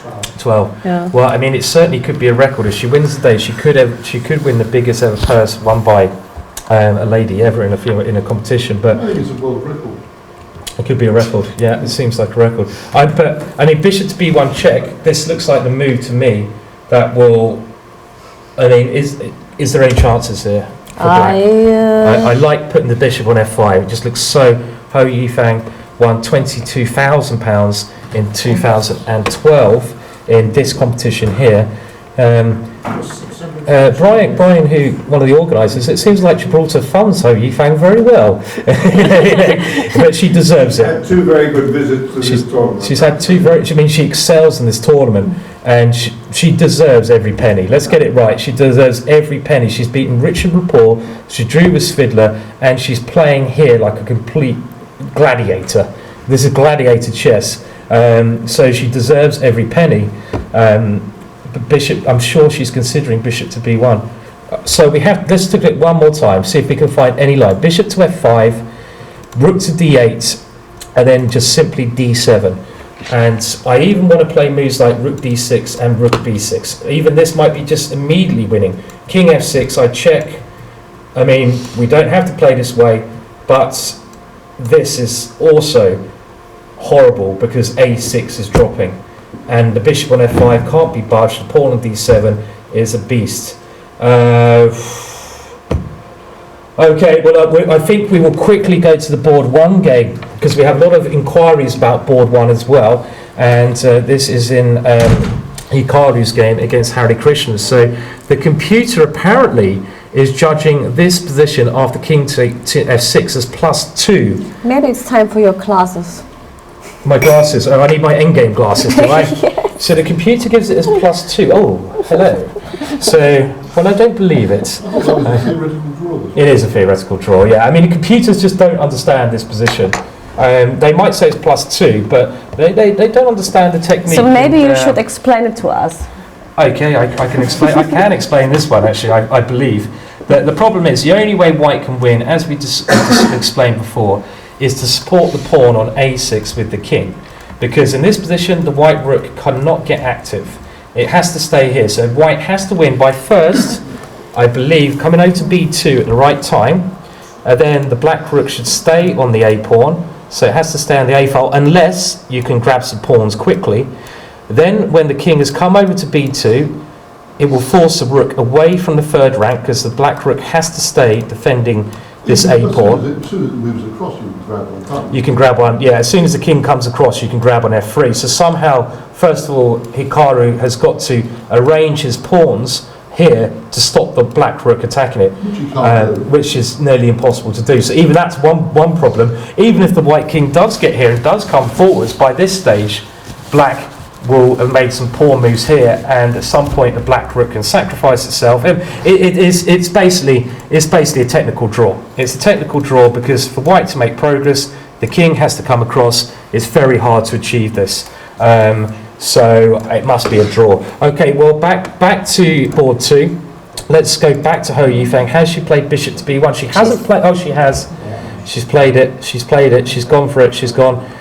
Bishop to b1 check, and David's taken on g5, and she's gone bishop to f5. So this has been played. The rook is going to have to go to d8, obviously. I'm not sure why he's taking any time over this maybe move he's thinking about bishop c6, I don't know. Is that or bishop f3? Even? Maybe bishop f3. Oh, he's gone back to d8 anyway. And now 2 moves to make full time control, but the move d6 just seems completely winning to me. It seems like... What does the computer say after d7? +1. +1. Oh, it's not enough. Not enough to be completely winning, but I mean, +1. So there's some chance of a draw, but I don't think... I mean, I think it's +1 plus total demoralisation. +1 plus total demoralisation, yes. It's. I mean, David has had... D7 has been played. They have... David has 2 moves to make until time control. He still has to... The problem is now he's got 2 moves to make, and to draw this, have any drawing chances, you make one mistake, you lose here. We've even seen the power of the rook coming to b6. This is one strong idea. I mean... Oh dear, no, I just think this is going to be winning. Anyone in the audience want to suggest any drawing idea at all here? I mean, the problem is we can't even go like bishop f3 because I think rook d4 and you haven't achieved anything. Can I go king f4 here? So king f4 to try to activate this way and come around to e5 like this. He's gone bishop to f3. So let's keep with the moves. Bishop to f3 has been played. So bishop f5.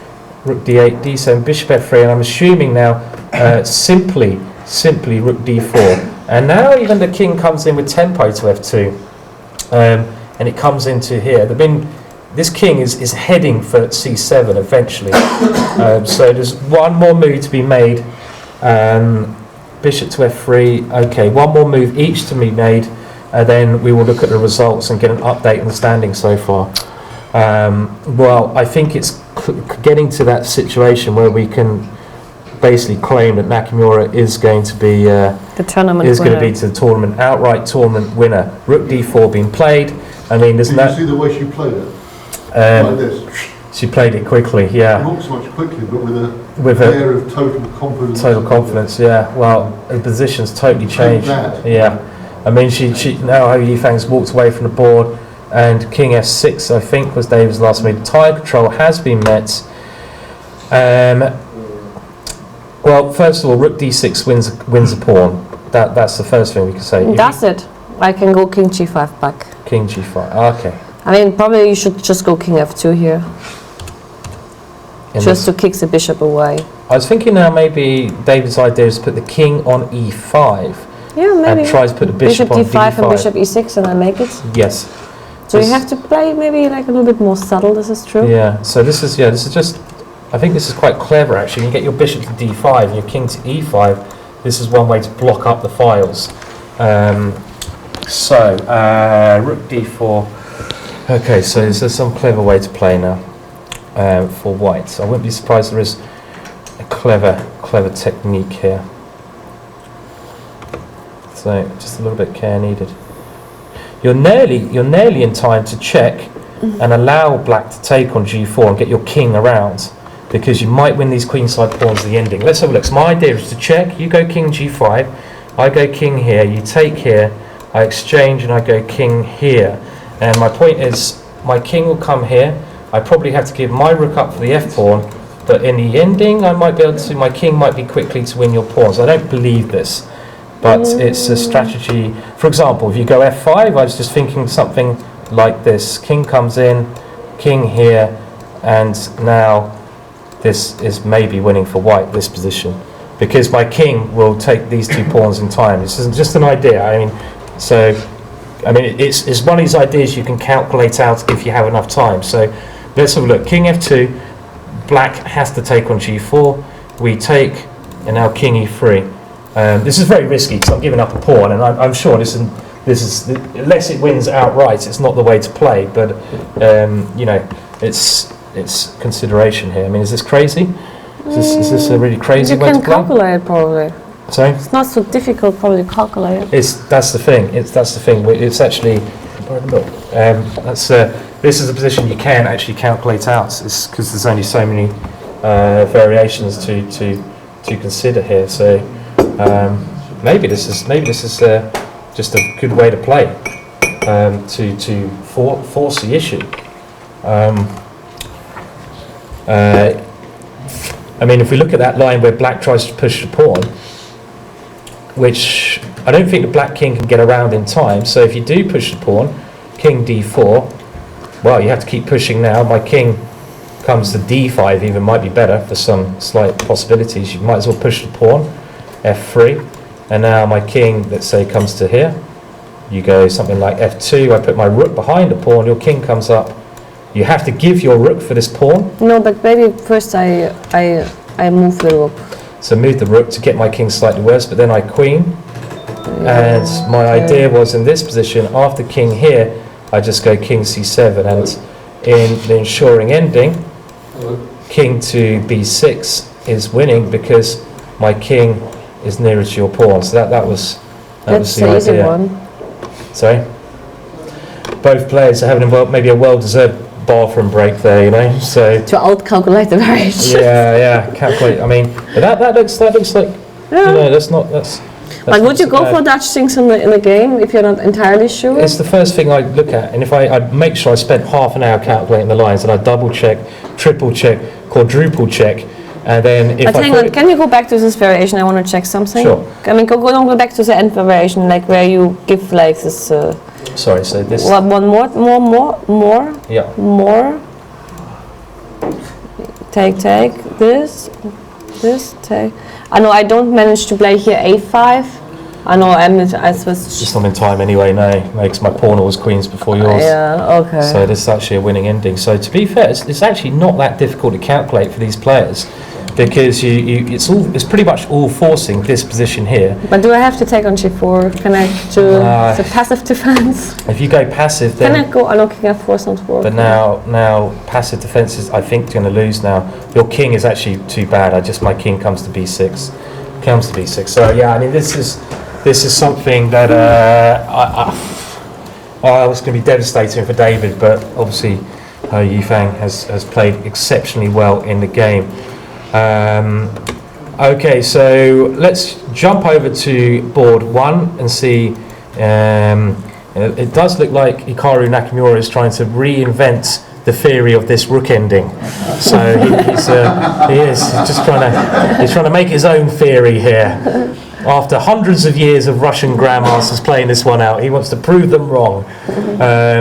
Okay, well he's trying to rethink it without looking at, but maybe he's just waiting for the board 2 to finish, and he doesn't need to rush, does he? He can just keep a little bit of pressure. But I mean, the computer's assessment of this is just wrong. It's wrong. Okay, but the computer obviously gives some advantage because there's a pawn down for black. So he's doing a Carlsen. He's doing a Carlsen. You know Carlsen's pose? He's in a kind of thinker pose. Yeah, he does. He couldn't get a caruana this tournament, so he's doing a Carlsen. It's just right, yeah. He couldn't do a caruana, so he's doing a Carlsen instead. Yeah, yes. Mark Router instead of Yeah, that's a good tweet coming in. So that is a Carlsen pose. It's quite funny. But I think Carlsen has a patent right on that pose. I think, yeah, copyrights. He's copyrighted it already, so yeah. There should be it's going to be like Nakamura might be in trouble afterwards, facing some serious court. I think so. There should be some court action against this, definitely. Okay, well, I think draw board 1, and I'm afraid to say it but looks our like Prince Charming gets out-charmed by the even more charming princess. She is very charming as well, I have to say. She is incredibly charming, and she will take second outright if she wins. So that's an amazing result for her. I think shortly we have the results. So at some point we will update the current situation in the tournaments and see exactly what's happened. I mean, other games, most of the games are finished now, so to pile off one very nicely. Well, here we have the results so far today, so let's have a look. We just discussed board 1 and 2, quite a dry board, or dry draw, board 3. A brilliant game by Topalov today. That was H5, was hands 5, was a hands 5 was a good move. Again, more draws. Sviatoslawski, interesting game. The Dutch champion Kupers managed to, he lost to Matslikov, but he got his GM norm yesterday, so he can still be happy. Great result for Adiban there. That's an exceptional result for Adiban. He's had an exceptional tournament, so he really deserves to do well because he's been at the top most of the time. So Adiban very happy, should be very happy the way his tournament's gone. Richard Rapport had a nice win against Nakar. Other results, Sangupta did win that position, that very crazy position, and he got the past F pawn. And maybe for the ladies' tournament, we can talk about the race for second place, because Ho Yifang clearly is going to win it outright. So maybe we can just see who's in the chance. We have Padmini has a chance there. So Padmini, these 3 players, we should maybe have a look at their games. Muzichuk and Kortunashvili. So we can maybe have a look at these games very quickly to update the race for second place. We have update. Kortunashvili did lose, so maybe if we just look at Padmini and Maria Muzichuk to see which of them can take the very large second prize for the ladies section. Okay, so where should we go? Padmini? Yep. Okay, so let's find Padmini had a disastrous game yesterday. Yep. You got her? Yep. Where is it? I've got her. I'm on her. That sounds a bit wrong. So. No. Okay. I lost it again. What happened there? It moved. No, now you have her. Now I've got it again. Okay. So Padmini, if she wins the day, she will probably. She's very likely to get second outright. But she has a promising position. Okay, not a. I mean. It's interesting. I mean, black is a pawn up. She has a very good knight on d5, a very dominating knight on that square. but it is a pawn, and her king is very weak. So if the white queen ever gets active, then she has to. She's going to expose herself to numerous checks from the black queen. So I don't think she's afraid to lose this game. No. I don't see how she could even have a small chance to lose this game. Okay, maybe queen h4 is a move which you have to calculate. What about even the ending? If I want to try to draw, I can play even the ending. I think is fine for her. Maybe better though. Even in knight positions. c7 is coming. But I mean, okay, maybe I don't swap the actually, queens. queen g3 is a better way. Queen g3 is a better way to play this. Yeah. This is true. And if you go queen d8, you're very passive. And if you do swap queens, I think white could even be better, even though white's a pawn down there. Okay, maybe better is an overestimation, but not worse for sure. Not worse, yeah. Okay, so yeah, maybe she has some chances to win even. So she's in a good position against this very strong Spanish player Anton. And the other game we're looking at is Maria Muzichuk, and Maria Muzichuk playing for big money as well. Let's see how she's getting on. Oh, doesn't look too impressive on the first glance. No, she's going down here, isn't she? Yeah, she looks. No, she's going to lose this one. These pawns are far too strong in the centre of the board. Nice pawn chain though. It's quite pretty. It's a pretty pawn. It's like a slide. It's like yeah. This is hopelessly lost. Ski slide, ski jump, sliding down the board. Yeah, it's pretty. I've highlighted that too many times now, but she will lose this game. So actually, Padmini, even a draw for Padmini, should give her, because of her great performance in the tournaments, and they decide the prizes on performance. The second, no, the first one, yes, the second one is shared. The second one's shared. So if Padmini draws, at least she gets a very good share, and I think she will do that. Now we do have the virtual overall standings. Wagner won. Hey. Wagner won. Okay. Well, that's good news for. He's had a very good tournament, yeah? It's a perfect tournament, actually. So this is the virtual standings. How does this work then? I'm trying to work this one out at the moment, so thanks, producers. I know, okay, so the people in red lost, the players in green won, the players in grey drew, and white is still playing. Okay, there we go. That's hopefully made it. That's clarified things so easily. Yeah, okay, so, well, great result for Wagner, brilliant result. Joins Topalov, Adiban and Matlikov on a very good score. Our predictions are Nakamura will win this tournament outright, and it looks like Ho Yifang is going to be clear second, taking away 31,000 games. And of course, the curse of the GM norm was that Capers and Nakar, after getting their GM norms in the last round, both lost today. So they're probably partying too much, weren't they? I haven't seen anyone in the bar down yesterday, actually. I think everyone will make up for it tonight. Maybe. I'd imagine. It's getting near wine o'clock, don't you think? Wine o'clock, yeah. Wine o'clock. That's true. It's getting near wine o'clock at the moment. So okay, well. I mean, the board one game. Nakamura's. I'm not sure why he's really even playing on. Well, of course, he's a pawn up. He's a pawn up, but I mean, it's. I mean, as Raymond Keane simply pointed out, now that he's put his pawn on f3, which looks like a strange move. How is he even going to get his king anywhere near this pawn? I mean, how does he even prepare this idea? Because Black will just go backwards and forwards with his king. Okay, he's gone king f5. How does White even attempt to win this? I mean, does anyone have any idea? Maybe he's thinking about bringing out his first endgame book. Play the endgame like Nakamura. Rewrite the rules. King f5. I don't see how he can even try. Well, the only thing he can do is put his pawn on a7. And then at least Black can't lick his king side pawn. Yeah, I mean, but as soon as the pawn comes to a7, it's completely drawn, isn't it? I mean, it really should be. It's totally drawn anyway, yeah. And the only way you can do it now he can go king d2, but I mean, so what? We sit our king on g7 either, and there's no way here.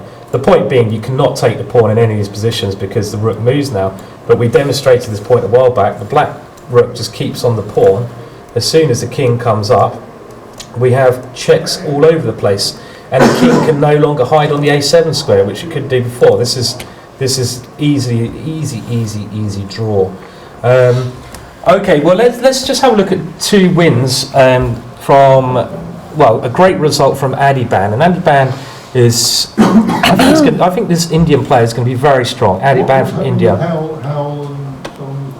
Okay, we can have a quick look at David Howe. Ho Yifang versus David Howe. Current position after bishop f3, rook d4, king f6, rook d3 was played. That's maybe even cleverer, forcing the bishop away to a bad square. Clever move, rather than, yeah, okay. I mean, David is going to lose, I feel, struggling. Rook d3 is a lovely touch. And another problem is, if you go bishop e2, well, we just go rook e3. And now, what does David do here? His only option is to resign. There's no other options available there. So actually, rook d3 is amazing. It shows great technique. Yeah, great technique. Incredible. I mean, it's very anti-intuitive. Yeah, it's a nice move. Rook d3. The d5 square is paramount. Definitely.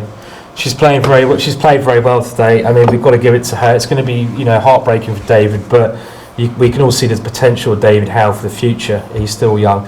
Okay, over to Adiban, and let's see how Adiban beat the reigning champion, Cheparinov. We'll just have a look at the end of this game.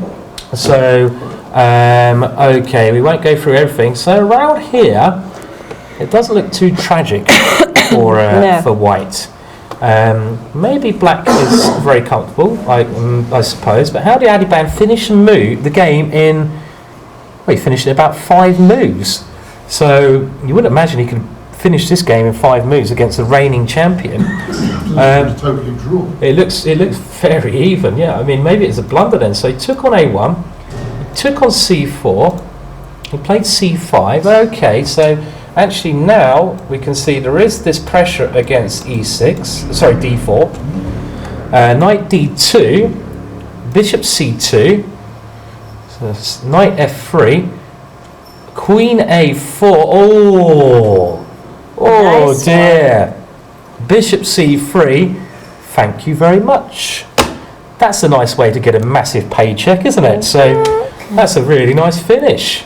I kind of feel that shouldn't have happened as well, but I mean, maybe this idea of taking against c5 was actually. So let's have a look. If knight e5 here is played, well, it's, I think, clearly better than what was played. Again, I have queen a4. I kind of got some pressure, haven't I, in this position? I mean, in actual fact, even if I take this knight off, as long as I don't allow you any e6 moves, I've got a positional edge. Not as much as the game, mind you, but it's a positional edge here because your bishop on a1, I don't believe is ever going to be a great piece, and the knight has potential. Okay, anyway, that's a great tournament for Adiban. It's a pity we haven't got him into the commentary room because he's one of these people with this passion. He's got this passion for chess and it's infectious, Yes. He comes in, he's got this energy, and it's lovely to see it. So, and now let's have a look at Shaq Prince. Yeah. Okay, so Wagner also had a great day today. So Wagner did win this game. Well, he even made. So should we go back around? What we saw after bishop, we saw the position somewhere somewhere around here. Should we go to? Yeah. So let's dive into. That's what we actually saw. Okay, well let's have a look. Queen c2. Knight g4. So he did just take this pawn bravely, and he went bishop g6 again for tactics. He needs to open the position, so it's okay. Yeah. Also, his king is getting opened as well. Both kings are open. Now we have this. So, okay, yeah, maybe the black king is in more danger, I guess. Knight f6, queen e2. Hoping to get it around here, maybe. He wants to go f1, g4, g5 is coming. G4, g5 as well. Actually, yeah, this is proving to be a very good position for him. Knight d7, rook d1. Ah, a beautiful poem. The sun is a shy light compared with Elizabeth's eyes. That melts my heart. It makes me feel a little bit sick. Good that I can't get Only joking. I can't get redder than my dress, but you are all over red again. I know my face goes red. But you're really getting red. I don't know why, yeah. It's weird, isn't it? My white skin does this to me. My white ginger. I must move to Hawaii or something for a year. Get out of the English weather. So okay, Queen E6 was played. Okay, this is looking good now. Queen coming to H3, Queen F3, Queen H3, Rook takes D6. And it looks quite This easy. is over, Actually, yeah, quite easy. Position collapsing. Might as well repeat moves. Show who's boss. Show who's boss. Show them who's boss. And now back we go again. Let's do it one more time. I'm the boss. And G4. And now the rook comes over. Lovely stuff. And good game. Good game. What was the finish after this move? Just G5. Easy. Was there anything more pretty? Maybe there was. Maybe I can even go really pretty and take and go. I'm getting carried away. Queen F7. Maybe that was another pretty way to do the job. That's even a more pretty way. That's pretty, isn't it? Queen H7 unstoppable. Okay, let's go to the young Chinese player, Wei Yi, against this flamboyant player from Argentina, Felgar. And this is a very peculiar position. Let's not bother with the moves leading up to this one. Let's just try to work out who is better and why. Hard to say who's better. It's a weird ending, isn't it? Because the white king is so secure. I don't think that white is in danger to lose, because obviously A5 will be falling. I don't know. Yeah, it's very strange, isn't it? No, I think I prefer white, but I'm not sure. I can't really work this one out, I'll be honest. I mean, well, let's say I go E5. I mean, these pawns, I'm a little bit connected past pawns. Are they? If I put my king on B6 and slowly advance, I don't know. I mean, I guess to advance the pawns, you have to move both of the pawns. Then the black king will have no hiding square unless it stays with the pawns. So yeah, you also. I mean, black is fine too. yeah, I think black's fine as well. I can't work this one out. This is not your traditional ending by any means. I don't know. It's a really strange ending. I mean, I don't think black should be worse, actually. It's hard to say, actually. Because even if black just sits here and does nothing at all, and doesn't try to win this position, white can't make any progress, because you can never really bring your rooks around here because they get too discoordinated, I feel. So I think black's the one who's going to try to push in this game, maybe. Yeah. Been wrong before.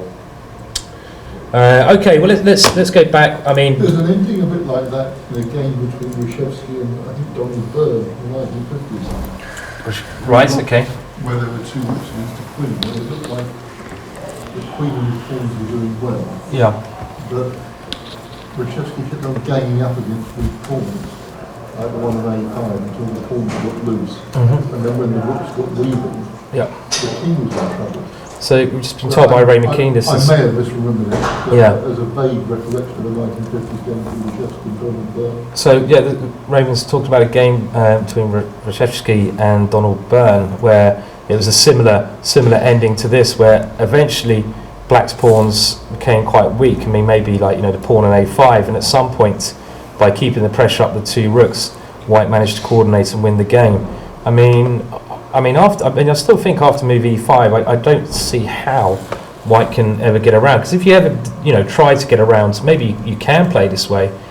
But then the problem with this is, are your rooks well placed for my pawns? I don't know. I can start pushing. No, I don't think that works. No, it doesn't work. So. I don't think you should. No, I don't know. I kind of feel that black should be fine here, but. We'll wait and see. Let's go back and see if Nakamura is again rebranding the rules of endgames. King F2, Rook King F5, King F2. I mean, no, I don't think so. I don't think so at all. What? I don't think we even need to look at this game, do we? I mean, I don't see why. It's getting boring. Yeah, I agree. It's getting boring. Nakamura's maybe just waiting for some reason for the David Howell game to finish, so he can... just to be sure. But I don't see the point, because there's no way he's going to win this even... Waiting for his opponent to die of a heart attack. Maybe waiting for his opponent to die of a heart attack as well, yeah, I mean... But he has to wait for 1 hour. He's got a long time to wait. Harry Krishna doesn't seem like the kind of character who's in danger of that either, so... okay, let's go back to David Howell and see... well, the last position we had, after a very clever move, Rook D3, and this stopped any idea that David had of putting the bishop here and the king here. Bishop back to B7, and now this... I mean, Rook D6 was one move to think, but the other idea is bring the king to b6. She just played king f2. King f2 was played. And king f2 played, and we can see the king is starting to come towards the queen side here. So very, very tricky position for David to hold. Okay, well, I think we are lucky enough to have Roman Edouard join us in the commentary room. He had a nice win today, strong player from France. So in a minute or two, we will have a look at his game. So we'll just get set up for that now and do the interview in a minute.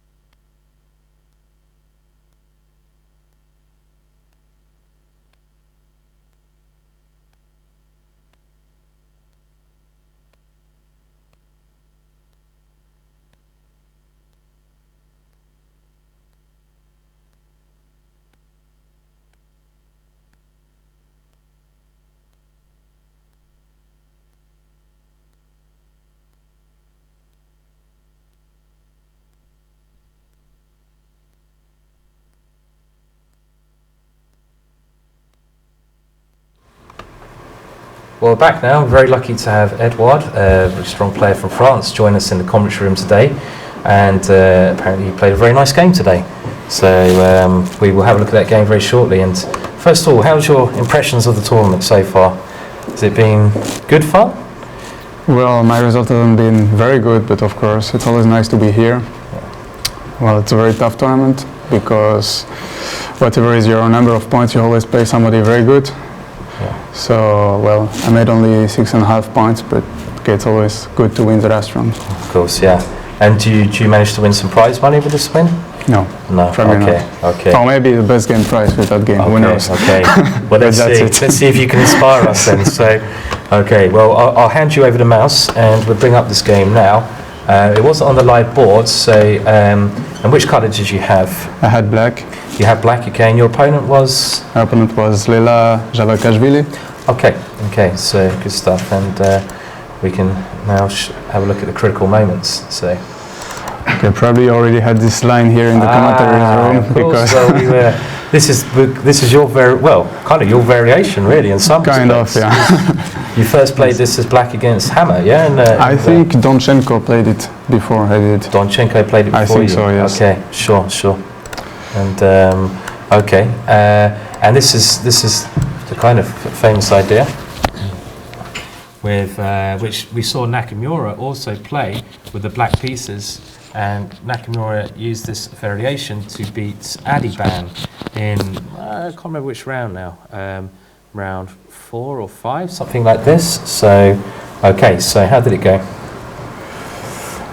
Well, we continued the normal way. Okay. This has become very trendy now, yeah? Yes. Oops.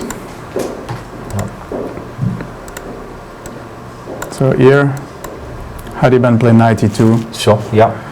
Well, knight f3 has been played a couple of times. Yeah. And well, f3 is like the most logical move to keep. Sure, yeah. To keep the material. I've always wondered what black should play off this f3 move, so I'm probably going to find out, yeah? Well, actually, there was a game of my Turconet who played, I think, f5, take and knight e7 or something. We were thinking of knight h6. We were thinking of some rubbish with knight f6. Maybe he played knight h. I think he played knight e7. Okay, in the game. With knight f5 coming, yeah? And, yeah, it's like very typical. I mean, after what I did, this idea of playing f5 and then knight e7 comes in many lines. Sure. But okay, this was my idea. Yeah. I don't know about this f5, actually, I didn't check it. So. Sure, okay. Okay, check.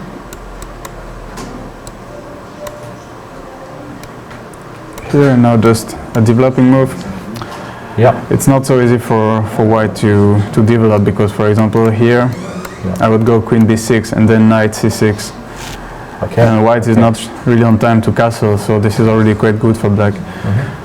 So she played right, she played b3. It's funny how difficult this position can become for white, yeah? It's become difficult quite quickly, I guess. Well, actually, if white doesn't make a mistake, is normally not in danger of losing. But if you try to, I mean, yeah, you should be careful. Because, for example, in the game, she tried something that looked logical, and all of a sudden, okay, b3 is a good move because now white wants to take and knight c3, and at least he can develop his bishop quickly. So, like castle, this was still my preparation. Take, and now she played king f2. Well, my preparation was bishop b4, and here I think this is just a draw. Castle and knight c2, and you get your exchange back, but yes. Okay, the game continues here. There are still a few things to check, but basically this is a draw. Okay. But okay, what to do? Sure. She played king f2, which is in a way quite logical. And here comes Freddy the f pawn. And now, yeah, we call it. You probably don't know. We mentioned it. We called him Freddy. Freddy the f pawn. So f5, yeah. Well, e5 is also very interesting. Okay, sure. Because well, if the d pawns moves, then bishop c5 check always. I think here rook b1 is critical, and I have some moves, queen a5, queen d6. Well, this is something that could happen, but I was not really able to calculate it. I thought this is more logical. And now she made a mistake with knight f4. I think she should take on b4 and then knight f4. But this is very unclear here. Queen b6 or bishop c8, I don't really know. Bishop c8 is also very interesting because if white just takes, then after taking, I don't really care how many pawns I'm losing if I can keep active pieces. Sure. This can be very dangerous for white. Yeah, sure. And e5 is never really a good idea because positionally it's a bit, okay, for example here, I would have knight d3 check probably, and then queen takes d4 and would recover at least one pawn. Yeah, sure. But that was unclear, and I think knight f4 is probably wrong. I took on d4. Okay. Check. Okay, yep. She went bishop e2. I took on e4. The position is very dangerous now. Yeah, but well, she took on e6 now. I was thinking maybe of queen c1 to protect the knight and then take on c4. Okay. But even there, I thought I can take probably. I think she should take back, and now maybe knight d4 or some move like this. I don't know. I mean, it looks very good for black. I thought I for sure have something here, and it's not. I have already one pawn for the exchange. So. Sure. Yeah. Okay. And now she took on e6. This is, I think, losing right away. I took here. She had to take back because knight f8 is just pawn takes, and then I exchange queens, and I'm quite a lot of material help here. Okay. Well, actually not that much, but strange I can balanced material, that one. Yeah, so very peculiar. Yes. Yeah, that's a good balance for me. Your minor pieces are very strong there. Yeah. Yes. All good. But maybe here I have more moves. Maybe I can keep queen somehow. Maybe some check Some and knight move, maybe possibly. I don't know. Well, knight e5 even. well, now my queen is hanging, but maybe some check. Sure. And queen f3 here, maybe something. Yeah.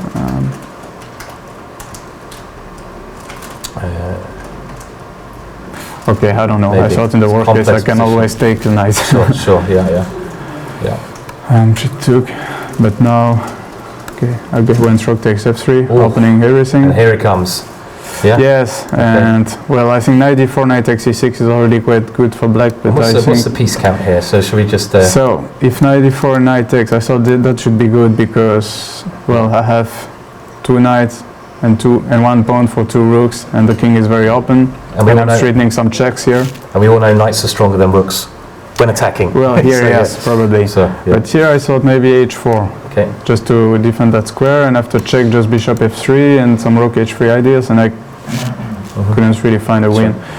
But I think after knight e5, white is just getting mated more or less. Okay, she blundered with king g3. She should go king f2, but this is also lost because I give a check. King g1. Okay, it's very important to put the knight on d3 and not go here, for example, because the queen can come to d8 then. Okay. So knight d3 is very important, and after king g1, just queen e5. And I think this is completely lost because, well, there is simply no move, and I'm going to take the knight and then probably take more pieces. Sure. That's good. So she went king g3, probably here. She missed that after king h3, I have moved bishop g2. Bishop g2. Yes. Nice. Winning the queen. Yeah. Nice touch. Yeah. I think she probably missed it because she played very fast king g3 and after knight f5 she realized. Okay. The problem. Did she try to play on here? Or well, now she played here. Okay. Okay, I have an extra important tempo is knight f5. Okay, queen e5 is still the same more or less, but I thought I can just take. Yeah. Queen a4, threatening mate. Now just bishop f8. Queen cannot go there because the rook and a1 is always hanging. Okay. So she tried rook f1. Yeah. And take. Yeah. Now there is only one trick that after knight e5 she has check. And if I take the queen, then this is a perfect draw. Yeah. But here even king h8 is I think still completely winning. Yeah. Okay. Yes. Yeah. But I went knight d2, which was the simplest. Yeah. Okay, now she has to take my knight, check. Yeah. And I will just end up with a lot of extra material. Sure. So it continued for a few moves. But it's nice game, yeah. So and this is really interesting opening variation as well. Maybe it's going to get more and more popular. Who knows? Because it's already quite popular actually. Yeah. And Nakamura played it many times. I think only in Blitz games, apart from here. I mean, but it's definitely it's a very intriguing line. I guess you said Donichenko is maybe the first person to try it out, but it's kind of a new, quite a modern concept. But I also remember the game Back Row. Can you remember this game? He played a similar idea in another variation. Some Slav maybe? Maybe some Slav, where he just allowed maybe Gelfand even to take on a8 or something and play bishop. There are many ideas like this in Slav, in G3 bishop G2 variations, for example. Yeah, so it's a common theme, but it's very intriguing. Intriguing opening. The problem is in this version, the Queen's Gambit accepted, it looks like a much worse version than in the Slav when it usually happens. So. Yeah. And someone mentioned earlier you're one of the best dressed grandmasters in the tournament. So is that fair to say? Well, I think so. Yeah. Thank you. That's good stuff. And where do you play next? Have you anything lined up? No, I will now play some leagues and have a rest. Maybe I'll play again in Dubai. In April, because it's always good to play the tournaments that you have won. Yes, of course, And then I don't know. Okay, just rest and do some work and stuff, yes? Yeah, exactly. Well, I will play a few tournaments. Probably will play in Mallorca in May. Right. So nice hot places to play. Yes. Yes, which is the benefit. Holidays, yes. Holidays in chess, yeah. So good stuff. Well, thank you very much for showing that game. That's really good. And maybe I can just quickly get your opinion actually. We're on the top two boards just before you go, if that's all right. So, we're assuming, unless my endgame knowledge is completely rubbish, the board one is just a dead draw. But is that fair assessment that this is just a technical draw here? It should be, yes. It should be a draw. And especially in this situation, I mean, if White wants to win that game, he has to take some risk because he will have to give all his pawns. Yeah. I'm not sure. I mean, Howell is definitely not going to win, so I doubt Naka will take such crazy risk. Because the only way the king might have to come over here, then you drop these pawns and you could lose even if you're not careful. And then Ho Yifan could be champion then. So if she wins her game. So okay, it should be a draw. Well, but isn't Naka having one more point than Yifan already? Yeah, maybe one. Yeah. I think only Howell can catch him. Yes, that's true actually. Mistake. So, and if we just quickly look at Ho Yifang's game. The current position is this, which looked very tough for David to hold here. Yeah. It looks to me like it should be a draw, but it looks very unpleasant, of course. Okay. Well, I don't know. Maybe. Okay. Right. Okay, I don't know if King D6 or King F8 should be played. King F8 is Rook C3. King D6 is Rook E8, probably. So this is one way, and if King D6 and Rook E8. Yeah, King C7 or something. You want to try Bishop C6 maybe next move, yeah? Yeah, and Rook E7 is just Bishop D5. So just click that off. So this is your idea. And if Rook E7, Bishop D5. Yeah, but here King E3. I mean, King E3. And the problem if the king comes here, then it's over. Yeah. Yeah, and the problem is every time Black goes Bishop E6, then any pawn ending will be losing. Yeah. Yeah. Bishop E6. Yeah, just take and now. Yeah. Well, of course, White can take a pawn, but even G5. Even G5 probably. So. Yeah. The problem or King E4 maybe first. Sure. And this king and pawn ending, because the outside pass pawn is hopeless, yeah? Yes. Then King E5, G5 should be hopeless. Yeah, here King D6, King G6 take. Is White on time? Maybe. Let's see. So again. Yeah, this is a draw. Yeah. Well, no, not that way, but yeah. King C6. Yeah. I have to make sure I don't go here because then it's mutual zhuzhuang, where actually White wins. But if I play here, then I go here, of course. Yes. I get the opposition. So. This is a draw. Well, in some cases, then the pawn ending can be a draw, but let's say Bishop E6 is always very tricky to play. Yeah. So it's very tough for David to defend, for a very tough position. But maybe, he's pulled out some miracles already. I mean, defending against Nakamura, then he defended against Bachmann. Two very tough endings, so you never know. If he does it another time, he's a tough guy, you know. So wasn't he just slightly better in that game? We thought he was. We thought he was slightly better. Maybe around some point like this, we thought he should be better. Yeah, he took on D4 at some point. I couldn't really understand why. Well, Queen G3 was a clever move with. Now some King G7, Rook E7 was. Yeah, Queen C7 is also coming. Queen C7 is a tough move to deal with. So this was a slight problem he had to deal with here. But he of course shouldn't be worse in this position. But yeah, okay. Well, I think it's Bishop B8 probably here. Oh, Bishop B8. It's a move we didn't even consider actually. Well, just to prevent Queen C7 and then. Yeah. And also. Well, but White is very active. Probably. I mean, White should not be worse here. Okay. If you can get Queen F4 in now, maybe this is. I totally overlooked the possibility of going Bishop B8 here. I mean. Yeah, but here even Queen E3 or something. And Queen E3. And Queen E7 is coming. And Queen E7 is coming, yeah. Okay. So maybe not so. Maybe it was never that bad for White. Probably not. Especially now the knight is looking quite good on the square. Yeah.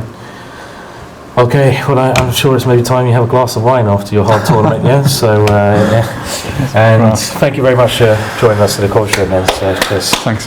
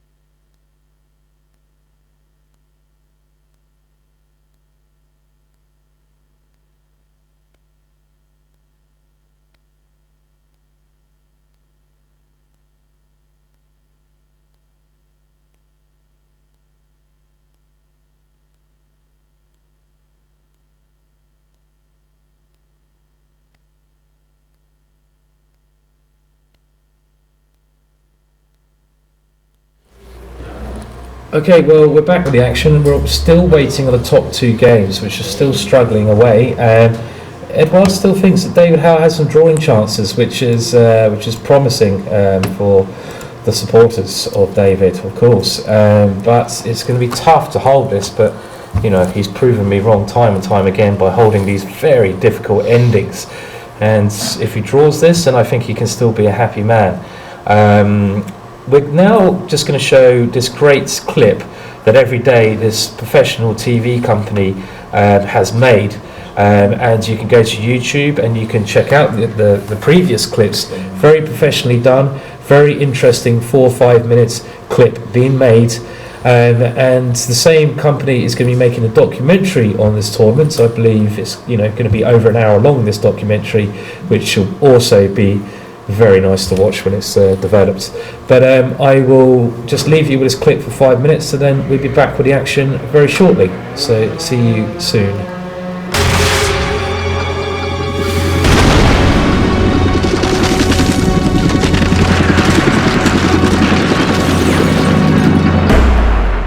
Welcome back to your personal guide of the TradeWise Chess Festival. I'm Tanya Sachdev. This is the day's play. Nakamura closes in on the title with a half-point lead over David Howell, who is in clear second. Going into the final round with David right behind him and 4 players on 7 points, the pressure is big on Hikaru. In case of a tie, playoffs will decide the winner. This puts thousands of pounds at stake in a couple of minutes. In the last round, we have Hikaru playing Hari Krishna and David versus Hu Yifan. Women World Champion Yifan has clinched the top women's prize and is also fighting for a big finish in the open section of the Masters event.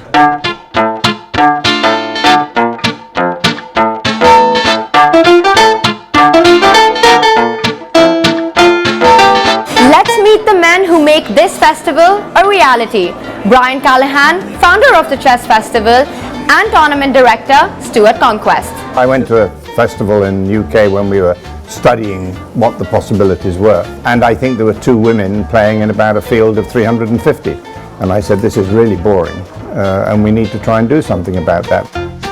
We've created a special women's prize, which is well thought of, and this year, for instance, we have over 50 women playing in this tournament, and that's a huge percentage in terms of tournaments of this nature.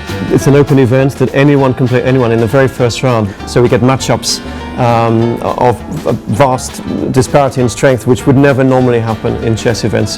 You know, which club or amateur player wouldn't love to play the world number 4 or the women's world champion? I mean, that would be anyone's dream, right? It makes the whole trip worthwhile. You just come here and stand just a few feet to the side of the women's world champion or Hikaru Nakamura and look at their game. Gibraltar is a small place, but it has a heart as big as this, and it also has an airport, it has a deep sea harbour, it has many, many attributes, but we work hard. I mean, these things don't just happen. There's a whole team of people who are working really hard to try and make this a pleasurable place for chess players to come, to have fun and play some very serious chess. I think a lot of it is just word of mouth, not just top players, but everyone that's coming here. A lot of it is the reputation that we have earned for ourselves in successive years of putting on a great show.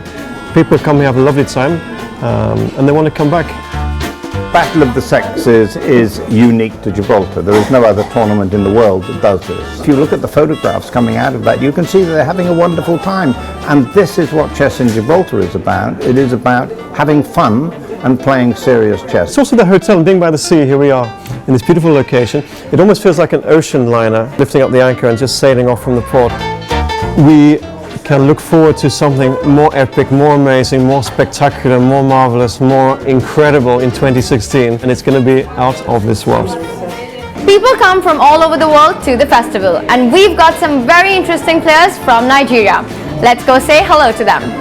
Yes, I attended the master classes and also playing with Niels, the GM I was teamed with for the Pairs Blitz. He told me that I played like a 2350 player, so that made my day. You wanted to kiss him? Yes! I've been here personally for the past 4 years, The competition is very stiff, and you get to play in different kinds of events. The amateurs in the morning, and then the masters in the evening. So Lots of money during the chess tournament. You have the chance to play in 3 tournaments simultaneously. You have rating band prizes. So no matter how weak you are, no matter what your level of play is, you have a chance to go for the big money. I plan to win about £6,000, but my plan isn't working. I played extremely well against 2-4 international masters. I had winning position against a woman grandmaster, but I end up losing it all. the Gibraltar Chess Festival is unique. It's easily the biggest open in the world, and the diversity of the participants is very, very, very rich, and it makes it all the more worthwhile. This is the final round of the festival. Who will be the big winners? Follow all the action live on our official website, and whatever you do, don't miss our final episode of the day's play, where we round up the festival with all the big names. I'll see you right here tomorrow. Bye for now. More insights on the festival and chess in our up-and-coming documentary, All the Right Moves, out later this year.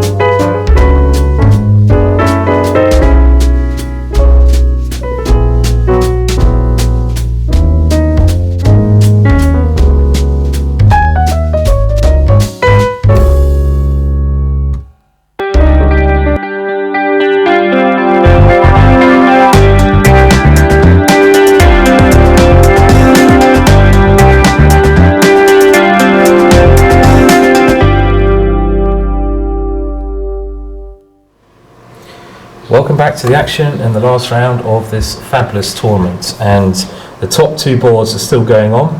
So if anything is still possible, well, I'm not sure about that, but it looks like Nakamura is going to win the tournament. He was now trying to reinvent the endgame book on rook endings here, and it looked to us like this position was quite a dead draw, but he's been trying some interesting ways to win this. And let's just get up to date first of all with the current position. Hari Krishna went king e5 here, and that was already offering a change of structure, because if Nakamura had wanted to, he could have taken on f7, but then Hari Krishna would have taken on a6, and you have this position of 3 versus 2 pawns all on the same side of the board, which is a draw, should be quite an easy draw. Hikaru decided not to go into that straight away, so they had some diving to and fro there. Rook to a8, and at some point around here Hikaru made a decision and he went g4. So this is the idea that f3 was preparing, to go g4 and try to win this ending in not the way of bringing the king around. This is the traditional way to try to win. He's going for a different strategy instead. King e5 played, a7, and now king f6, and Hikaru kind of realised that he has to give the a pawn up, has to change the structure to hope he's going to win. He took on h5 and he went rook h8. So black now forced to take on a7, white takes on h5, and we'll just do a couple moves. Rook a1, rook b5 being played, king rook h1, king g3, king g6. And in actual fact, even if black did not have the f pawn here, it is a draw. It's a draw. Do you know how?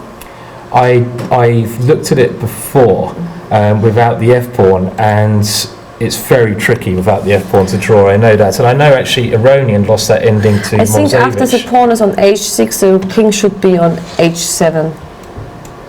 Okay, yeah, you have to keep your king this No, side. after h6 check, at some point when the f pawn is gone, you have to go to h7, but I'm Right. not sure. I think if Yeah. I remember it right. It's very tough, but it is actually a draw. So that's without the f pawn. But But with I the mean, he f-pawn- will not give up the f pawn. No, there's no way he will lose the f pawn here.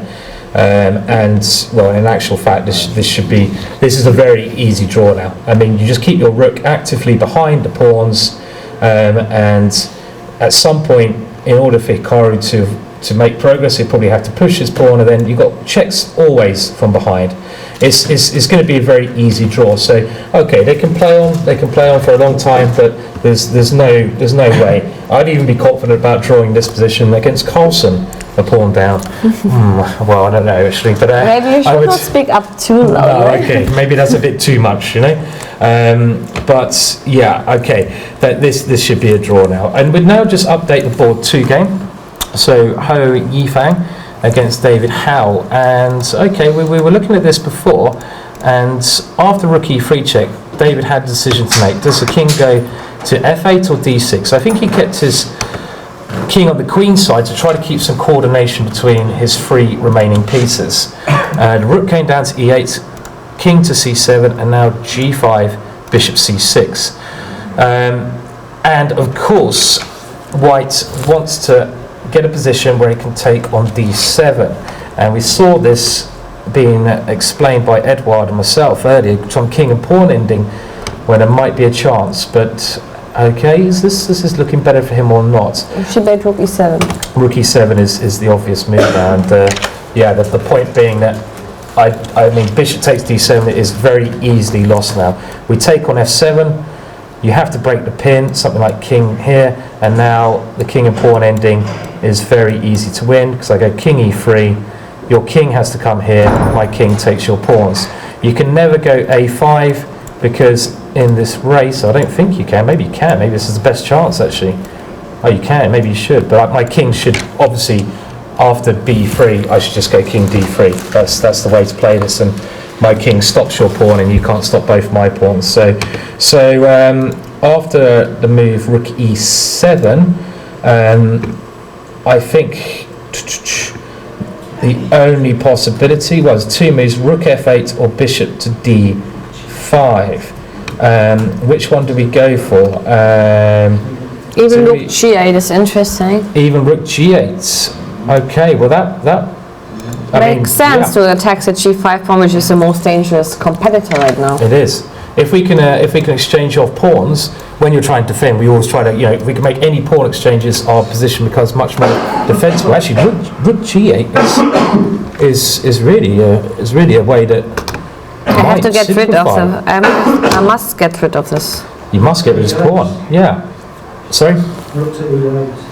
Rook takes rook. Rook to e8. We can just take it now because our bishop has controlling the e8 but square. Rook g8 looks quite. I mean, it looks quite like this is the most forced way because we have to get rid of the g5 pawn. Only chance. Yeah. And rook g8. Actually, this is great drawing chances or something. If he finds rook g8. But that means there are not so much options. If you play rook f8, you play too passively, so my king is coming, so you will just get queened down. And this is the last chance to attack g5 is now, because after rook f8, king e3, rook g8, king f4, it's over. But even if I go rook f8, can I just make... I go king e3. But now I go king d6, you see. And where does your rook go? I could be winning. Okay, maybe I should be a little bit more precise. Rook takes f7, ha ha ha. Oh, okay, whoops. I trick you as usual. You trick me as usual, yeah. Okay, rook takes f7, good trick. And so it's not that simple. So I think you should here. Yeah, but even here, if I go king d8, I have to be correct here. You go rook e5 now, though. Rook e5, and I can pin you. And yeah, king f4. It's still this is a bit tough. Rook g8 is a good move. Rook g8 looks like the most active defense, and I think he will find it. Yeah. Actually, is it a draw after rook g8? I don't know if it's a draw, but I think it's a good chance. Yeah. What would Ho Yifeng play? He played it, yeah. Good stuff. So that is a great, gives him a great opportunity to simplify because the position. she can't hold it. This pawn. Look like it.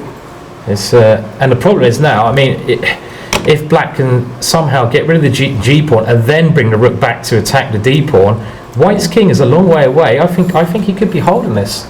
He could be holding. I think it's very good chances to hold it. He's a endgame magician. He is an endgame magician. He's such a hardened fighter. I think Ho Yifeng's move G5 was a little bit too early because rook G8. I wish you could have played king E3 instead. But okay, you have to consider that this is like her 23rd game in a row. Plus it's a 6 hour.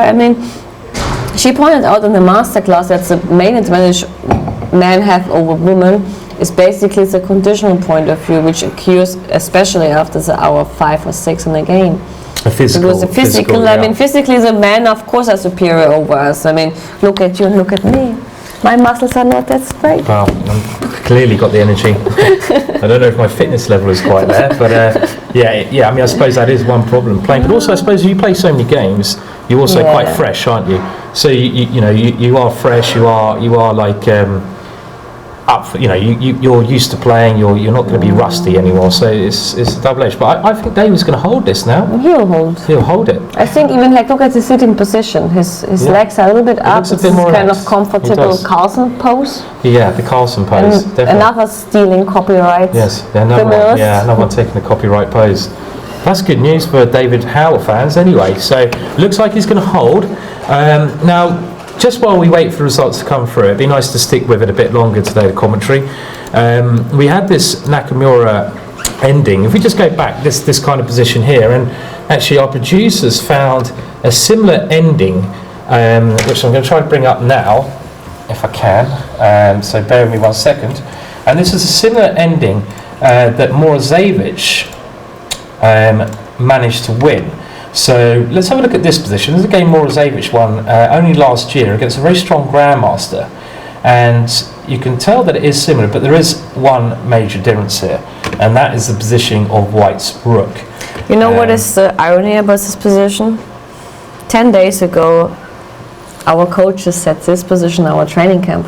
This position. And if I'm now very honest, I don't remember a thing. Oh really? I was going to pass you the mouse there. So I just know G4 is the wrong move. Is the wrong move? Yeah, G4 is the wrong move. No, G4. Hang on, go back. If I remember right, here G4. No, rook C2 is a mistake. You shouldn't go rook C2. That's the wrong move. You go. The best move here is H5 according to the analysis of the Russian GMs. That's what I wanted to say. Rook C2 is a wrong move, even though it looks logical, because I played this position against Dennis Wagner, and I was black, and I also chose the idea of rook C2, and later on I lost because of rook E4, rook E5, and rook E4 idea. Okay. But I mean, here the best defense is here clearly H5. You have to play. To try to exchange pawns or simplify the position. Sure, at least I remember a little bit about this position. And I guess even trying to get your rook behind the pawn, like rook here, and going rook A1 is not completely ridiculous. No, it's not. But the problem is like you're stuck with the H pawn. You don't reach your favorite position of H5. So at some moment I go G5 and I will stuck you on F7. Yeah. And at some moment, so basically, it's really like after G4, H5 is the best defense. I mean, there were like a lot of analysis of Russian GMs, and I mean the logical move rook C2 here is wrong. Sure, yeah, it makes sense. I mean, actually, G4 is a very crafty move, and it's very good in these kind of positions to try to cramp black in like this. H5, best move. Yeah, H5, good way to draw. So you do remember it. I remember just. I mean, I was there. I was physically there for sure. I was even like psychologically there to some extent. But I remember rook C2 was wrong because I played it against Dennis and I lost. Okay. He played some kind of training games. Similar thing, right? And the problem is now as well that we can see we've spoken about the white rook. The worst place for the white rook is in front of the pawn, but now Morozevich has a chance to get the rook next to the pawn. Yeah, and that is a crucial difference. Key point. And G4 also stops black's natural pawn breaks here. And let's just see how Morozevich won this ending. And now, this typical idea we said, the king can now come across the board. We have to attack the rook, make sure the rook moves away first. So it gets a Philidor ending with on the first board with Nakamura. Okay. It's a sticking method. The sticking method. You remember the sticking method? It will apply in this game. Good. We'll have a look at that and let's just see how Morozevich did this. Okay. Well, he now goes behind a pawn. Oh, this is very nice because I know a technical win here. If you get your pawn to A7 and you can have a passed pawn on the F file, G file, or H file white. If you have a passed pawn on the F file, it's a win. If you have a passed pawn on the G file or H file, it's only a draw. Because of F7 at the end, you get a nice. Because this is why G5 is forced. I mean, let me just show you that very quickly. Let's say, I don't know, King F7, we go F4, something like this. I know, King G7, we get this position. Eventually, we can even go all the way here. We get our passed F pawn. And now, after S6 check, the king can't take because we go and queen. And if you go king F7, we go rook at H8. And this is key but points. You know, even in this last position before G5, I remember from our training camp that even at some point he had a drawing chance here to some extent. There was some drawing chance to get at some point the rook to the 7th rank, but I forgot which moment it was. Right. I'm not sure G5 is the move. I think here there is some drawing move at some point, but let's not get that deep. No, but I mean, there had been some analysis to get the rook on the 7th rank as a best defense in some. You have some good training camps you guys do, you know? Well, I mean, I remember it, but unfortunately I don't remember the moment when black could defend better. But there was some trick about getting the rook to the 7th rank to defend. Yeah, but you did remember the most important move after G4 is H5. It's the best Following move. all the principles, try to swap pawns off and keep it like that. Okay, so we go back to Nakamura's in a second. First of all, let's have a look at Wei Yi and look at his game. We'll just find this game now. Against Felgar, and this is a current position here where I thought black couldn't really lose this position, but I could be wrong, of course. I mean, that's what you actually predicted. That's two central pawns might get weak at some point. I mean, I was also thinking if we just keep defending like something like Queen D3, how does White's rook seem to have suddenly got a little bit more active? So I'm not as convinced as I was before. Queen D3. Because even there's little tricks now with rook here. That's a bit nasty. That's a nasty idea. I don't know, it's actually maybe a little bit tricky. I don't know how White's rook's got in. So Wei Yi, such a hard position to judge. I really don't know. But I think it's much easier to play for White actually, because you don't have, I mean, your king on A2 is rock solid. Rock solid, yeah. It's never going to be checked or anything. Unfortunately. So I mean, let's bet on the fact that Wei Yi is winning. What do you think? I will bet on a draw. Oh yeah. Or not a win for where you... I love the way you got £1 coins there ready for me. Just show them to the audience. They're ready. I need to give you your winnings as well, don't I, at some point? These are like my betting pawns. The betting stack. I don't know if the camera can see like it at the moment. 1, 2, 3, 4, camera's not on 5, 6, 7, 8, 9, 10, £11 £11 to play for. Yeah, maybe let's put it up here. Let's put the £11 up there so people can One for me, another one for me, another one for you, one of a hope for you, dear. but let's say it's another one for me. see. This is like 4 for you, 1 for me. Yeah, 4 one for for you, 1 for okay, me. like you get another one Okay, to play for, Yeah. and 7, 8, 9.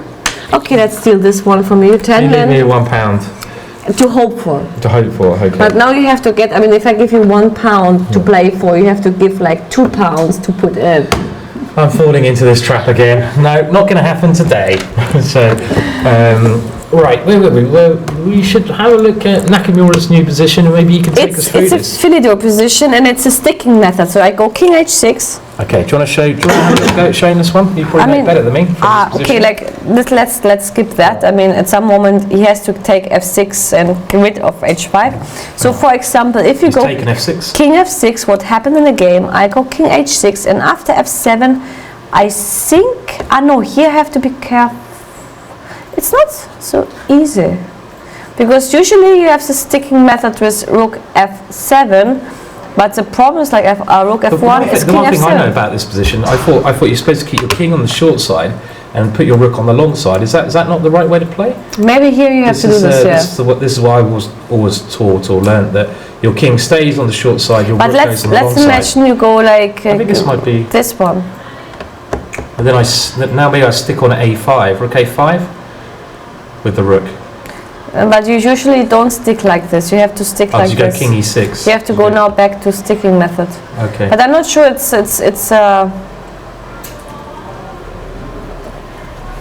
the position looks a little bit strange because a king should be on H7. Yeah.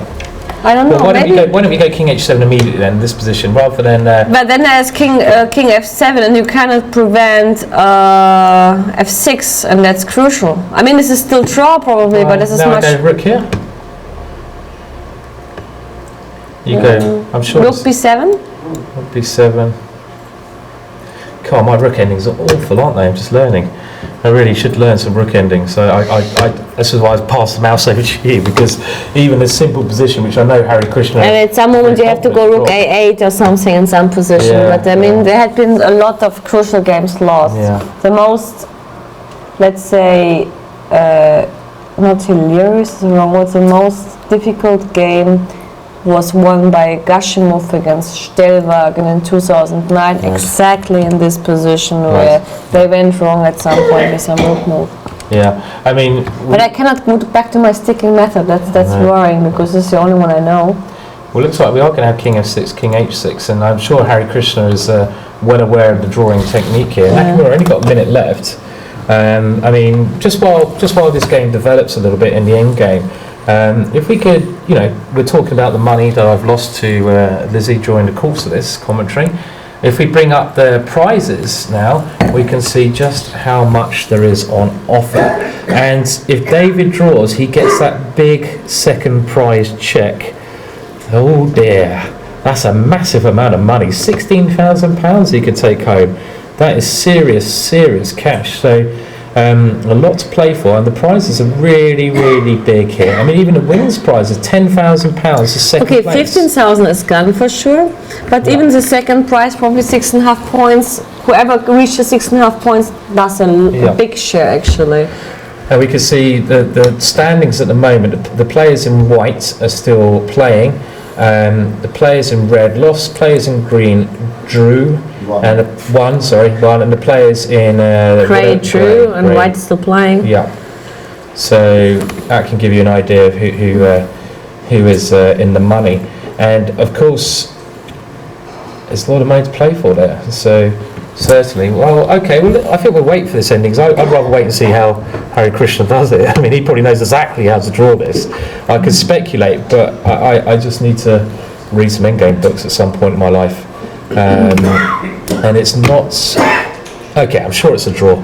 Hare Krishna will not have gone into this if it's anything else but a draw. It is a draw, but would you be able to hold it? Would I be able to hold this? I would be nervous, should I say, in this nervous position. is a good way. I just don't know the drawing technique. I have to think a long time, and I'm sure I can recall it because I have looked at there's a handshake. It's a draw. Is it a draw? Yeah. Do we have a draw? Do we have a draw? Do we have a draw? Come on. Come on, guys. Looks like it's got to be a draw. It's got to be a draw. Let's see them. Did he have a sigh of relief there? Yeah, it was. Sigh of relief for David, maybe. That is well held, David. Congratulations, David. And that's a nice smile from Ho Yifan as well, even though she realised that she was doing well. That was really well held. I was really worried about David there. Yes, he was in serious troubles. Let's just hope. Can we get David one more time in? I mean, we don't necessarily need to talk about the game, but I even would sing for him. Can we just congratulate him on his second place guaranteed? Can anyone catch him? I don't think so. David's just won £16,000. So I want to ask him how he's going to spend the money. I want to ask him how many bottles of wine he's going to. He won't be pleased. David won't be pleased. No. Well, I disagree. I think. I mean, considering that he was on a losing track, I think he's very pleased with the result. I don't think he's going to be over the moon. He's not going to be like jumping out of the room and celebrating. But I think he's not going to be. We won't like congratulate him too much because obviously he wanted to win. He wanted to be playing Hikaru in the playoff. But I mean, he still had a very good tournament. He's come second. He's won £16,000 and he's gained a bucket load of rating points. So. Okay, he did want to be playing the playoff, so he's not going to be over the moon. So, are we on a break? No, I don't think so. We're still going. Oh, so yeah, we're still going. Okay, and we just follow the top game at the moment. King H6, and now Rook B2's been played. Well, I'm guessing now. No, but now my sticking method, Rook F1 works. No, you Rook F1, Rook H2 is checkmate. Oh, okay, King H7. that's not a good sticking method. That one. That's a really bad sticking method. Okay, let's go. King H7. King H7, and now if I go King F7, I'm going to try the same trick again. Sticking method again. I check on G7. You check on G7. It should be. And then I repeat moves. Yeah, because if I go here, then I go check on G8. So I mean, you have to come up with something, and after F5, I stick Rook F1, and I make it. Okay, and this is easy, yeah? That's easy. Easy for some. Once I manage Rook F1, I'm happy. Yeah. Do you think Hare Krishna will go for the sticking method in the current position? Of course, because it's much easier than the other method where you have to at some moment decide, but there's some kind of final position where you have to decide between Rook A8, Rook A7 and Rook A6. That's the kind of position where a lot of GMs went wrong in a lot of games. Right, okay. And the most famous one I remember was Gashimov against Stelbergen in 2009. And this is when Armenia won the... When Azerbaijan won the European Team Championship. Azerbaijan, sorry. Yeah. My apologies, by winning this game. It's all that one ending, so Stelbergen has been most upset. I don't think he's ever played chess since then, has he? So, no, not much. I mean, I think he had some crucial, let's say. He's doing his PhD in chemistry. PhD in chemistry, yeah? Okay. Yeah. Pronounced in a Dutch way, not a German way. Chemistry. Stelwagen, how you say it in Dutch? Stelwagen. I got the popcorn. Lee's actually got the popcorn today, and you got your bottle of wine and popcorn. Got me done? First bottle of wine? Yeah. First bottle of wine, okay. I got you guys some chocolate as well. You got some chocolate. You're a star, Lee. I was going to get you. I want some chocolate. Come and show your face, Mr. Chocolate Man. I love your shirt as well. You have to come behind. Okay, here is Lee with his Hawaii shirt. He's our chocolate provider. There was no orange chocolate. There's no orange chocolate. I was going to get some, but I didn't know what Elizabeth's face You actually got your popcorn and your glass of wine there, so good stuff. Thank you very much. That's all right, no worries. Okay, well, Lee, yeah. Do you think Prince Charming is coming? Very kind of you, Lee. No worries. Okay, well, Rook to G6 has been played. Yes, you see. King F7, Rook G7 being played. King to F8. And now your Rook goes to A7, surely. No. No? To G1. To G1. What's wrong with rook a7? Just explain to me. What's wrong with c1? Oh, because you go rook g2. I just wanted to know. Oh no, then you'll kick king. Okay. No, I go rook c1, then I have the sticking method. Okay. That's better than rook c1. Okay, I'm sure this guy knows his stuff. Rook g1. It's funny that these simple endings I should know really off by heart, but I just don't. So I'm for rook g1 because the point is like now after king f7 we repeat moves. Sure. And otherwise we can just go behind. I mean the king g6 is a threat. Yeah. Or maybe you have like check on b6 and then f5. Huh. It's not so easy. But if you check on b6, can I go rook g6 as simple as that? So check here. And rook g6. No rook g6. He's coming. Yeah, he's coming. Good stuff. So Prince Charming is coming. He is coming. Good stuff. Mate, has he got a glass of wine first? Maybe he deserves a glass of wine. Yeah, we should get him a glass of wine here. Well, we are going to have David Howell hopefully join us soon. But we should get him a glass of wine first. Yeah, but what about him? I also need a glass of wine. I also need a glass of wine. But you had a glass of wine. It's your turn. Drunk my glass of wine. I know. Well, maybe we should just get a bottle of wine. You got any glasses? I'll get anyone else. I'll give him some. Yes, I even like give some money for that. I wouldn't mind a glass of red wine. Yeah. Yeah. Or actually. Two reds. Two red. You stick to red? I'm going to stick to red. I think. Yeah. You know, it's got to be done. So. Are we still online? I know, but it doesn't matter really. Okay. So thanks, Pete. So we're getting stocked up on alcohol now, just for the end of the show. We're going to try to get as drunk as we possibly can. Can I have a Jägermeister and a double whiskey as well? But please? the Jägermeister not is a German drink? I do. Yeah. It's a very dangerous drink. You usually take it when you have like an overload of food. Jägermeister and Red Bull is something that I'm very used to be very keen on. But now Honey Jack Daniels is my favourite drink. Honey Jack Daniels. Honey Jack Daniels. Why the honey must be involved? Because it makes it taste so sweet easy. and it gets quicker to the blood. It's very easy to drink. Very easy to drink. Getting quicker to the blood. It's a quick drink. It's on the road to demolition, that one. So, but yeah, it's my new favourite drink. Okay, well, we're just going to wait. David deserves a glass of wine, so before he comes and joins us in the commentary room after his game today, obviously he might be a little bit upset he didn't win because he had this big chance, but in the end of the day, he still came second. So, so we're going to wait for David to join us. We're just keeping a track on the board one game while that happens. It's a draw. King g6 Of course, it's a draw. It's actually this. Let's just keep the camera here. Because it is a draw. It is a draw. Look at this. Okay, we're staying with the moves. Rook b4, king g6. I don't even think Hikaru can win this position coming up. Okay, and he smiles. So congratulations to Hikaru as well, because he's won the tournament. Well-deserved winner of the tournament. And okay, maybe he could have got extra points even, but he still wins the tournament outright. So we do have to congratulate a great champion. And to be fair, he totally deserves the first place. He was never in trouble in any game. He outplayed his opponents most of the time, and he just played fantastic chess. So, and that game there, Hari Krishna defended exceptionally well. So, so he should take a bit of relief there. He's won the money. He's won £20,000. He's won lots of rating points. That's good stuff. So we can shortly look at the standings with Hikaru on first place outright and David Howe second place outright. And then people are fighting for a share of place. So maybe, I don't know if we got even the standings up. We can have a quick look at them again maybe at some point. And it's nice to see they're both happy. The relief, the tournament's over, time to relax. Actually, that's really nice to see Hikaru. He has been really on edge, most of the time because he's been fighting the whole way through, and as soon as the game's over, he can relax. So I think that's great. I think that's great. He's happy, relief. And well, is David going to join us? Let's see. David. Is David?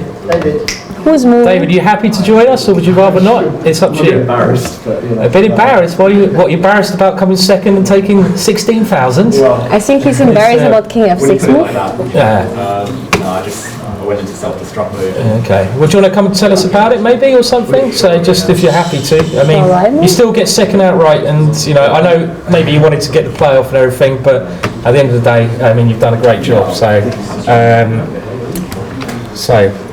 I'm moving. I don't mind. Should we flip a coin? Yeah, let's flip a card. The header. I'd like. Okay, you go for head or you go for number. Okay. But hang on, there are two heads. Not in the same glass, no. We're fighting over who wants to interview David Howe. This is how popular David Howe is. Normally, we want to get the head away from the desk when There's people a come on. skinhead or whatever. It's a mountain, and there's a queen. A mountain. I Heads bet or on the tails? queen. We say heads or tails. I bet on the Heads queen. is the queen's head. I bet on the queen. I'm an expert at flicking. No, You but bet on the heads. I bet on the queen.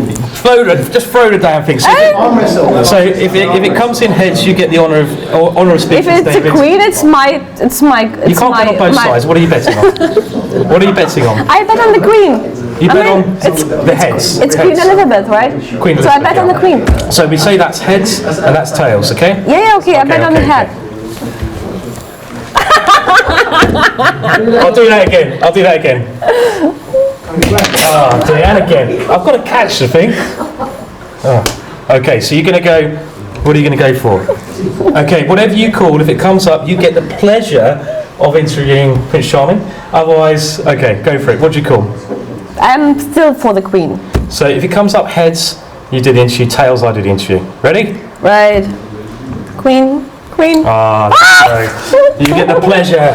Come on, David. Another day, hey. You have to win it next year.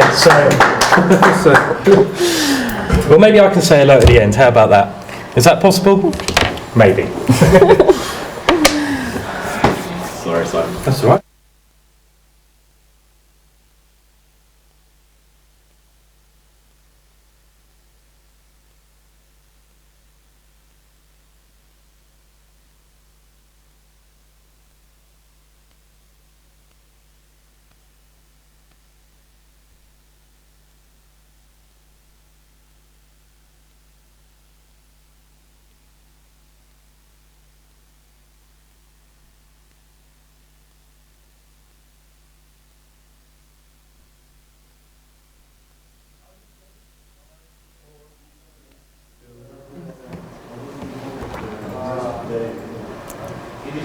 Hi. Hi Lizzie, how I are you? am very glad you didn't lose this game because you scared us to hell. I scared myself. Inside I was screaming, I was crying, I didn't really know what to think. What actually happened? I mean, I knew there were several moments I could bail out into a completely drawn position, and I convinced myself that I should be trying to win for some reason. But after d6 check, I think that king Yeah, f6 was a after little D6 bit check, suicidal. Yeah, okay.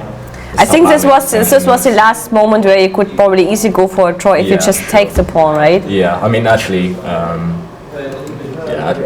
I completely missed in the game that after d6. Okay, King f6. g4, take. After g5, if I play king takes, Bishop takes f7, you takes missed. F7. That's what we saw, that you might have missed that move. And then suddenly I panicked and I couldn't calculate and I couldn't really think straight. So, I mean, I'm just lucky that I'm still in the game. Actually, I saw bishop d5 here for white, and I kind of, well, I was thinking about resigning, but... a bishop d5 actually really loses probably. I think I have to take now, because rook takes d6. It doesn't work because of bishop e4 check. Yeah, bishop takes f7 is even better. But, and after I take, rook takes... Yeah, and I kind of took my actually. Yeah. You can never go for the ending, and my king just marches to this c5, and that's over. Yeah. I mean, it's probably just game over. I mean, maybe king g2 rather than king f2, because here I still have some chances to hold, and then rook f7 check and king d7. But after king g2, I think it's... this is what I was calculating. But actually, you understood that the first game was a draw, likely. Yeah. Because Hare Krishna looked very convincing, plus he had a big time ahead. Yeah, I think that was my problem. And you were hoping to trick this little... Well, I don't know. I mean, I must be better around this stage, and I kind of got it in my head that I should be pressing, but I just couldn't find a way. But actually, after queen c3, the position was quite tricky, we saw, because probably the only chance here to play for something is to find bishop b8. Yeah, I was thinking about bishop b8. I just thought it was because king g7, we saw rook e7, which is like maybe a slightly problem for you. Yeah. I pretend I saw that one. But yeah, King G7 just looks wrong. Maybe even Rook E6 and things. Now King G7 looks in this way logically. You now try to take on D4, but Rook E7 is a little problem. But Bishop B8 was also a variation. But even then, I think, I mean, White's position is quite active. Yeah, I mean, maybe I just shouldn't take on E1. I mean, I should just go Bishop E7 here, and I think all of my pieces are just very good. I mean, I was slightly worried about her going Rook E3. So if I take, then the F file comes open. But then maybe just Rook D8, and I don't.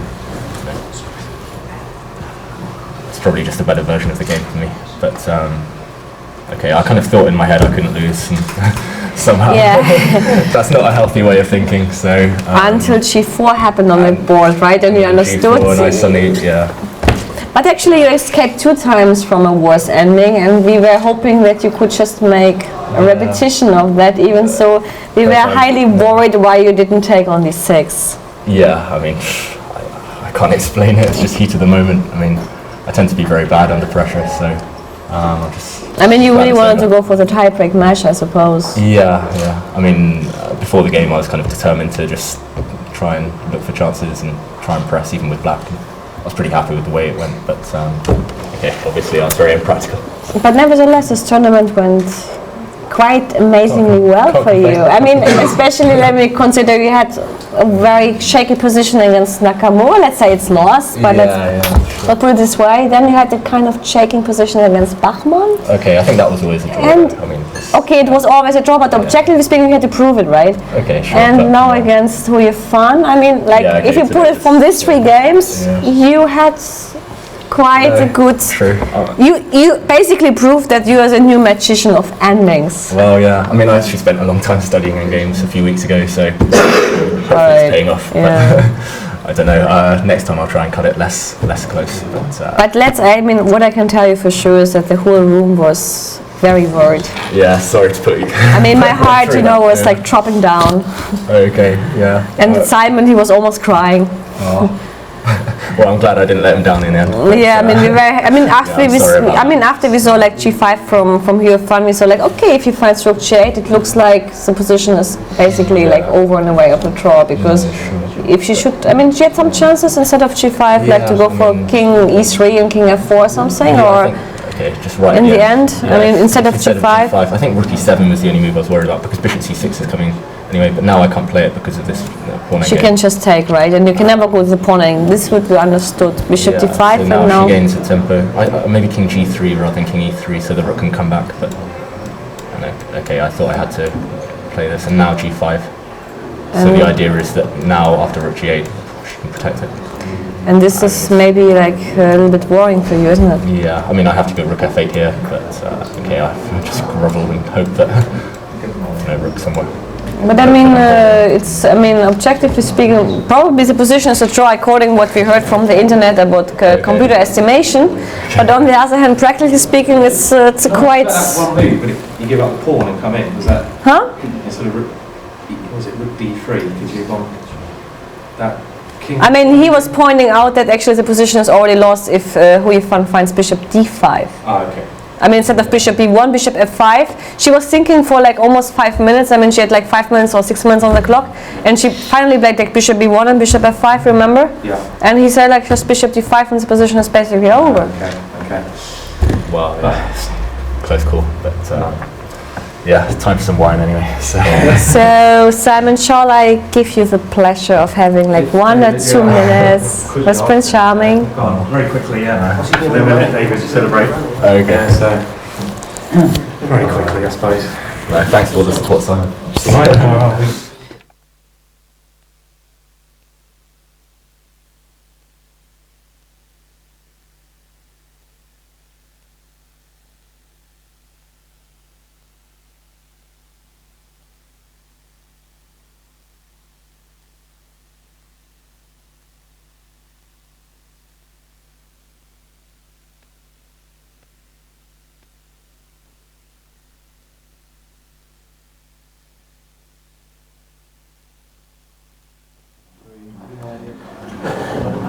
Okay, well, I think we're back live with the last bit of the commentary of this tournament, and Hikaru is going to join us as well, the well-deserved winner of the tournament, and it's been very exciting. But we'll congratulate Hikaru in a second. I think David is well deserving a glass of wine or a bottle or something. Who knows? So several glasses at least. Several glasses, good stuff. So, so what are your impressions of the tournament? It's been probably very stressful for you. It's been stressful, but I mean, I always enjoy coming here. It's so well run, and everyone's so friendly. And okay, the social events like the Team Blitz with you, Simon, and it's a pleasure. The sections, you know, it was all kind of. I mean, I tend to play well when I'm in a good mood, and this, I mean, nobody can fail to be in a good mood here in Gibraltar. So yeah, it's good stuff. It's been lovely, and I'm just glad it ended on a decent note. Definitely, and of course today was a bit of a slugfest, which is going to be with the nerves for both of you. Is bound to happen, to be honest. But what were your sort of general feelings in some way today? I mean, did you feel that you were having some chances as well, or like? Yeah, I mean, I got a bit too optimistic maybe in the middle game, and I mean, I was trying to calm my nerves. I mean, I tend to be very bad at last rounds, and in the Isle of Man, I kind of self-destructed too. It gets Nigel short, Nigel when I was joint leading, and I think I slept very badly last night. I kept waking up thinking, I kept dreaming that I'd missed the zero tolerance thing. Right. Okay. Right. I think Okay. That's a good sign, but okay. But still, you got there in the end, so it's kind of relief now, I guess, as well. And so, how are you going to spend the 16,000, David? Can I ask you that? Let's think positive. £100 at the bar. I'll not tell my mum or sister, otherwise they'll demand the majority. Okay. So they probably know, though, David. I'd imagine they'll probably work it out that you've got a nice paycheck. I'll buy you a few drinks, Simon. That's very kind. I'll worry about the rest later. Good stuff. That's what I like to hear. So, but yeah. Anyway, brilliant result, David. And I think you should deserve the bar now. So go and enjoy the bar, and I'll catch you later anyway. So thanks very much. Cheers, David. Well done. So very good.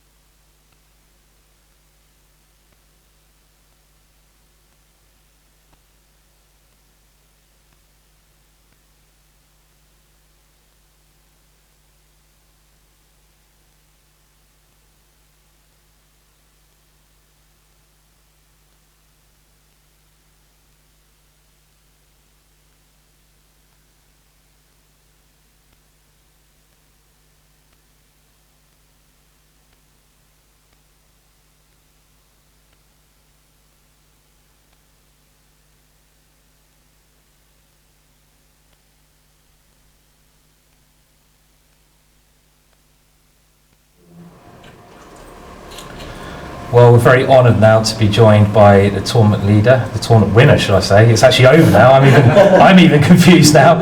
But Hikaru has done a well-deserved victory in the tournament from start to finish. You kept your board one spots, and it never really looked like you're in any danger of ever dropping the first place spot, to be honest. And maybe I was in some trouble yesterday, actually. So trouble yesterday, right? Yeah. Okay, so that was a slightly tough game yesterday. Yeah, I mean, played a bad move order in the opening, and I was in some trouble. But fortunately, I was able to hold. And then today was pretty routine. So this looked like quite a well-prepared game from your opponent, and it was a bit of pressure from you, but never enough. Well, I mean, I never should have gotten to the point it did. I mean, I was just about ready to offer a draw right around like move 26, 27, and then suddenly I got chances, basically. I mean, like. Sure. I mean, maybe we can just have a look at that.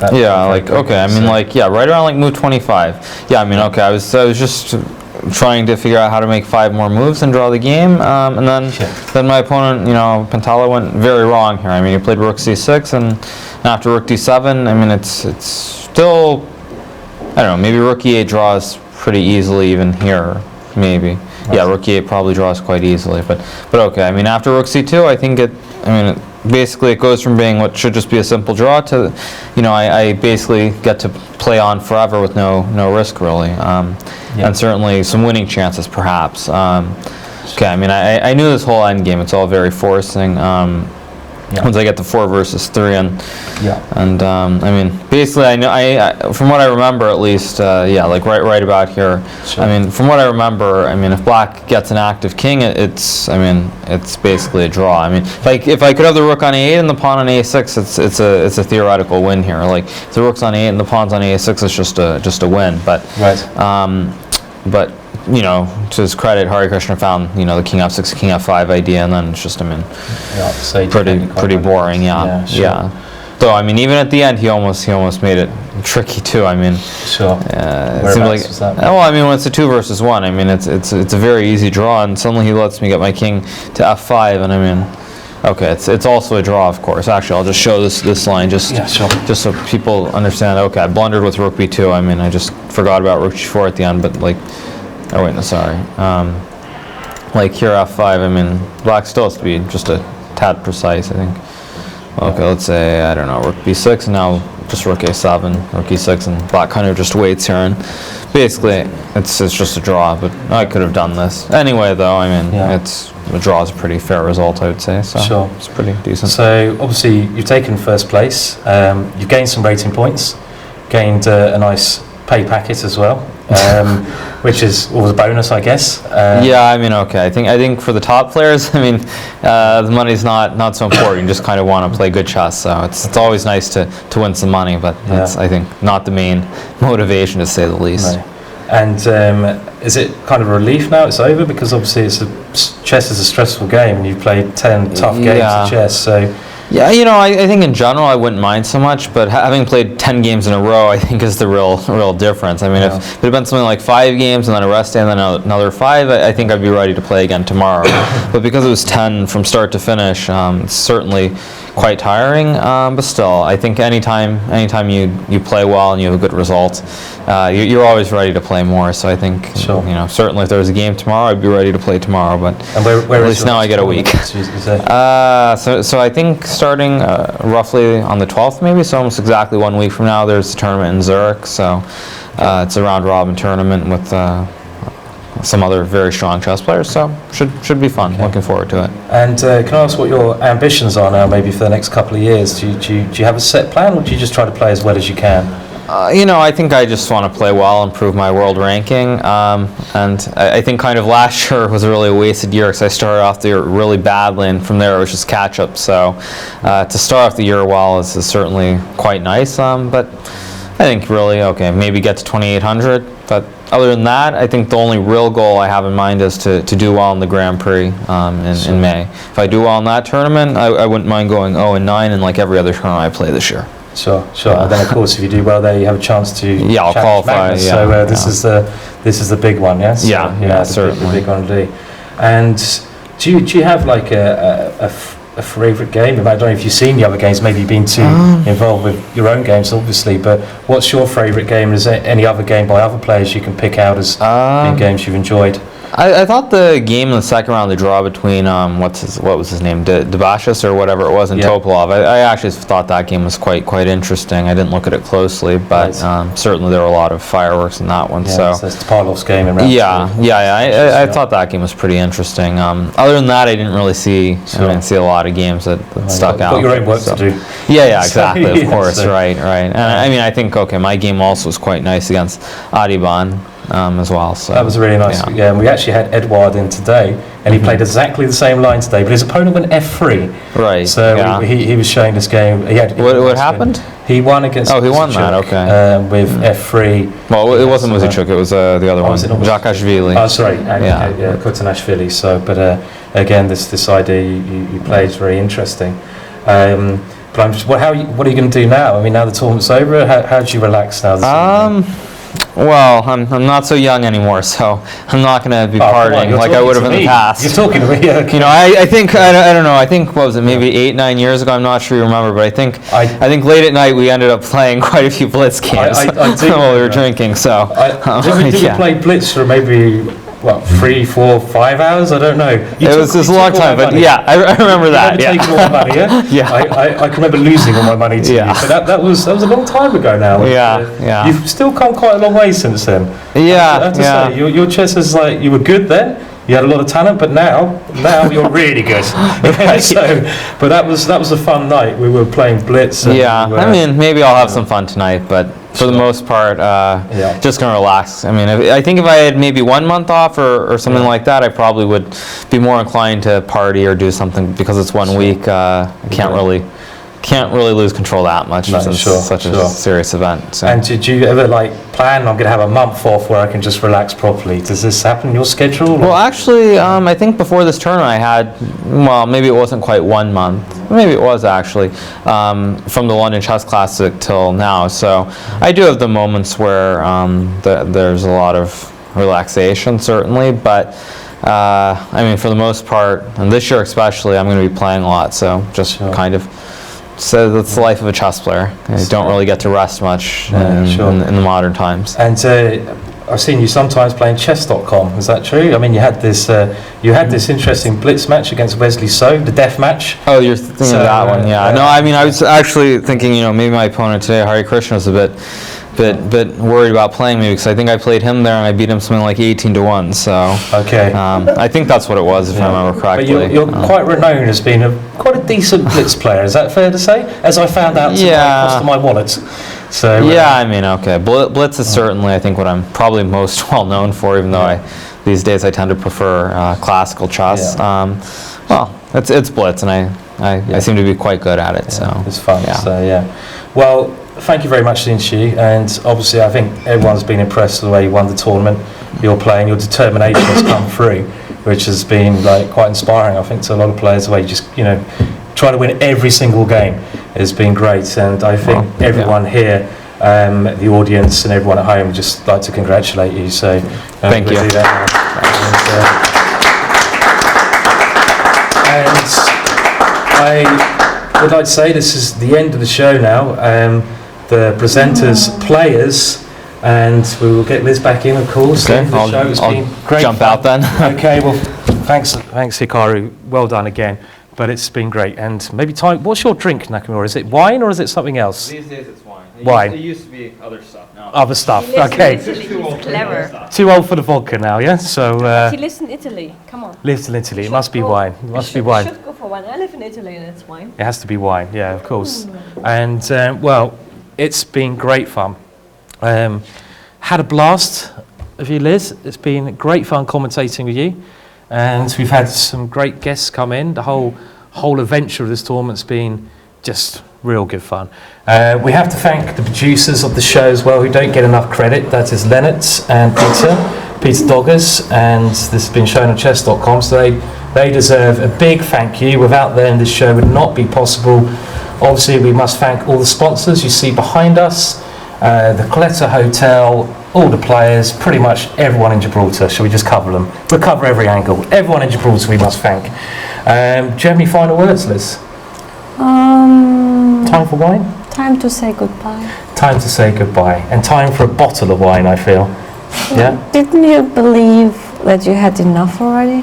It's only my second glass. You're a little bit red. I'm a little bit red, but that's my normal face, I'm afraid. So, yeah. Okay, well, time to drink. Time to drink and party. And the party, I'm sure, here will go on for a number of hours. Have an amazing final dinner. So, thanks everyone for tuning in, and hopefully see you next year. Bye.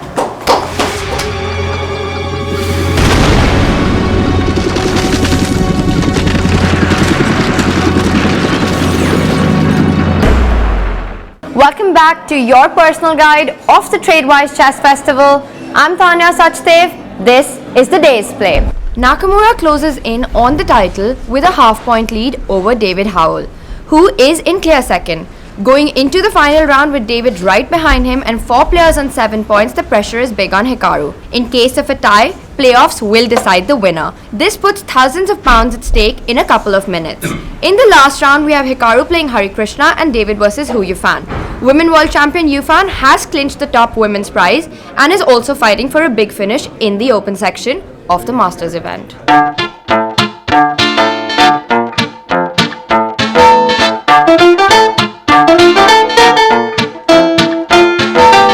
Let's meet the men who make this festival a reality.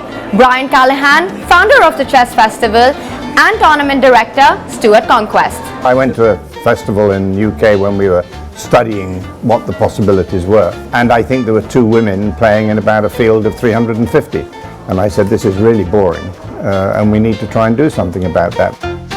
We've created a special women's prize which is well thought of, and this year, for instance, we have over 50 women playing in this tournament, and that's a huge percentage in terms of tournaments of this nature. It's an open event that anyone can play anyone in the very first round, so we get matchups of a vast disparity in strength which would never normally happen in chess events. You know, which club or amateur player wouldn't love to play the world number 4 or the women's world champion? I mean, that would be anyone's dream, right? It makes the whole trip worthwhile. You just come here and stand just a few feet to the side of the women's world champion or Hikaru Nakamura and look at their game. Gibraltar is a small place, but it has a heart as big as this, and it also has an airport, it has a deep sea harbour, it has many, many attributes, but we work hard. I mean, these things don't just happen. There's a whole team of people who are working really hard to try and make this a pleasurable place for chess players to come, to have fun and play some very serious chess. I think a lot of it is just word of mouth, not just top players, but everyone that's coming. A lot of it is the reputation that we have earned for ourselves in successive years of putting on a great show. People come here, have a lovely time, and they want to come back. Battle of the Sexes is unique to Gibraltar. There is no other tournament in the world that does this. If you look at the photographs coming out of that, you can see that they're having a wonderful time. And this is what chess in Gibraltar is about. It is about having fun and playing serious chess. It's also the hotel, and being by the sea, here we are in this beautiful location. It almost feels like an ocean liner lifting up the anchor and just sailing off from the port. We can look forward to something more epic, more amazing, more spectacular, more marvelous, more incredible in 2016, and it's going to be out of this world. People come from all over the world to the festival, and we've got some very interesting players from Nigeria. Let's go say hello to them. Yes, I attended the master classes and also playing with Niels, the GM I was teamed with for the Pairs Blitz. He told me that I played like a 23-50 player, so that made my day. You wanted to kiss him? Yes! I've been here personally for the past 4 years. The competition is very stiff, and you get to play in different kinds of events. The amateurs in the morning, and then the masters in the evening. So Lots of money during the chess tournament. You have the chance to play in 3 tournaments simultaneously. You have rating band prizes, so no matter how weak you are, no matter what your level of play is, you have the chance to go for the big money. I plan to win about £6,000, but my plan isn't working. I played extremely well against 2-4 international masters. I had winning position against a woman grandmaster, but I end up losing it all. the Gibraltar Chess Festival is unique. It's easily the biggest open in the world, and the diversity of the participants is very, very, very rich, and it makes it all the more worthwhile. This is the final round of the festival. Who will be the big winners? Follow all the action live on our official website, and whatever you do, don't miss our final episode of the day's play, where we round up the festival with all the big names. I'll see you right here tomorrow. Bye for now. More insights on the festival and chess in our up-and-coming documentary, All the Right Moves, out later this year.